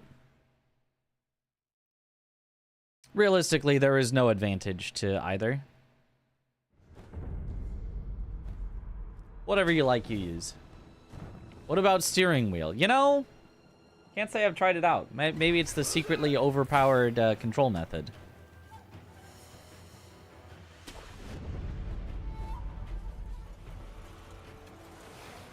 Controller more ergonomic for long-term career usage? Absolutely not. Not unless you are doing something very specific with your controller. It is, in general, much, much, much less ergonomic. Parky was having tons of hand pains with controller and had to switch to keyboard.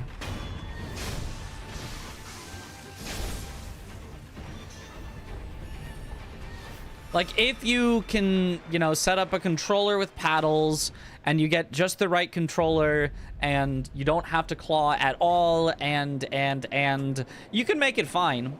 But keyboard by default is very ergonomic. All you got to do is make sure your wrists are forward and you'll be fine.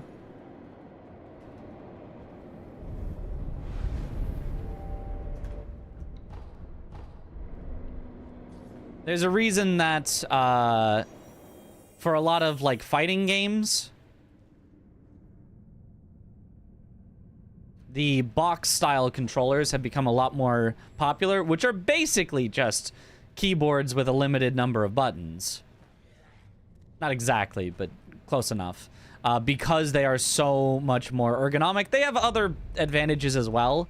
You can be more precise with your inputs in a fighting game. You can maybe more easily get, you know, your quarter circles and stuff like that if you're doing it by going button to button.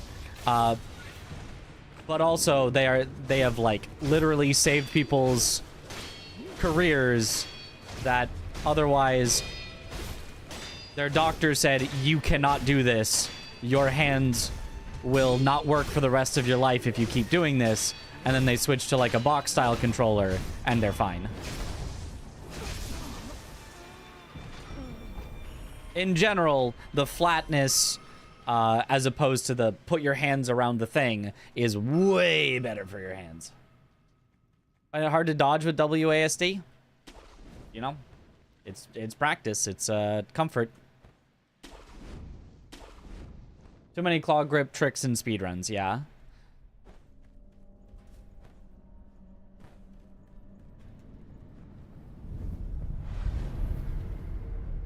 That angle attacks are way harder with controller.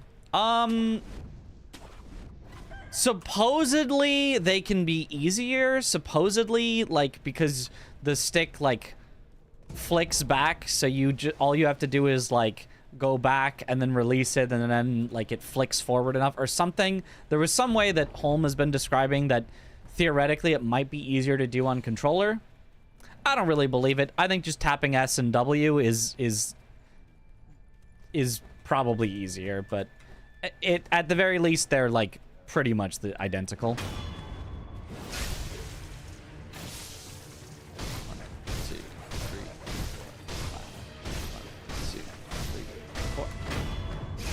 I'm here from your YouTube videos on Liza P speedruns. Saving up to buy the whole game with DLC after watching you and other Liza P challenge runs. Looks like a fun game. Love from India. Yo, awesome. Thank you. I hope that, yeah, I hope that when you get it, you enjoy it. I quite liked Liza P a lot.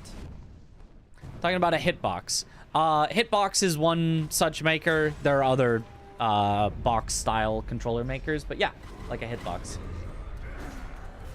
Iron Eye free aim on mouse is goated. True, true. Does speedrun allow a controller that can do macros? Nope.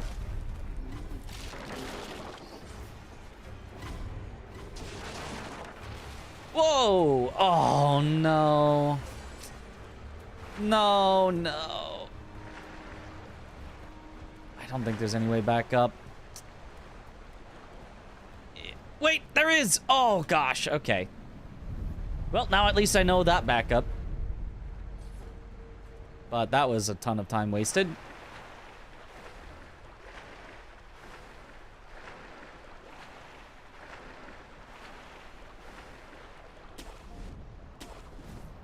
Yeah, that one particular spot, you'll just fall off. I don't really understand the geometry there. It looks like you shouldn't slide off at all, but then you just do, so I don't know. Oh.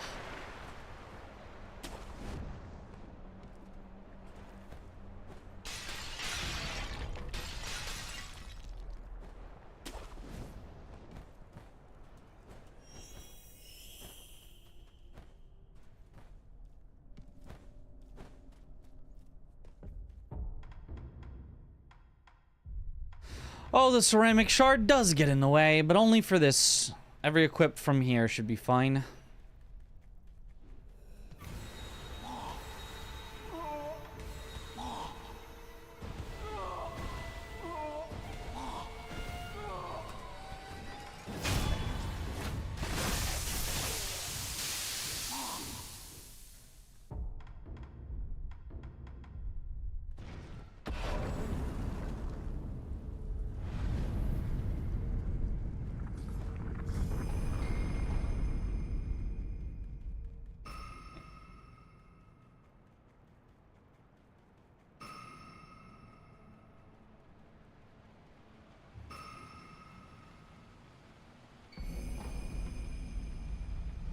The box was the first real seller of controllers like that. There's lots of them now. Even Razer makes them now. Yep.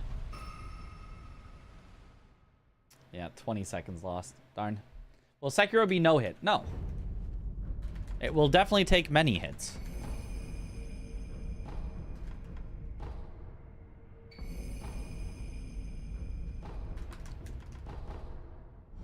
Only in first Souls game you ever played with Sekiro. Absolutely loved it. I heard Lies of P is harder than Sekiro. Should you choose an easier difficulty for your playthrough? I wouldn't... I mean, I would say for me it was overall a little harder than Sekiro, but I don't think it's like, it's harder than Sekiro. I think it's relatively comparable. It is... If you're gonna go with perfect guards only, it is more precise.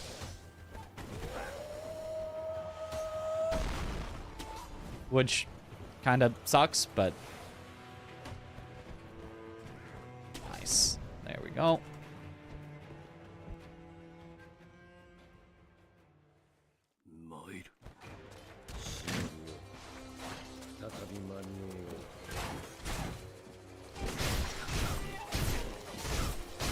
But you don't have as much, that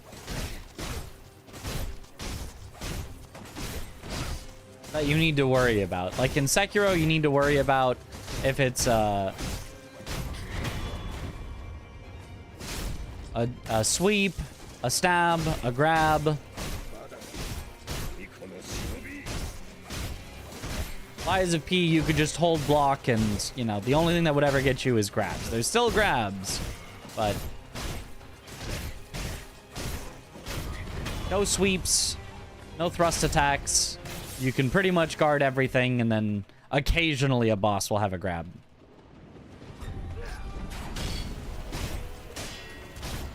Or you could just go dodge only, then it doesn't matter. You can dodge everything in the game.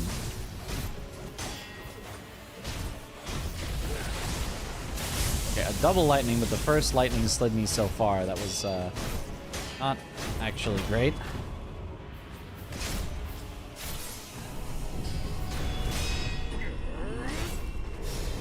It's definitely not harder than Sekiro. I would say it's arguably harder. I don't think it's definitely easier than Sekiro.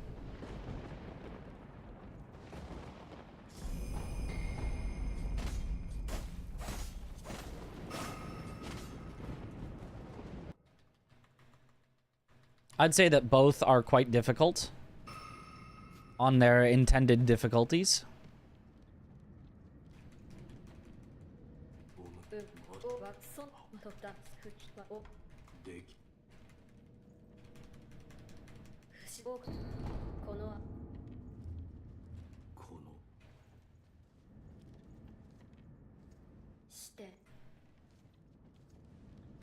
How do we deflect lightning? You just jump into it and then press attack before you hit the ground. Does the jumping over the door do anything? It could. It didn't there because I missed it. But if you time it just right, it makes the loading of the cutscene after slightly faster.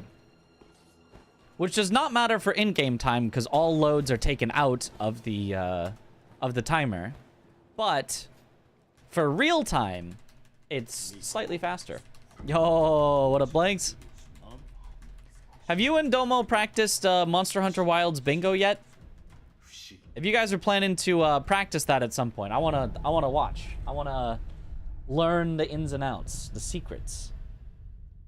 Just got a game in. Ah.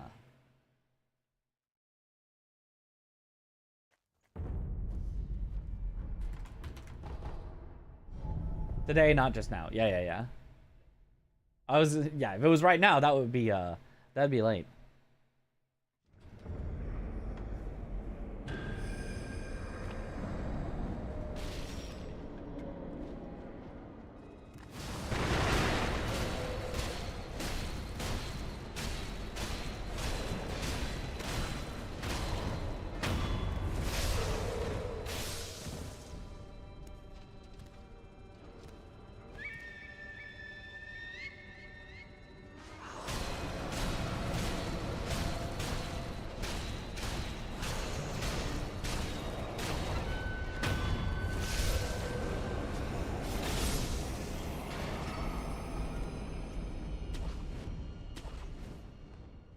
Okay, that works.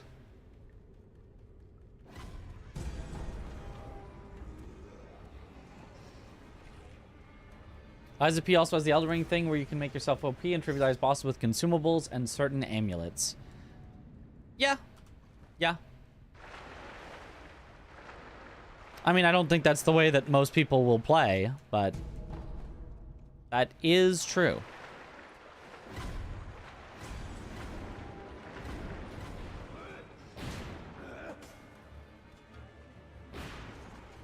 He's arriving on Thursday, so not sure when, if we're going to get time to practice. I can show you the squares and do solo stuff in the practice room. Yeah. Honestly, I'd be willing to, like, face you in practice matches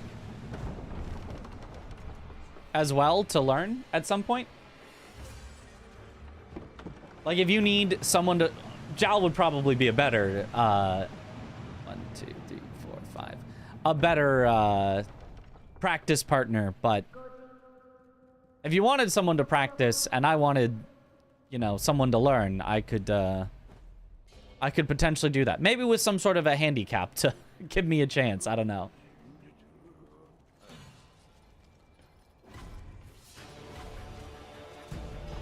I'm gonna be busy volunteering, so you'll probably be more available. Yeah. Okay.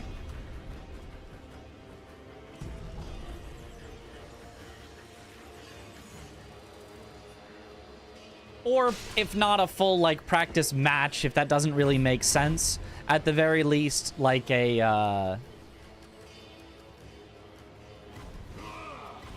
you know, maybe like a, I watch you do a, you know, solo practice blackout or something.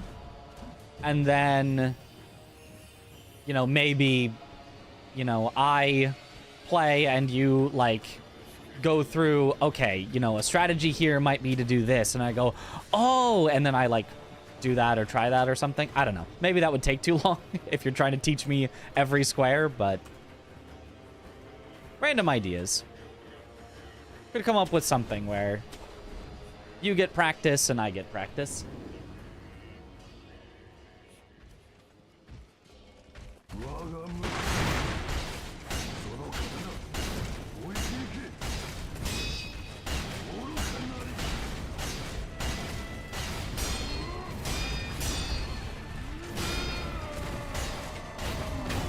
Nice.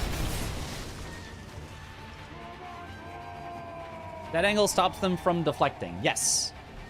Stops them from blocking at all. That's the exact point. Yep. You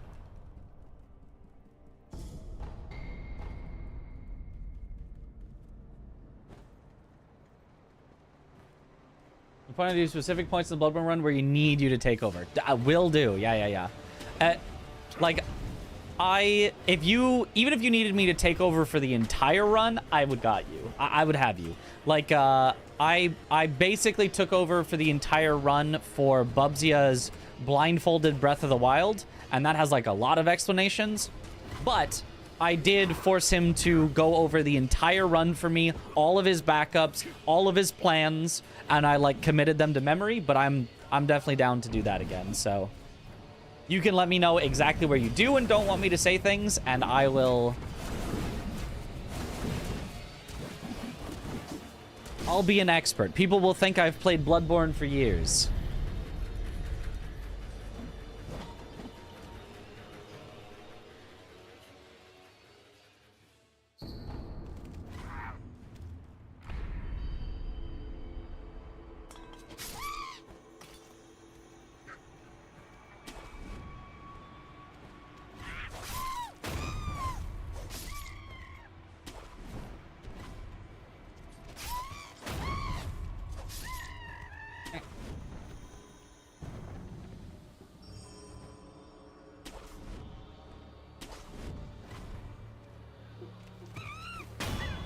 Nice. Now just some boss fights we need to focus on what the boss is doing and listen for the sound cues. Yep. And if you need it silent as well, we can, you know, arrange that. If you need the sound cues of like, okay, everybody be silent. Okay, there it is.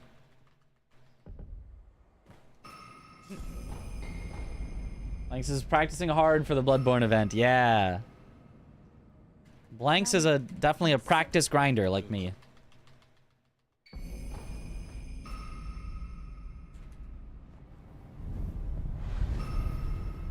Don't know if you saw Midge commentating Bubzia. Might have to look it up. You may have to. It was a good run. Unfortunately, the final boss is bit tough, but yeah, Bubsya overall did very well, and it was a fun run to commentate. You have played it for years. You're just a time traveler who bought back strats to the PC port for people to use. True.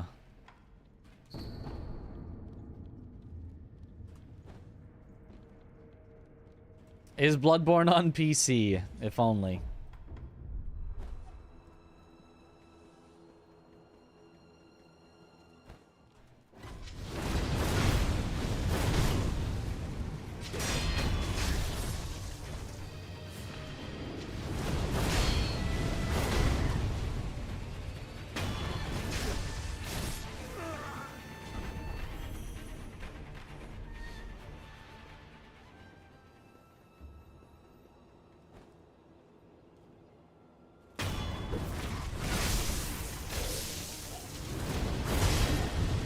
Oh, it went over all their heads. Oh, that's bad. Whoop! Okay, over here, please. Thank you.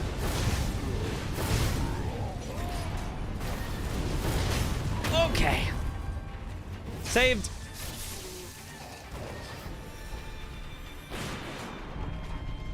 Whew.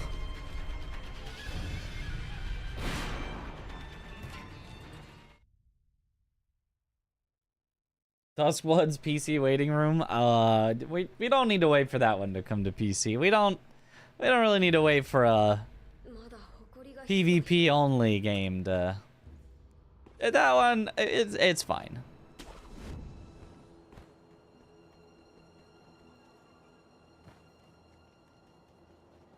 So it wasn't a case of the blindfolded leading the blindfolded then. But it was. But like in a good way. Is this all bosses? Yes, this is all bosses.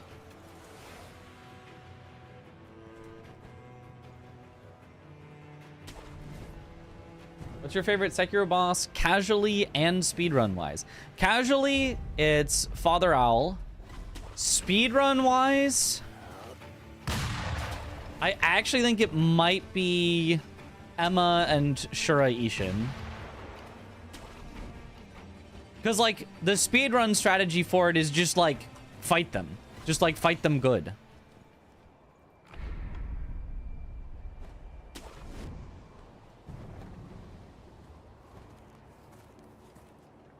I had a feeling you were gonna say that.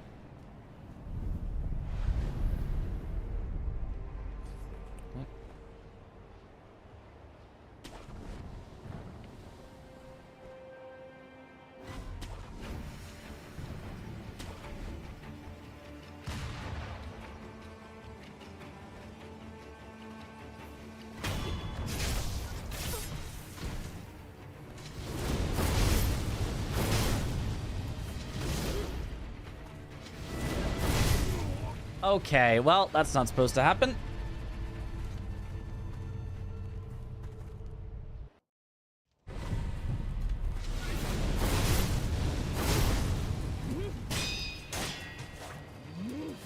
Okay, I took no chances at the end there. Did not want her to catch me jumping over for the mortal draw.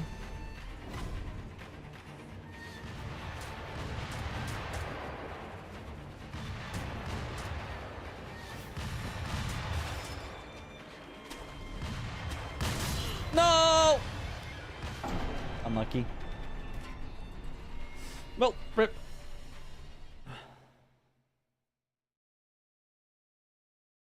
Emma feels good casually too to deflect all her combos. Yeah, like Emma is a great casual boss. Fire Isshin casually is not necessarily the best because it's like you don't know what to do with the fire moves. But once you know what to do with the fire moves and you've got a good plan for it, he's got a nice rhythm to his fight.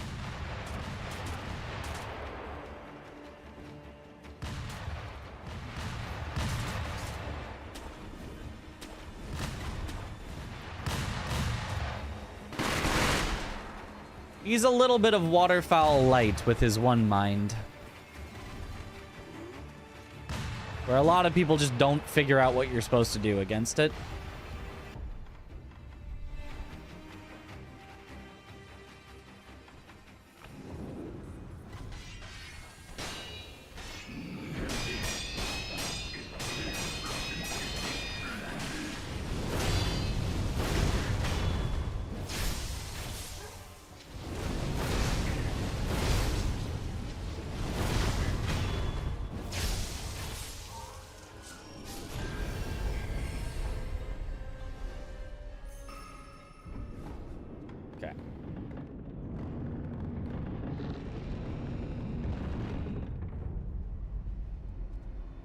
But Snake Eyes logic here? A suspicious guy just appeared in front of me. Better check the stone face right behind me. Well, see, she doesn't know that you're there. That's the whole... She's only alerted by the shots of the gunner next to her. So she looks at the gunner next to her. Because that's where she hears the shots coming from. You are invisible because of Gachin sugar.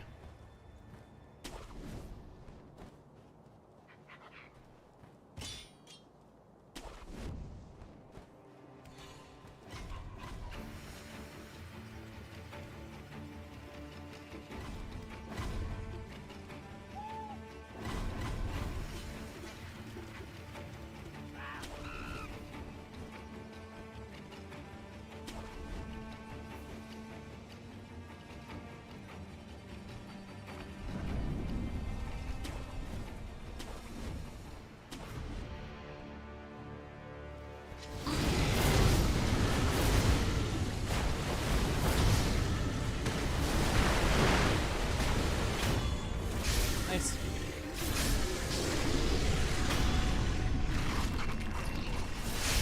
Mobility in this game is so fun, yeah.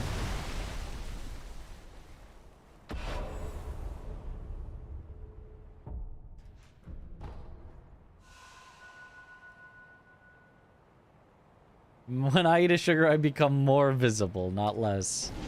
Oh, you're eating the wrong kind of sugar.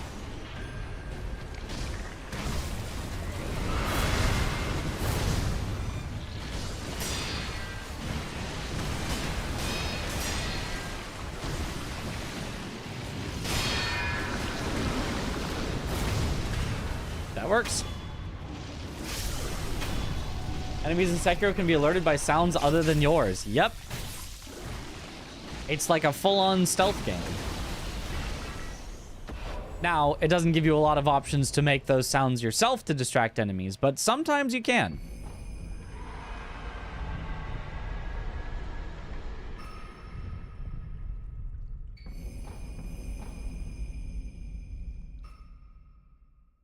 Never played those two bosses because you got the normal ending and didn't want to play again. Yep, understandable.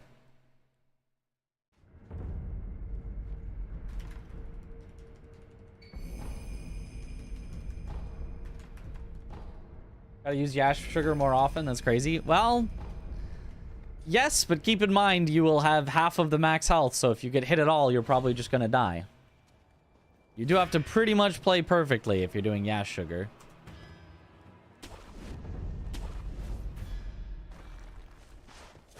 High risk, high reward.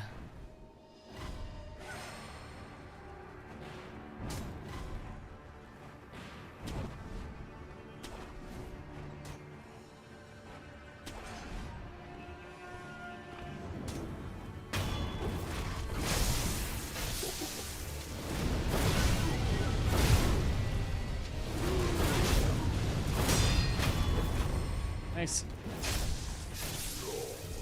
Glass cannon, best cannon. Truly, if I was making a cannon, I would definitely want it made out of glass. You want to try Sekiro? Any advice aside from get good? Yes. Focus on learning. Focus on your defense. Focus on interacting with the game systems. Sekiro does want you to play in a specific way, but it lets you know it wants you to play in a specific way. It's not hiding it. It's not that secretly one strat is OP and, you know, well, except for Mortal Draw, but that's a separate, you know, speedrun issue, but it wants you to learn the fight specifically. Don't shy away from that. Don't try to be like, ah, sure, the game wants me to use this special counter, but I'd rather just run away instead. Ah, sure, the game wants me to deflect, but I'm just gonna, you know, dodge around instead. Ah, sure, the game wants me to jump over this, but, like, you will have a lot more fun if you engage with the systems as they exist and not try to just, like, well, I'm gonna do my own thing, because I don't like that. And if you engage with the systems and try to learn them, it's not too hard to learn, and it can be a lot of fun.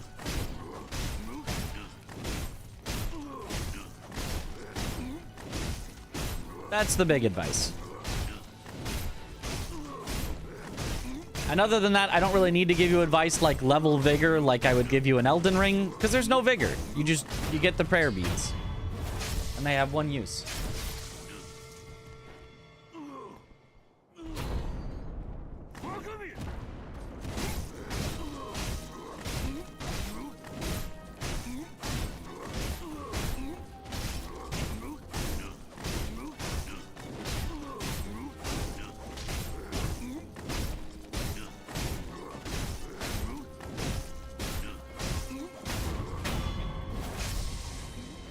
How much more damage does Akko Sugar or Yash Sugar do? I don't remember. One of them is 12.5 and the other is 25%, but I don't remember if that was health or health or posture, because they have different amounts for health versus posture. I think that was posture is 12.5 from Akko and 25% from Yash. And then I think health was half of those. If I remember correctly, which I might not. Where did you lose time in this run? Gunfort? I think that was it. I think it was just Gunfort.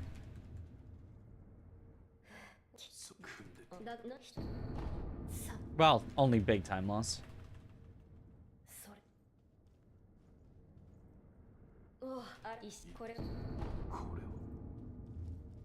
Play Sekiro like a rhythm game.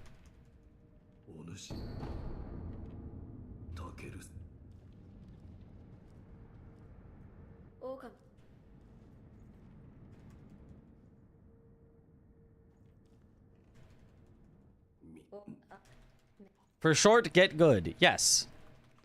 But like actually. But not get good as in, haha, you're bad. Get good as in, do the effort, put in the work to become good. Because the game tells you how to be good, and all you need to do is listen.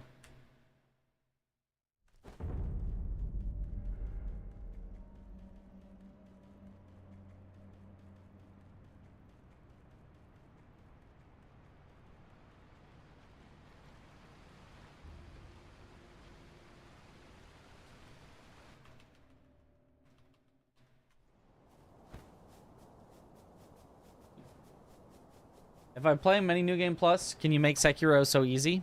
That would be a possible way to do it. I mean, no matter how many New Game Plus you go through, you're probably not going to learn all the, you know, speedrun stuff, but it'll certainly get easier as you play more.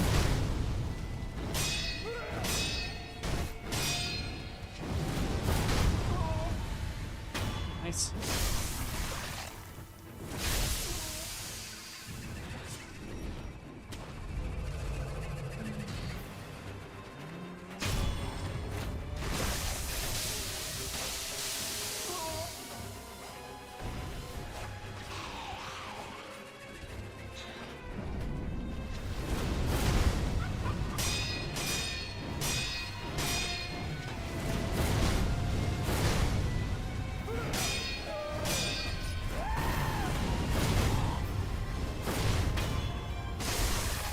Okay. Took a while to figure out when an enemy would sweep or thrust. That was your main challenge the whole game, your first playthrough. No, I agree. I think that was the toughest part for me as well.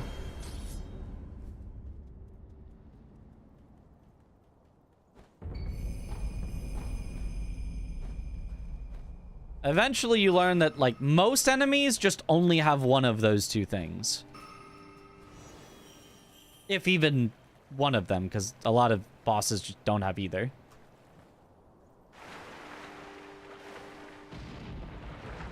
There are exceptions that definitely have both, but not many have both.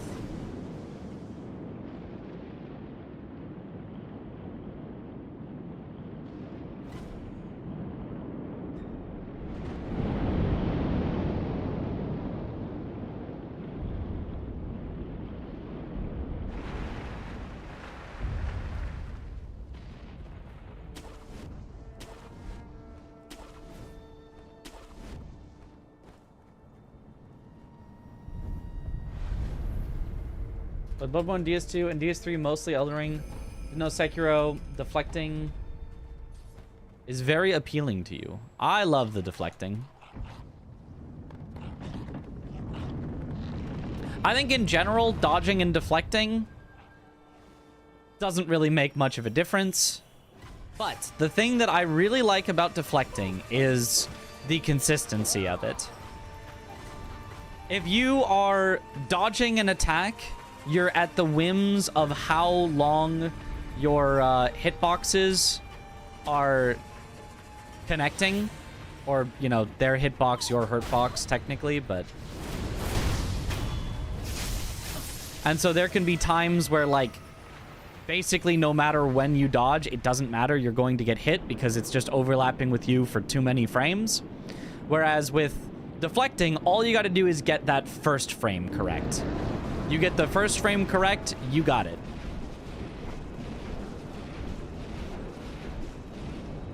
So there's much less, like...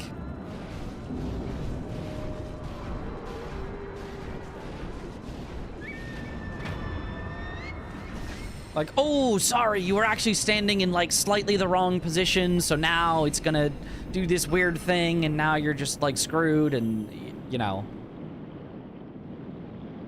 That does still occasionally happen, especially on Headless. That definitely can still just happen on Headless, where it can just contact you in, like, a weird way, or behind you so you can't get it.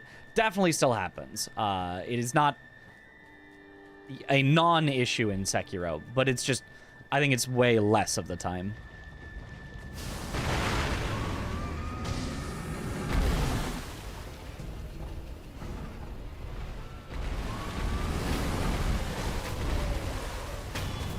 Okay, also feels cooler. I do like how it feels as well.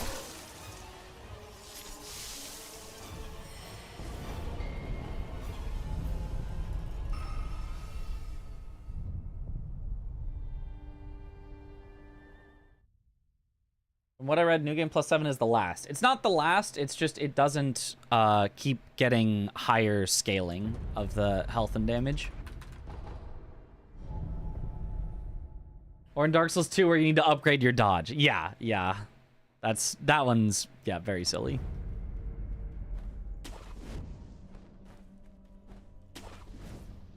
Because, right, no matter whether you're doing a dodge or a deflect, the goal is to press the button right before the attack contacts you, right? That way you'll get the most chance of your active frames successfully getting the immunity to the enemy's attack. It's just that in a deflect-based game, it's always, in Sekiro's case, 12 frames. You always have 12 frames. This attack, 12 frames. That attack, 12 frames. This other attack, 12 frames. The you know, thrust attack that people didn't even know you can deflect, guess what? 12 frames. In a dodge-based games, you know, oh, well, technically you have 30 frames, but based on the number of frames that it contacts you, you might have, like, 25 frames that you could do it and be successful. Or you might have, like, 3. Depending on how big their attack is. Or, occasionally, literally 0.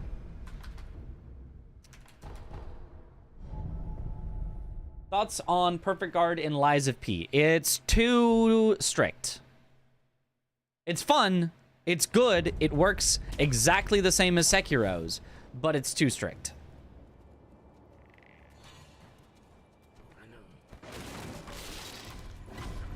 It's Sekiro's, but they made it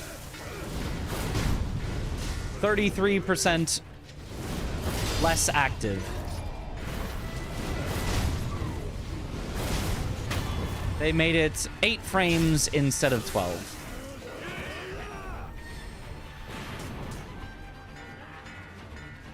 Which is a gigantic difference. Strict in what sense? Low parry window. Yes, exactly. So it's harder in Lies of P. It is stricter, yes. I would probably go so far as to just say harder because also the enemy's attacks are harder to read. a little bit in Lies of P, so I would go so far as to say yes. Specifically, the perfect guarding is harder in Lies of P than the deflecting in Sekiro.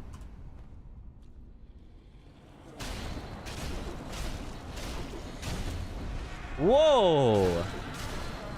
Okay, that was like a double. I've never seen that before. He did the grab while he was facing me, which is like, oh, cool. He's just gonna, like, not actually do the hitbox. Then he did the hitbox, and then we phased through each other, so the hitbox didn't actually grab me. Oh! So that's what I meant with Headless sometimes having weird stuff. I was, like, through him, and it just got me.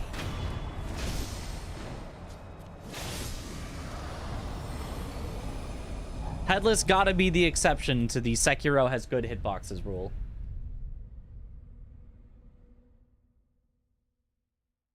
What's Sekiro like to 100%? If you mean all achievements, slow. It requires farming up a bunch of skills and prosthetic upgrades after you're done with everything else. Otherwise, though, fairly easy. It's mostly just complete every boss in the game and then farm, and that's about it. Well, get all the endings, too. I wouldn't say it's my favorite all achievements to do.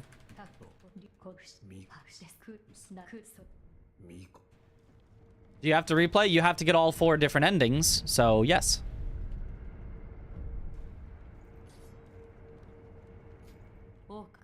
It's not like, it's not a terrible all achievements for Sekiro. It's just like, I kind of wish they didn't put in the get all skills and get all prosthetic upgrades because they just take so long.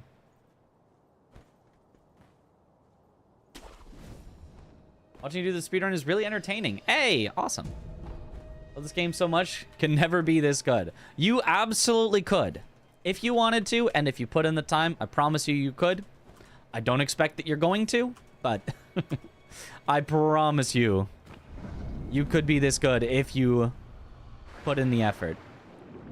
Right? It's the, like, if you know, practice something for 10,000 hours, you will master it. I haven't even put in 10,000 hours.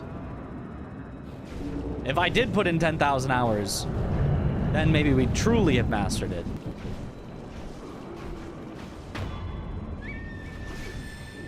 By the way, what's 2 days remaining for? Till I leave for Games Done Quick. We've got this stream. We've got one more stream where hopefully I will be all ready and packed and all that. And then I'm leaving for Games Done Quick.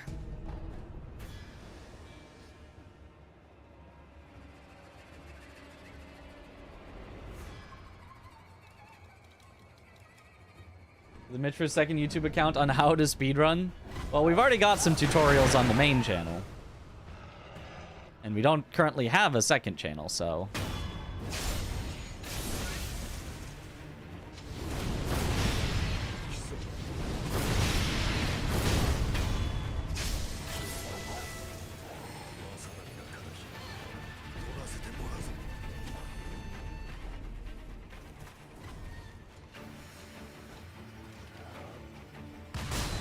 Oh, no! That is an actual first. That is a first time ever that has happened. I have gotten shot before by that guy. I have never been shot in the air before by him. Not once. So we have a true that's never happened before.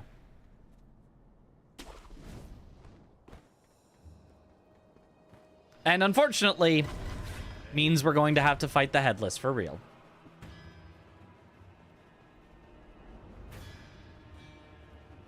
Yeah, getting shot in the air is much, much less likely. They just have, like, worse tracking on you than when you're just moving only along the ground. Which makes sense. I almost wonder if I should do some sort of, like, strategy to have him not shoot me, but given that that is literally the first time that has ever happened, it's probably not worth worrying about. That Gunner discovered aim labs. And perfectly timed his shot.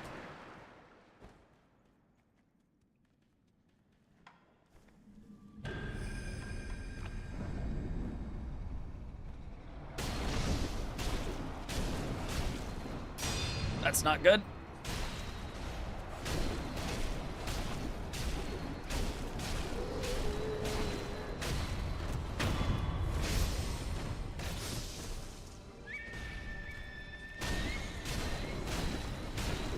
That is good.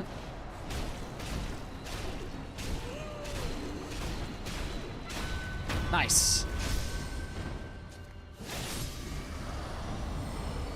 Oh, whoops. I ported wrong. I was supposed to go to the dilapidated temple.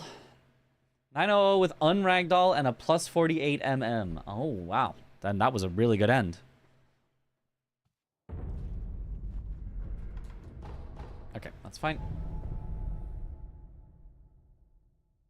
Mod for Elden Ring felt nice because it had a little slower running than Night Rain, but also had the crouch running, which I felt a little better for sneaking. Ah.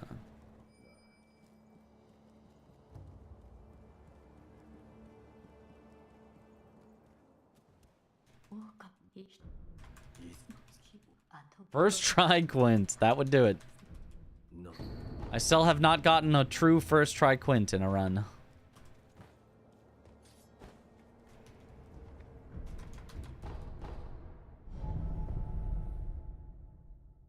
Would be nice, but you like Elden Ring's crouch too. Ah.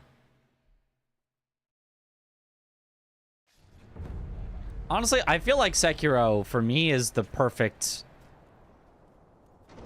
movement. The sprint feels fast.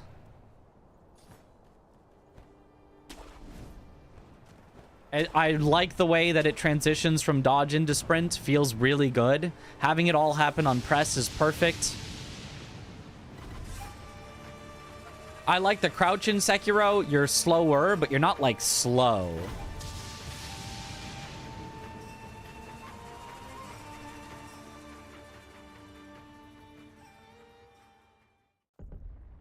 I guess the idea of a crouch sprint, I'm not against, even if kind of thematically that's like, okay, but how are you sneaky if you're sprinting?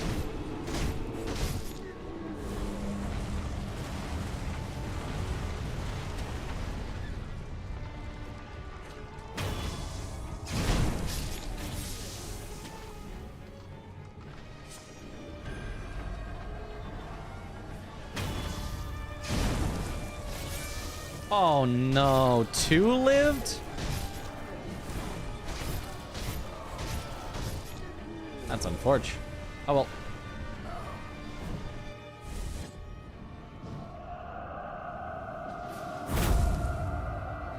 Also want the DS2 slow drinking of Estus animation in Elden Ring? Oh, please no.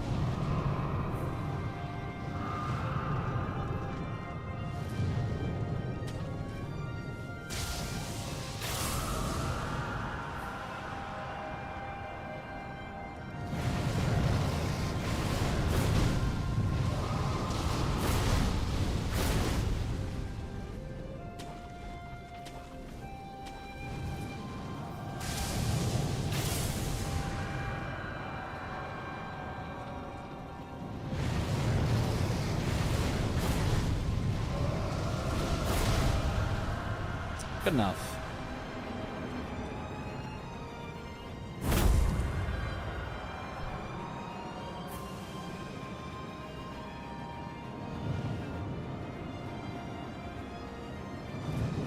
What's the benefit of getting pink VIP? And why is there a downside? The benefit is nothing. You like the look of the pink diamond VIP. And there's a downside because there's a limit to the number of VIPs I can have. So if everybody just got to, oh, I'm just going to redeem it and just have it, then we would just run out of slots. So having the possible downside deters enough people and makes it into a little game that I'm sure some people enjoy more than if they just got it.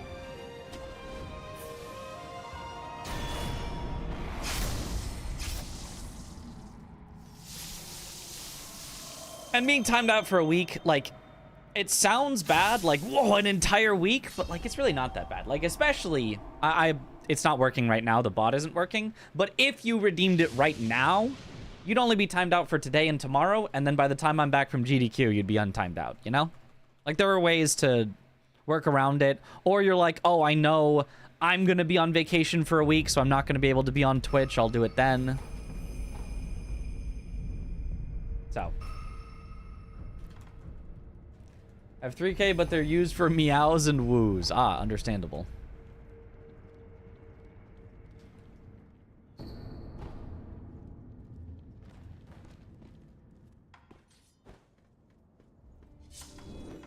I had to choose between only playing DS2 or only listening to Taylor Swift. You'd choose Taylor Swift. Well, so is it, if I listen to music, it will always be Taylor Swift, or must I have Taylor Swift going at all moments of every day? Does Taylor Swift become the backtrack to my life, or is it just I can't listen to other music? Because I don't usually listen to that much music anyway, so I think I could live without.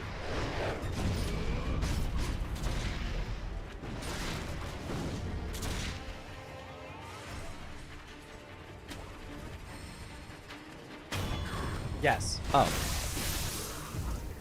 Oh, what up, another whirlwind?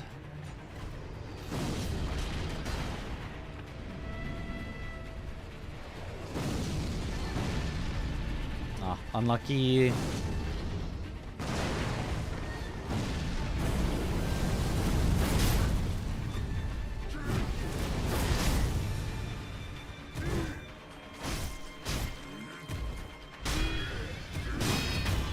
All right, we'll take that.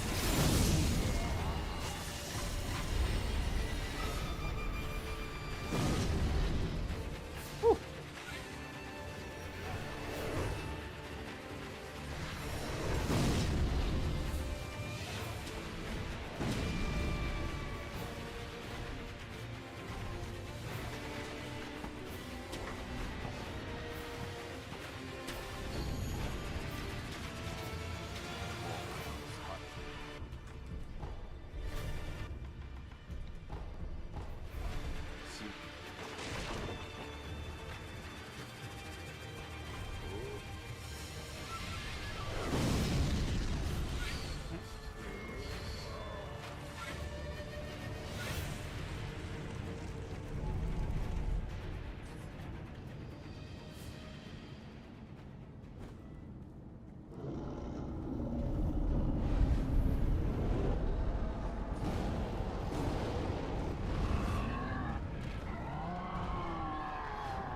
Enough points to do the VIP Gamba. I'm extremely tempted to do it and then just never appear in Twitch chat.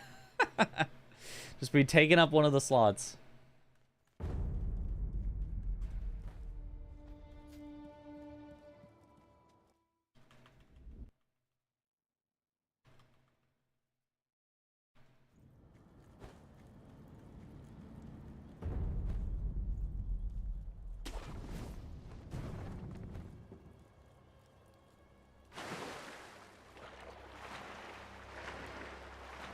I mean, like, for me, I would, if it was, you can only play one video game for the rest of your life, and it's just not a game that I would want to stream for the rest of my life, like, that's just no good. I'd have to go get a job. And I don't want to go get a job.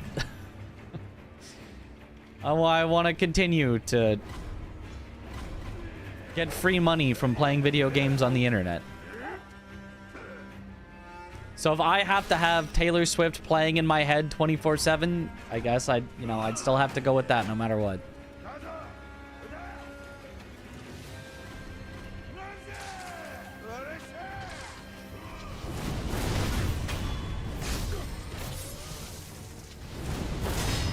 Nice, beautiful.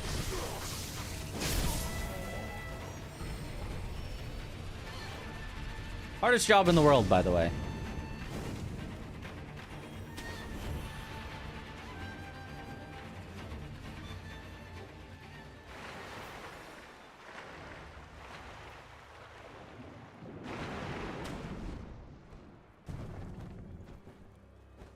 All in-game music having to be Taylor Swift as well, but you can play any game.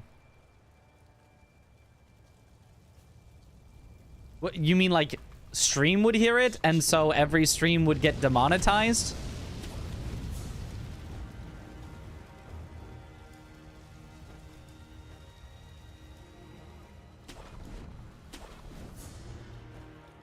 Same, having a job sucks. Yup.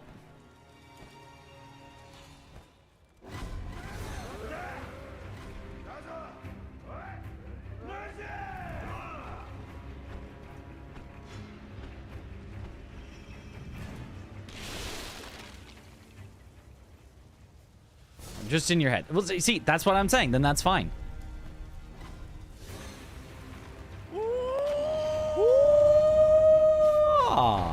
To be honest, I'm very good at not paying attention to like music or sounds that are happening.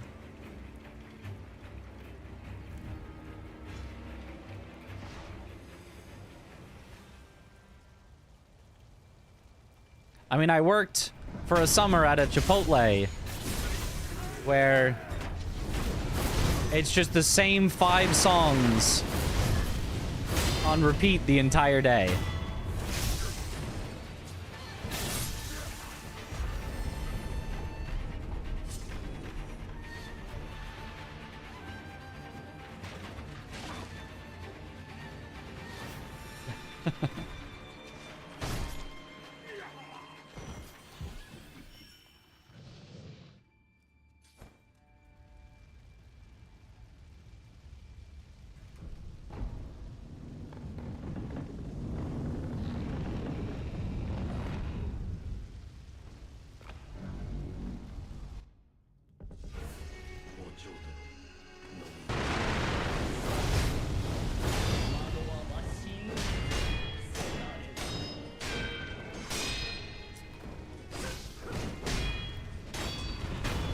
Well, that was not how phase 1 should have gone, but it's fine.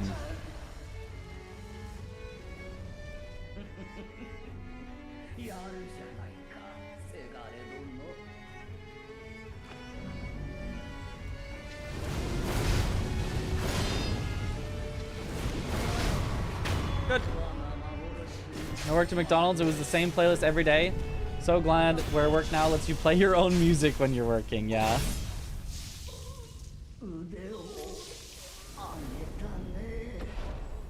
Just play Gauntlet Severance? Is that a new Gauntlet game? Like Gauntlet Dark Legacy type game? Fail. I hereby vow you will rue this day. Behold! A true Drake warrior! Your fears made flesh. Solid of scale you might be, foul dragon, but I will riddle with holes your rotten hide. With a hail of harpoons, with every last drop of my being. Egone.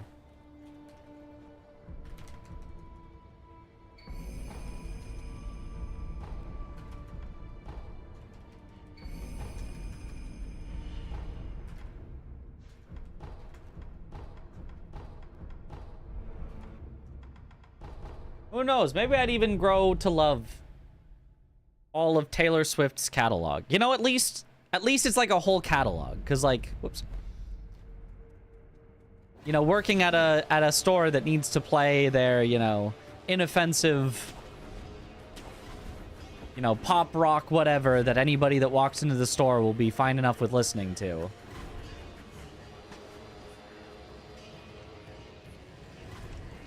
Truly only has a few songs.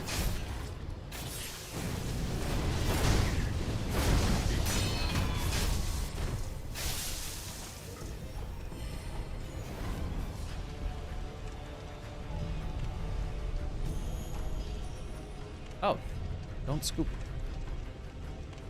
Didn't remember that you could get something there. Or even, I remember when I was working as a tutor for my lunch break, I would often go to the local Jack in the Box and just eat there because I had like 2 students that were like 45 minutes apart. So I didn't want to go home and then come back out. I would just stay out, eat at the Jack in the Box, and then go to my next student. And they seriously had so few songs. I would hear the same song multiple times just eating there.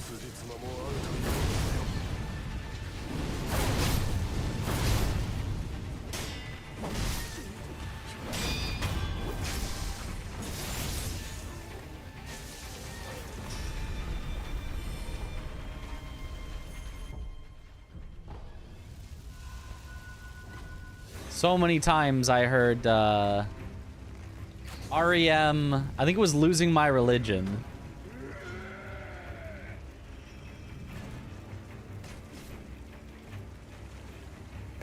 Fix the G-Dang coin flip already, Peeper Riot. Yeah, I don't know how to. And I don't want to put in work. I'm lazy.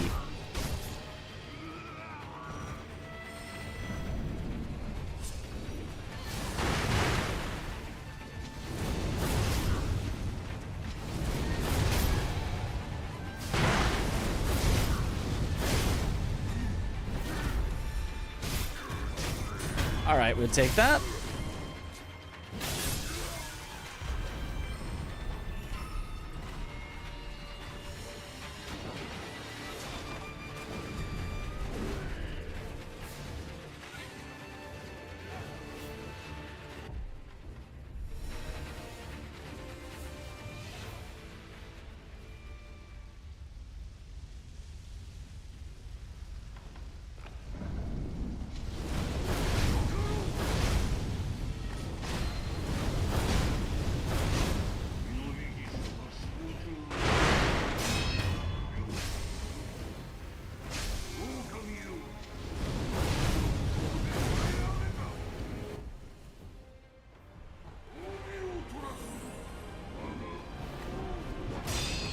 Oh, this sucks.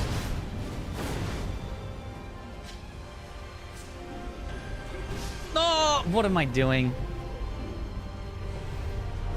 No! Oh, right as I respawn, so I can't do anything. Ah, I should have waited, I guess. I didn't realize. Man.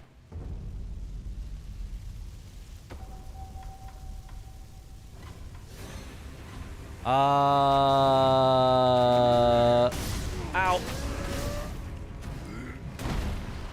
Yeah, that happens when you're not on the first time going there.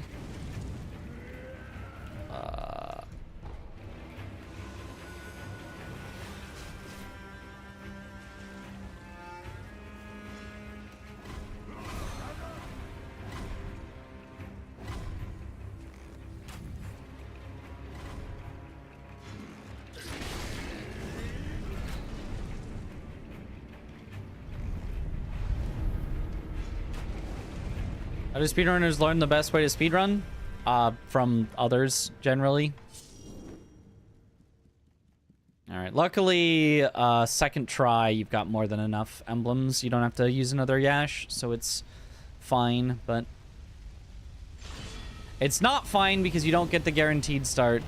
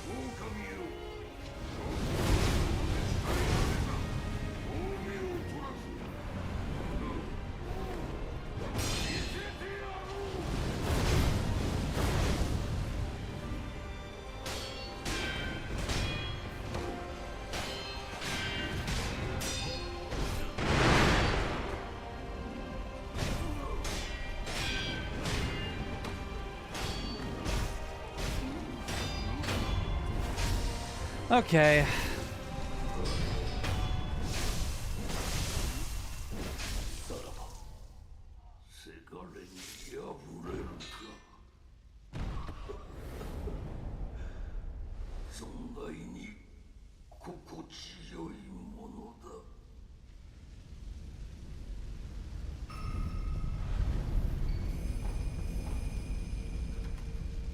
Yep, that sucked.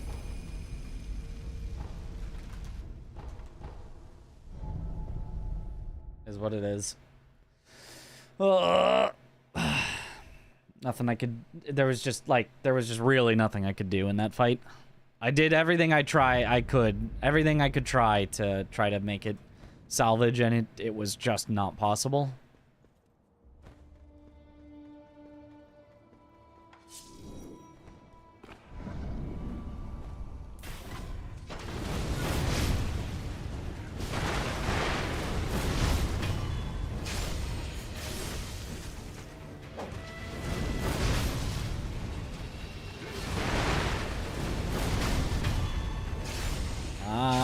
Gotcha.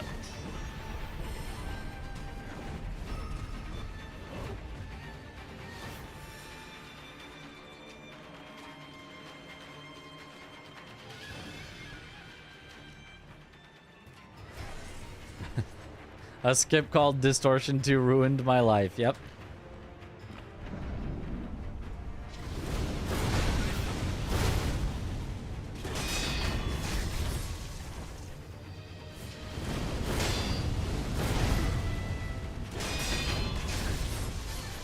Cool.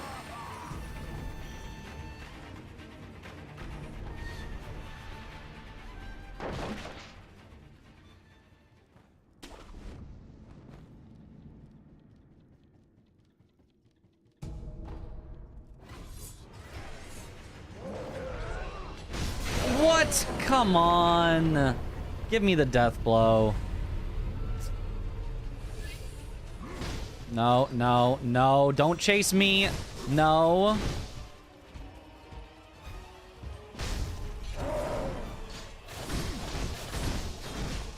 There you go.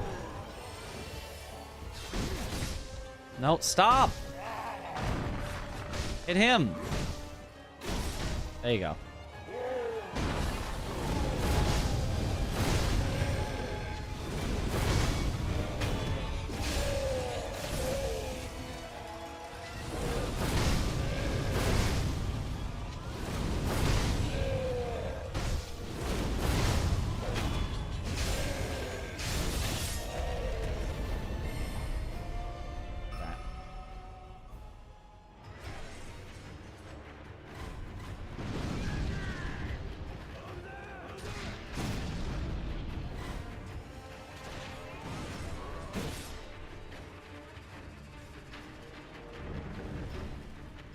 Have you ever thought of a combined speedrun of Sekiro and Elden Ring? Like all bosses Sekiro and Elden Ring base game plus DLC, a journey through both games? Maybe. If I had a reason to.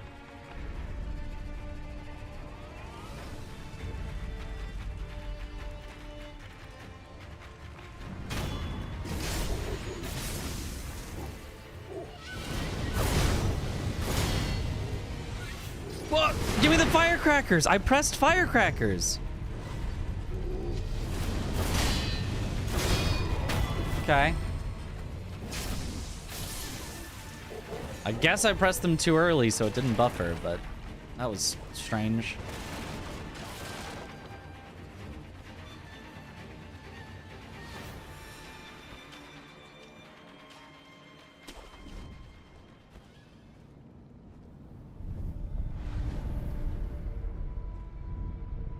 Your content, that's the reason Mike gained subs too. I mean, why? Why that one? Like, because we have content with any run we do, right? So I don't see any reason why that one in particular would be like super popular. It's not a leaderboard category or anything. Like, I think it'd do, you know.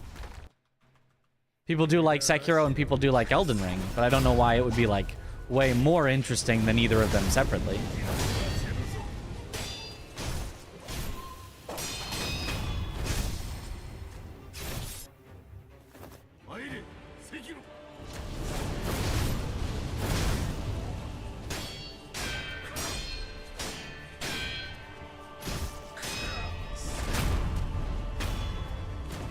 Good.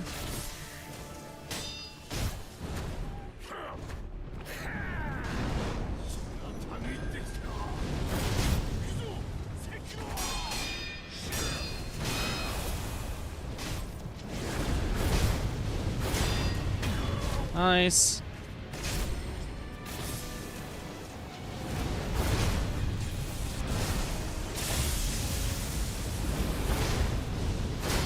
Very nice.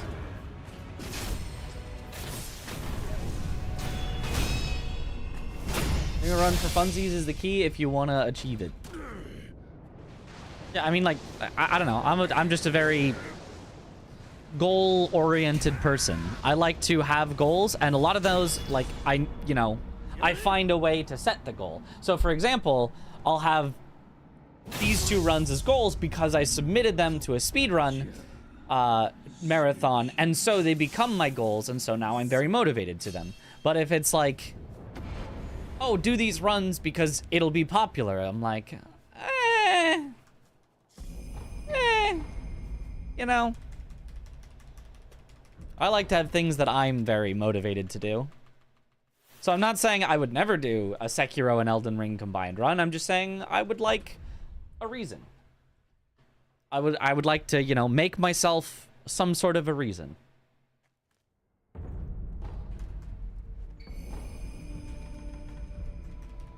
If I were to do that. Right, that's also why I love doing bounties, even if I always lose them and I always perform terribly in bounties. Because it's you know, it's another goal to try to hit.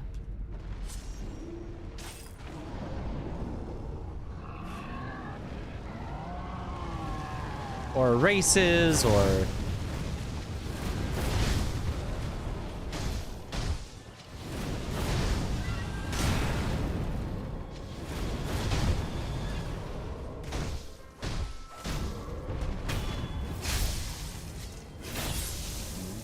That was like a perfect demon first phase.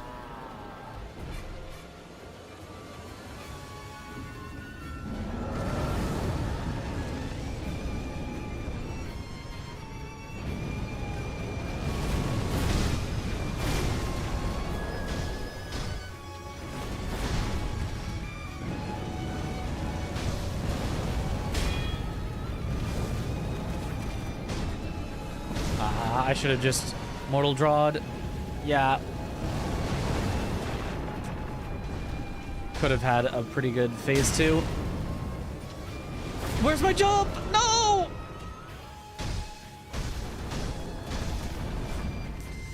Oh, come on.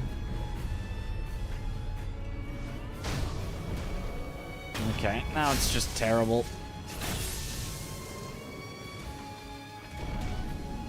Yeah, I definitely threw that.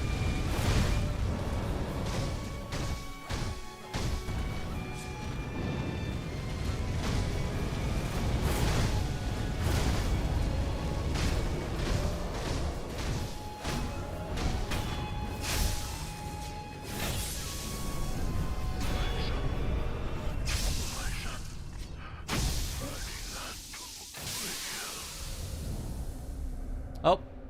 My multi-chat has broken again.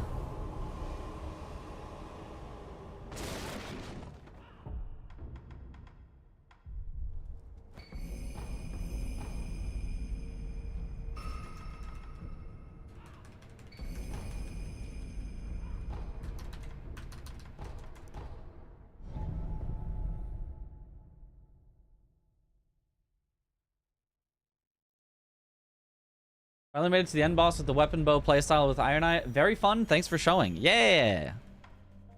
Glad you enjoy it, because it is so good. It is, mark my words,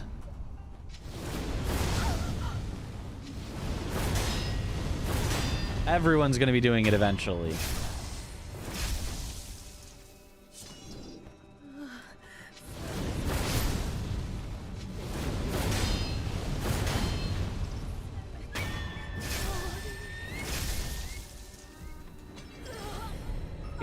It's just undeniably good.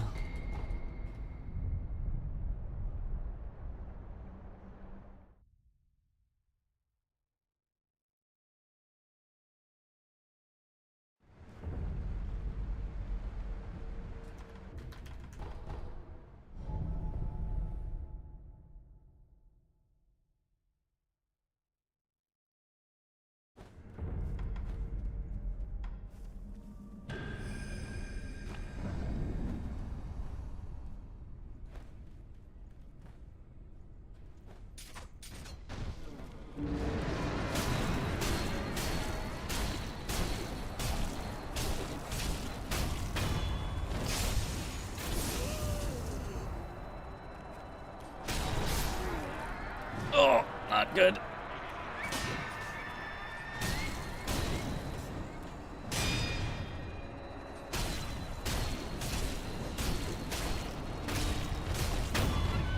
Okay. Very not good headless, but it's fine.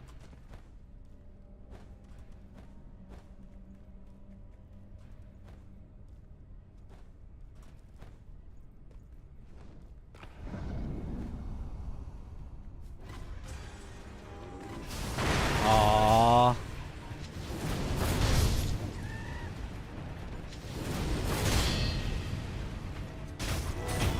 The honest Lich, you just hate now, don't you, Sanch?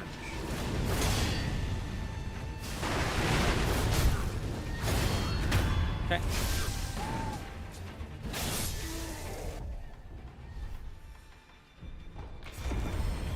Surely that must be it.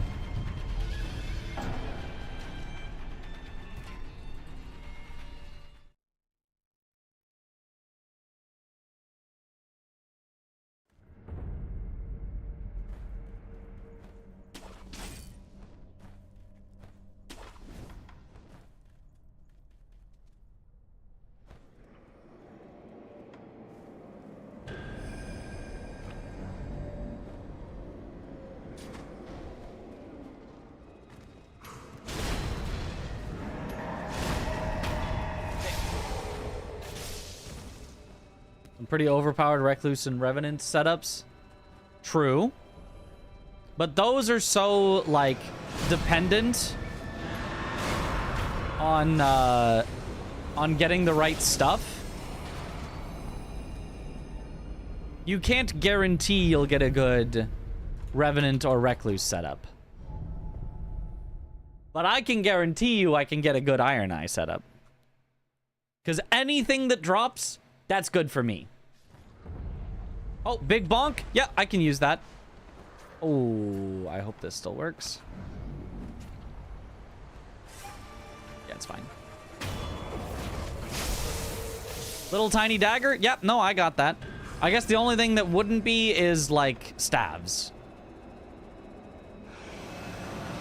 And, seals.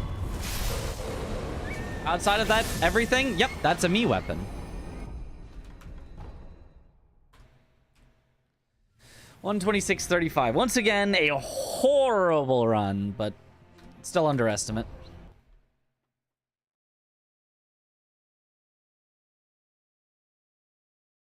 Ice Needle is your favorite with bow. Ice Needle is good, yeah, yeah.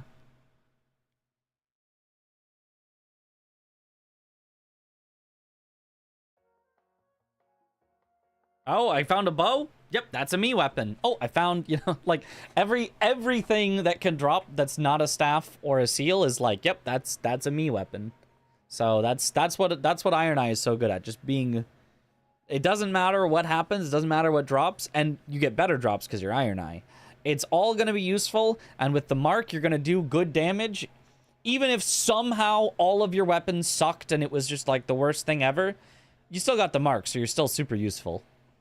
You can just mark over and over.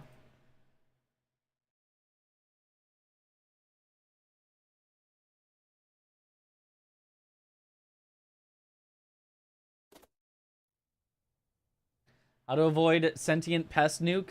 It really sucks even on Wilder. Yeah, I did not figure that out. I have no idea.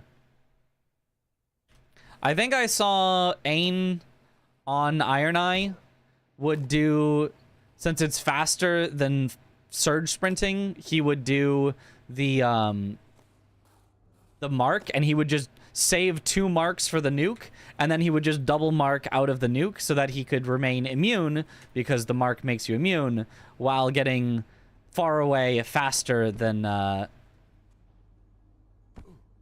surge sprinting can. And that seems to be the only way that I've seen somebody deal with it.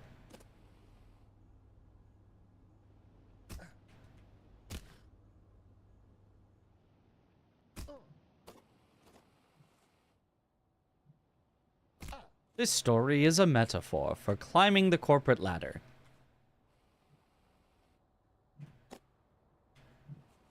Now, you may be thinking that the rollerblades are a little goofy, but just last year, people were trying to sell other people digital copies of monkeys trying to get ahead, so rollerblades are really not that far-fetched. And who doesn't enjoy a little speed in their life? Oops.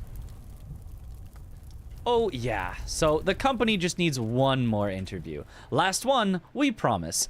And to ignore the hoops on fire. That's just a technical glitch in the hiring system. There it is, the offer letter. Do you know how good is Ionize Mark? We regret like what does it do to inform you damage? that the Also role the percent increase has been filled. I do not know the percent increase. I just know that they take more damage, and when you do enough damage to them, it explodes for infinity damage and poise. Luckily, your mom says that your Uncle Gerald has a friend who can hook you up with a job at their warehouse.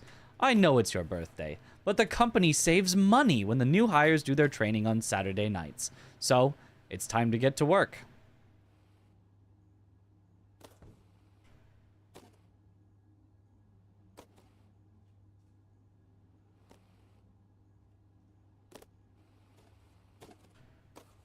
Congratulations on completing your training. Go home, get some rest. Tomorrow's your first real day at work.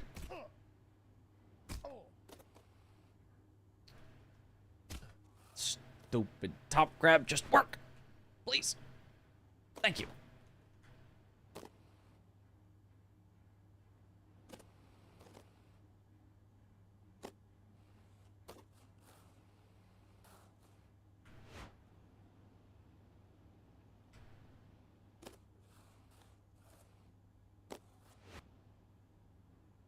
Nice.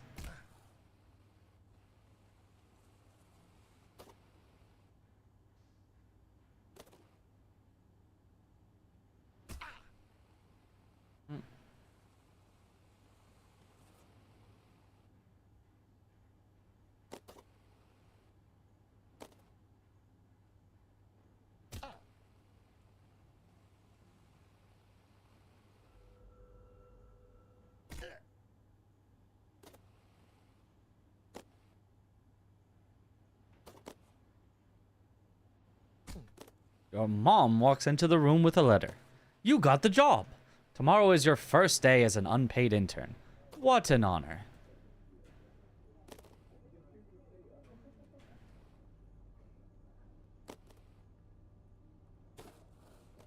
Some would be discouraged knowing they only got the job because their obsession with rollerblades makes them the ideal candidate for grabbing coffee.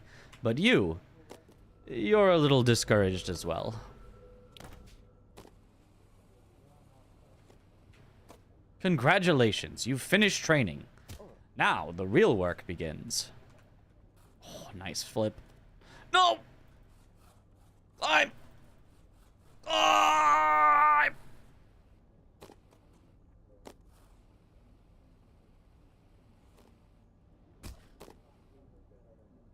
Your boss Bill has his office on the first floor and seems like a really nice guy. Great taste in coffee, too. Hopefully you can really impress him with your grind set. On the third floor, you meet your boss's boss, who is impressed with your can-do attitude. Oh, no, no, no, no, no! Aww. Have to redo. Yup.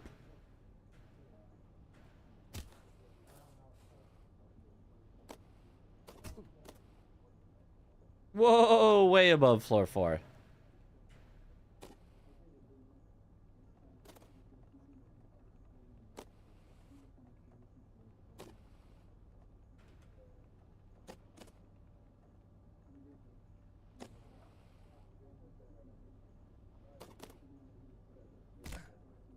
No, no, no, no, no, no, no. Okay, that's fine. That's fine. That's fine. That's good enough. We'll take that. It's fine.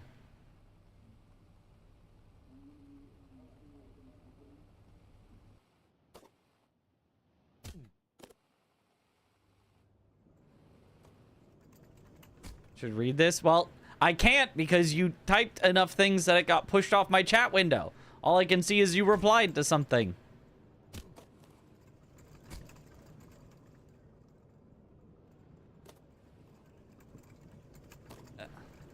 Ride it around once.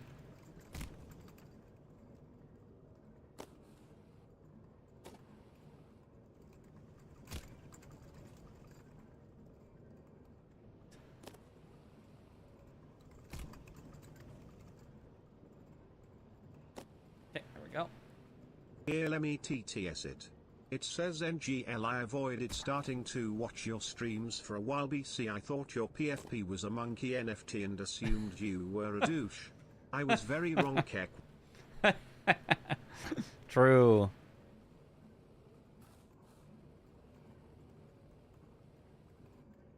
Should probably change it to be more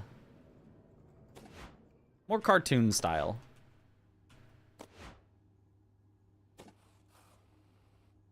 Not quite to the level of Mitchja, but you know, on that wavelength.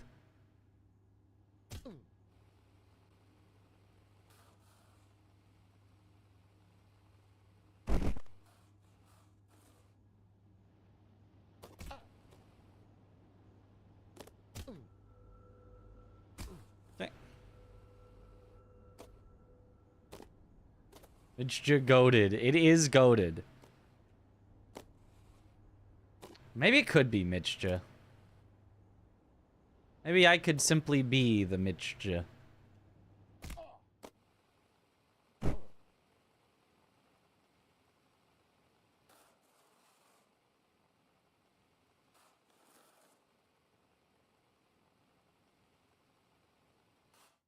Don't you feel like playing on controller? No? I like playing on keyboard and mouse a lot better.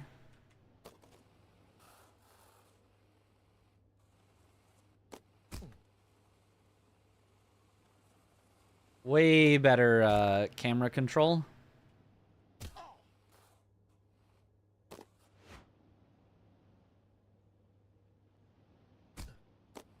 Controlling camera on controller is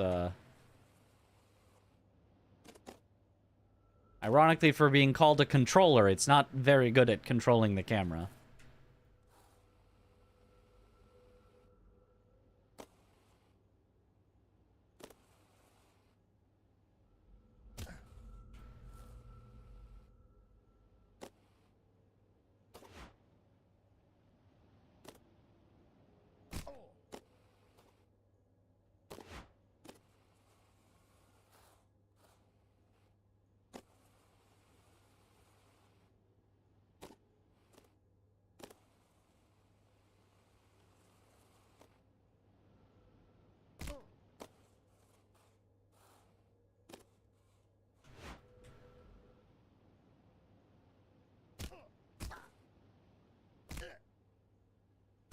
Nice! First try. Holy.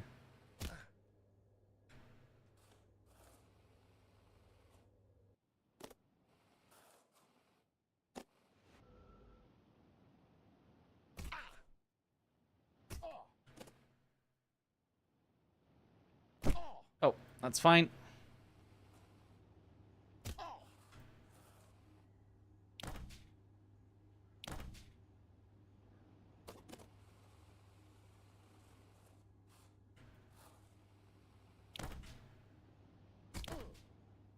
Okay.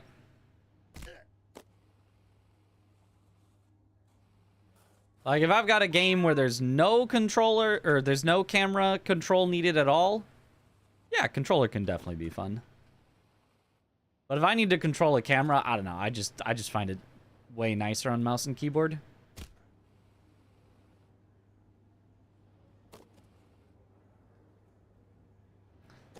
Like a fighting game on controller, absolutely.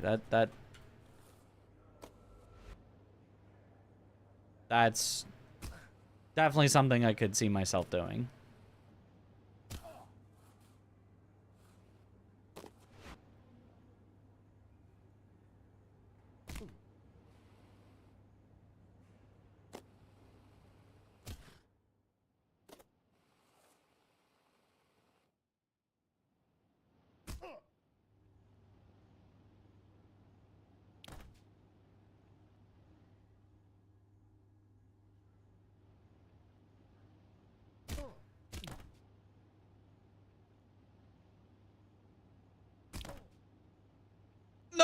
Oh, I actually went back too far. Oh, that was such a good quint. Oh, I thought I needed to hold back more, but apparently not quite that much. Oh well.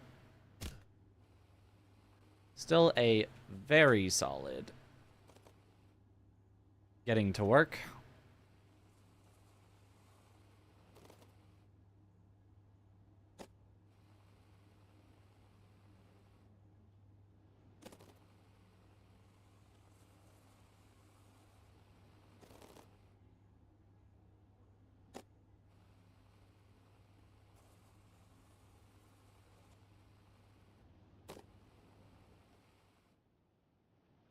Mm.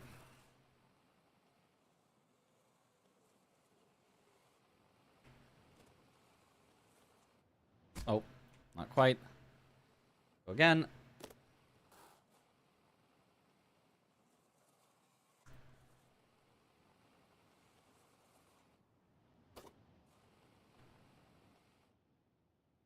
There we go. Okay. PC specs is dope.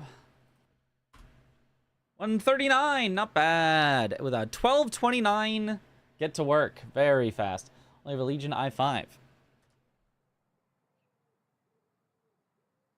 3070 Ti, a work and gaming setup. Aha, yeah, my PC is quite good. All of your hard work has finally paid off. The board of directors have voted and you are appointed as CEO. I am appointed as CEO.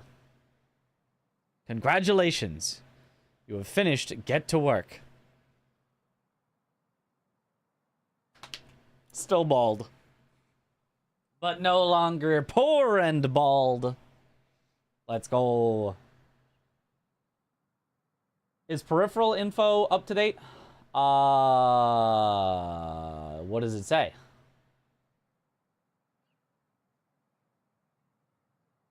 Let's see.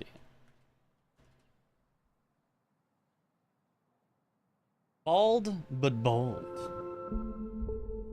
Boom, bum. It says... that looks right, that looks right. That's probably right, that's probably right. That's probably right, that's probably right, that's probably right. Microsoft Windows 10 Home OEM DVD 64-bit. Well, I don't think it was a DVD, but... maybe it was. I definitely do still have Windows 10. MSI Optics G273 1080 165 hertz monitor. That... MSI Optics. I think that's the one I'm using. MSI. Yeah, that's my main monitor. My secondary monitor is an Asus, which I don't have here. Logitech G815. Yes, Logitech G502. That one says Hero. I think I now have a G502X, but basically the exact same thing. Sennheiser Game 1 headset. Yes, and the webcam is... I no longer use a webcam. I now use an actual camera. Like a full-on camera. So that one's not right, but... pretty much, yeah, pretty much correct.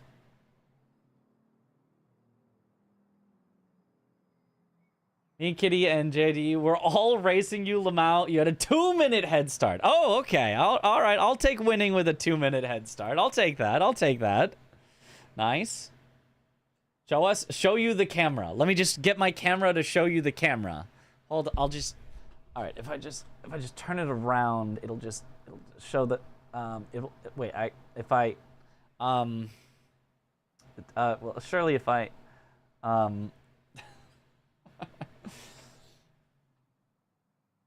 grab a mirror? What? You think I have a mirror? Hold on, maybe I can... basically a mirror.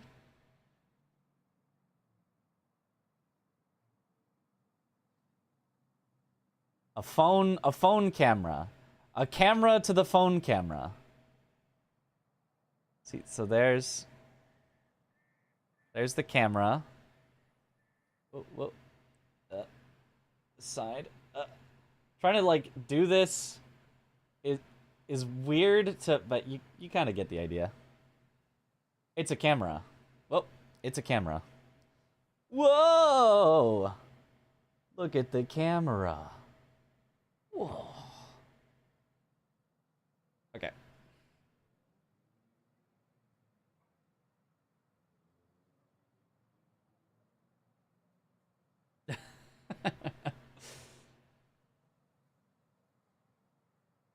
Our leg looks so skinny. How good is Logitech G502? I really like it. I really like the G502. My previous mouse was a G502. My backup mouse that I have in case this one breaks is a G502. I really like the G502. It's like exactly what I want in a mouse. It fits perfectly comfortably in my hands. It's the right like flatness for my hand to rest nicely on it. It's got a free scroll wheel if I really want that. It's got just 2 side buttons, but that's all I really want. I like it. You're generally a Logitech fan. I'm generally a whatever's good fan, and I feel like I've found mostly Logitech things that have been what I want. Like the keyboard was a Logitech because it was the only keyboard I could find that had the nice low profile mechanical keys in like the full keyboard style without like going custom keyboards or stuff, which I didn't want to pay for a custom keyboard. So opinions on Hasane Tito. I don't know what that is. 3v1 against me, Ivy, and Kitty. We gave you a 210 head start. Let's go. Let's go. Would I have beaten any of you if not for the 2-minute head start? What is the question, though? To be fair, in terms of latency, no one is better at latency than Logitech. And that's not an opinion. That's just facts because of their light speed technology. Ooh. Yes, pretty much all of us. Let's go! I'm the GOAT. Let's go! Hooray! Currently have Razer Basilisk. Your wheel broke, so you're looking for a replacement, maybe. Oh, okay.